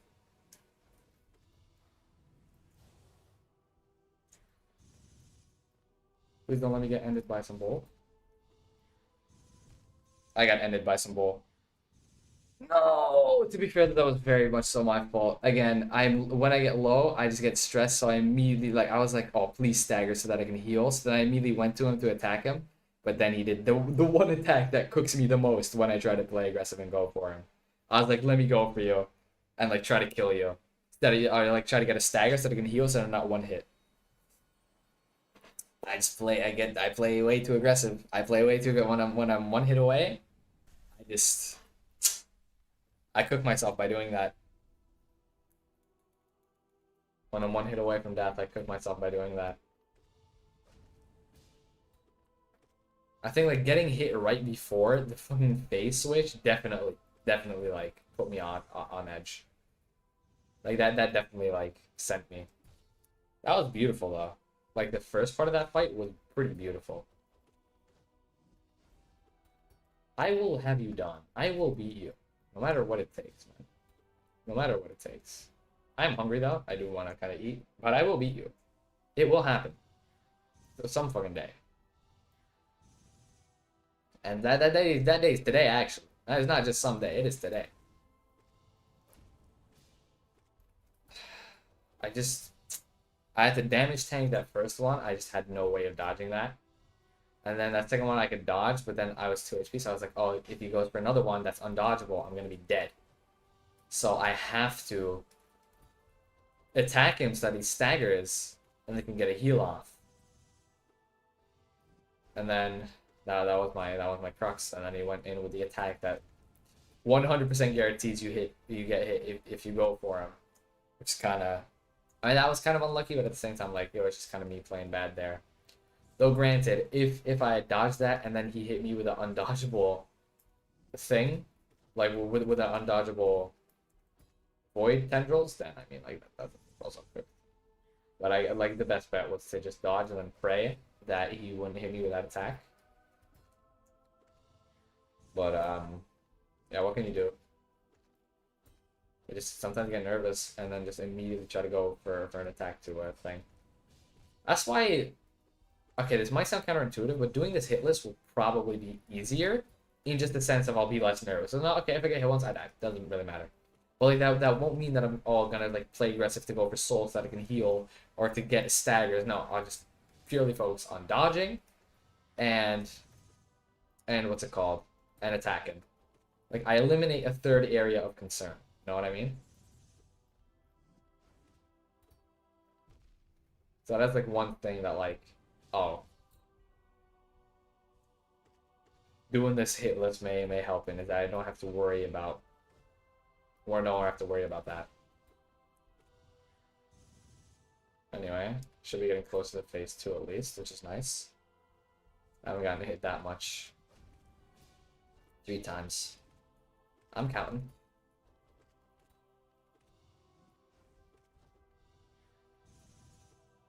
I will beat you, Mr. Pure Vessel. I will beat you. I am so close. I can feel it in my bones, bruh. It will happen. It will happen just one of these days. Did you take longer than I expected you to take? Yeah. Have you been bullying me around more than I thought you'd be bullying me around for? Yeah. But does that matter? No. No, it doesn't. Because I, in the end, will be the one to bully you. By beating you with absolutely nothing. It will happen. I haven't even sank that many hours into you, let's be real. If I can beat this in less than 10 hours, then I'm fucking goated. How many hours did I have to sink into absolute radiance already in difficulty to beat that? I barely have any in you, let's be real. No more than 7. No more than 7 hours. And it will happen. Ow. Okay, maybe I'm getting a little bit too cocky. Just a little bit too cocky. Just a little bit. Just a tad little tiny bit. So the HP bars are really nice to have. No, I'm pretty sure it's like technically considered to be cheating. But I already said this, I don't care. Don't even know why I'm repeating the fact that like it's kind of considered to be cheating. Alright, come on, buddy. Come on, buddy, you're gonna go down. Just I need that one run. That one run. Wow, you can stand like right on the edge of it and you don't get a hit. We're at the halfway point now. Or almost at the halfway point. There we go, halfway. So I've hit you a whopping, what, 110 times? I wonder how many times I've hit you. That's fine. I wonder how many times I've hit this thing. Probably too many, I think is the answer. But I do wonder how many times have I hit Pure Vessel? And if I've hit him more than I have Abraham. I don't think I've hit him more than I have Abraham. Again, Abraham is the boss that I have the most time in. But I think Pure Vessel is the one that I have the most expertise in. As in, like, I know this boss very, very well.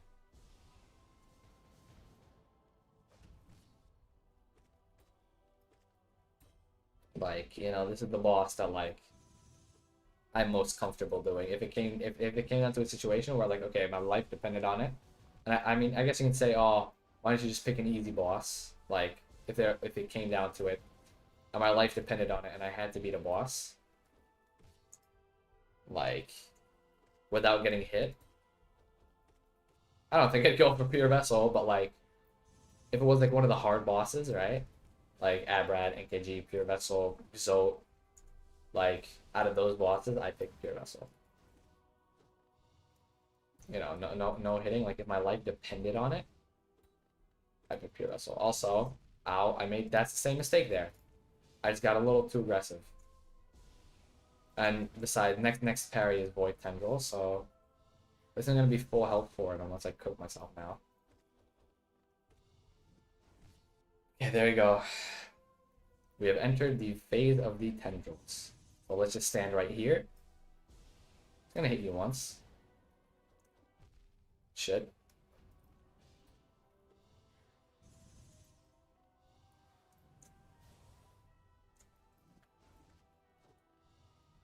Shit. Please focus or something. Stagger, that's good. But I'd like you to focus. I cooked. Oh, it is always right when I get... I have to go now. You haven't finished the sad. White tip of my leg, GG's. Oh, couple, you've been here since basically the start. Love you, man. I will win this for you. 4 hours it's been, but I will win this for you. That is so sad. That is so sad. And it's always right before I get to that phase, I get hit. I get hit. And then I'm like, oh crap, I gotta heal. I gotta do something. I gotta do something. Like my play just immediately gets worse, even with the other attacks. I just have to get over it. Alright, I really need to beat you, so I believe that this is the run. Hitless as well. Let me just focus.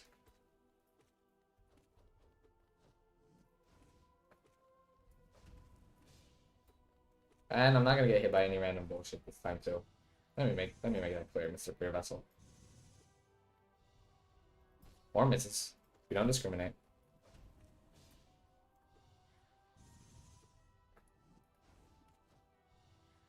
I like my vessel's pure, god damn it. Like my coffee dark and my vessel's pure. I don't actually like coffee. Don't know what I'm saying.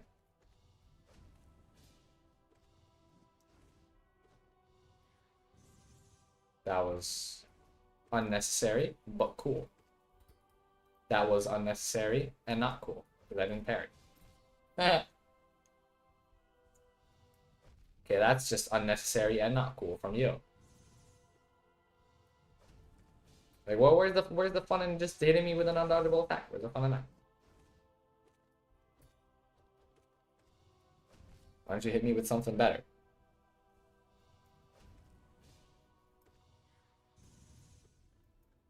Let me actually go to the middle now, so I'm not stuck in the corner. I think that was my misplay there. God damn it. My misplay was having a skill issue. 4 hours. 4 whole hours. I thought it would only take me 1, and then I could do Abrad for another 2. Then when I was on hour 2, I was like, oh, it'll probably be 2 hours. Then I could do Abrad for 1. When I was on hour 3, I was like, okay, this is the last thing I'll do. Then I'll do a little bit of Abrad. We're reaching the point where it only gets worse and where it seems like I'll never beat him. But I'm like so close. I'm so close. It's just like every fight is such a long one. But I think I trapped myself by like being so dead set on it. I cooked myself. Because like now I can't leave. Like until this is beaten, I cannot stop the stream. Kind of cooks me because this stream could go on for another hour or another 2. Give me flashbacks to the Minecraft speedrun stream I did. It's kept on going for like way too long. But it will happen. It will fucking happen. If not this run, then next run. And if not next run, then the run after that. And if not the run after that, then the one after that. And the one after that. It will happen. Schrodinger's run, bro. It both exists and doesn't at the same time. That exists out there.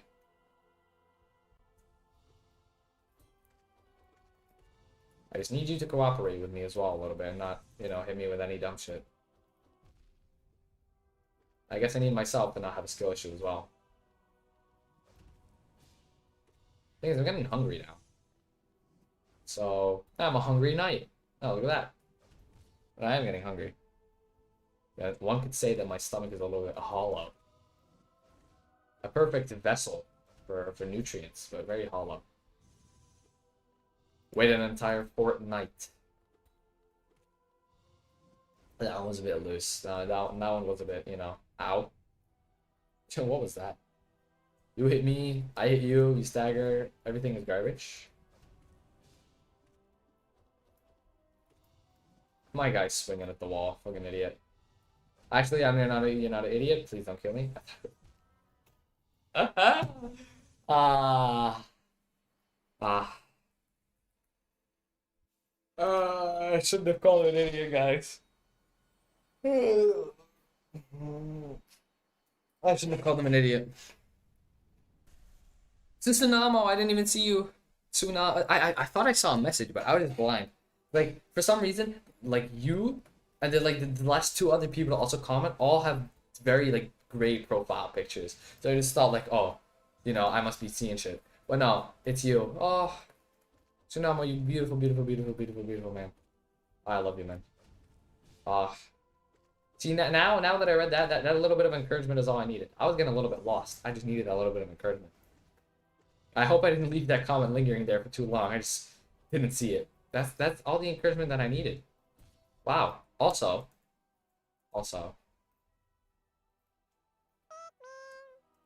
I forgot to reset the Pikmin. It has been out for the count for a good 3 hours. Unbelievable. And no wonder why I've been dying. No wonder. With no Pikmin?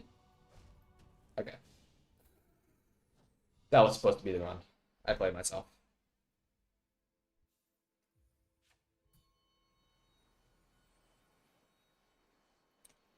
Alright, I'm still thinking about that beautiful, beautiful hitless run that I did. It was hitless until the third phase, and I got wrecked. Okay, the other one isn't hitless. It feels faster. This is faster, no? Yeah.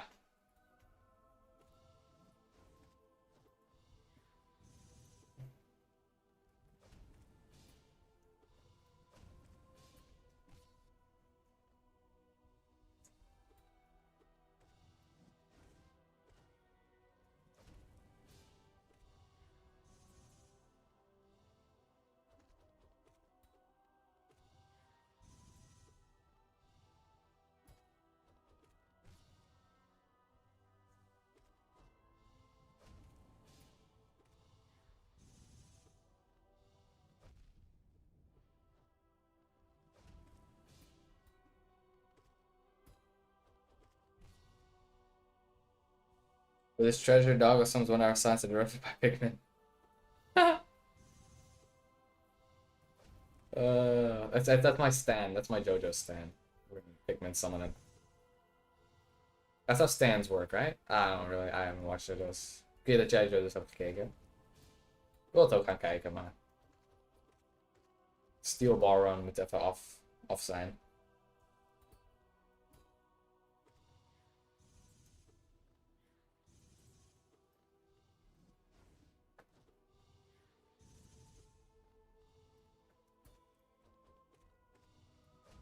I mean, this fight is basically just like 10 minutes of pure silence interrupted by me sometimes raging at tendrils.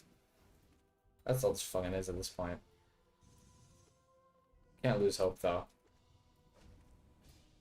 It will happen. Just gotta play it. It's beautiful.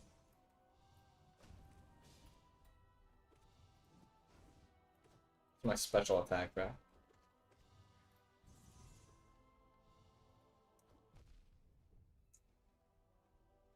See, I predicted that he would get staggered, so I just, you know, got hit just for aura points. To be like, yeah, I knew you'd get staggered next turn. See, there I got hit just to, like, give him a fighting chance, so I'm not, you know, that I'd stay one hit. Right now, of course, I'm not gonna get hit, though. Instead, he's gonna stagger soon. Just watch. There we go. Could have been even more aggressive there. Anyway, I took a hit there just so that I can farm more points. We're still healing, coming back from that.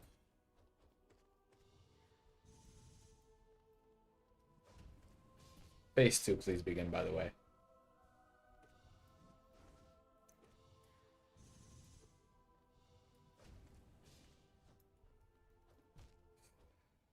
Oh, I'm losing hope. I'm losing hope. It's almost 10 p.m. I know I said I could continue, but I don't actually want to continue this. I don't actually want to continue if I keep on dying. I remember looking at the time, it was almost 8 p.m. I was like, oh yeah, I should have it soon. And then almost 9 p.m. Oh yeah, I should have it soon.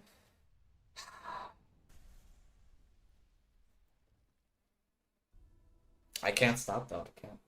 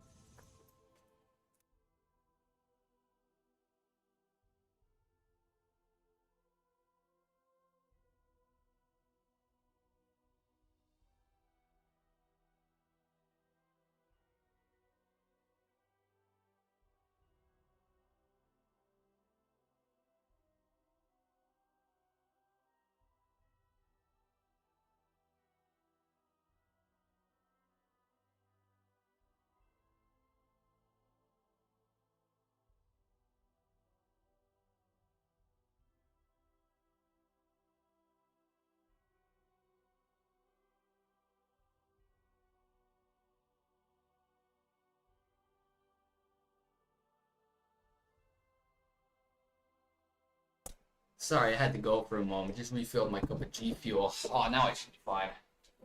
I have like 10. I have a 10-liter cup of G Fuel right next to me. Now I'm fine. Just gotta drink some. Ooh. That's good. Good stuff. Also, I swear this is faster. I'm just gonna wait till it gets staggered. Find this at 1.1x speed. Stagger the game.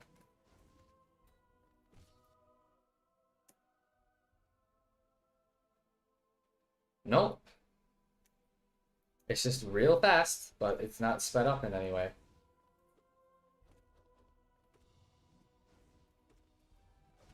Don't corner me, brah. Don't corner me, brah. Don't corner me, brah. Don't corner me, brah. Don't corner me, thank you. Holy moly, zussen. Ja, Midas, ik ga eerlijk zijn. Ik wilde echt een uur geleden stoppen. Maar ik moet gewoon deze boss even gewoon finishen. Ik heb oprecht gewoon... Ik ben heel moe hiervan. Maar ik kan niet stoppen tot dit voorbij is. Ik moet gewoon die Marlin dip pakken. Ik moet die Marlin dip pakken.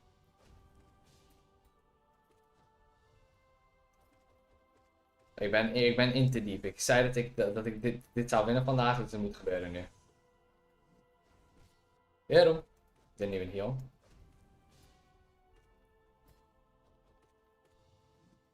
Don't want to jinx it, but I have a very good feeling about this run. In my bones, a very good, like genuinely a good feeling.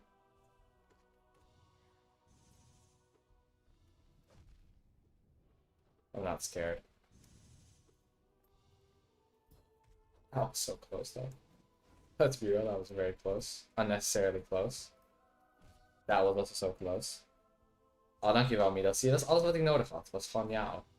Nou erbij. Alright. 1/4 of the way there. Be staggered. Just keep my distance. Hey, at least I'm farming watch time. I had a pretty good amount of views this entire stream. So at least I'm farming watch time right now. Should be like 20 hours or so. On each platform. Minimum. Probably. I don't know. How I jumped in time is beyond me. That's a second, like, crazy jump reaction.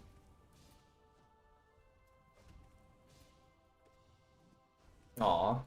Not cute Val.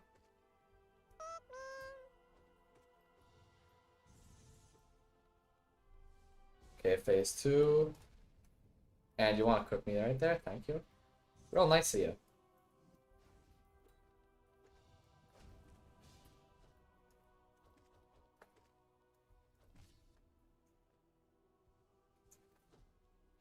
I wanted to wait to get staggered. And then you do that to me again.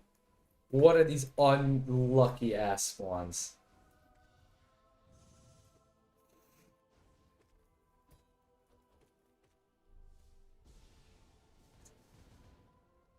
That was some bull.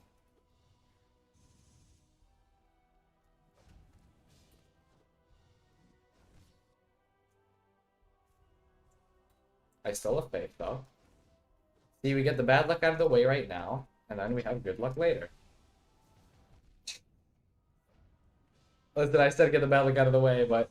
Ja, what was that, though? What was that? Niet erin, bro. Dat was gewoon de slechtste geluk. Nee. Ik heb all... Listen, I got all of the bad luck out of there. And then now, I'm gonna have a run where I only get good luck. Right? So now I win. GG's. Hitless. Just watch. Plus Pikmin right at the beginning. Just watch. A lesson in pure vessel.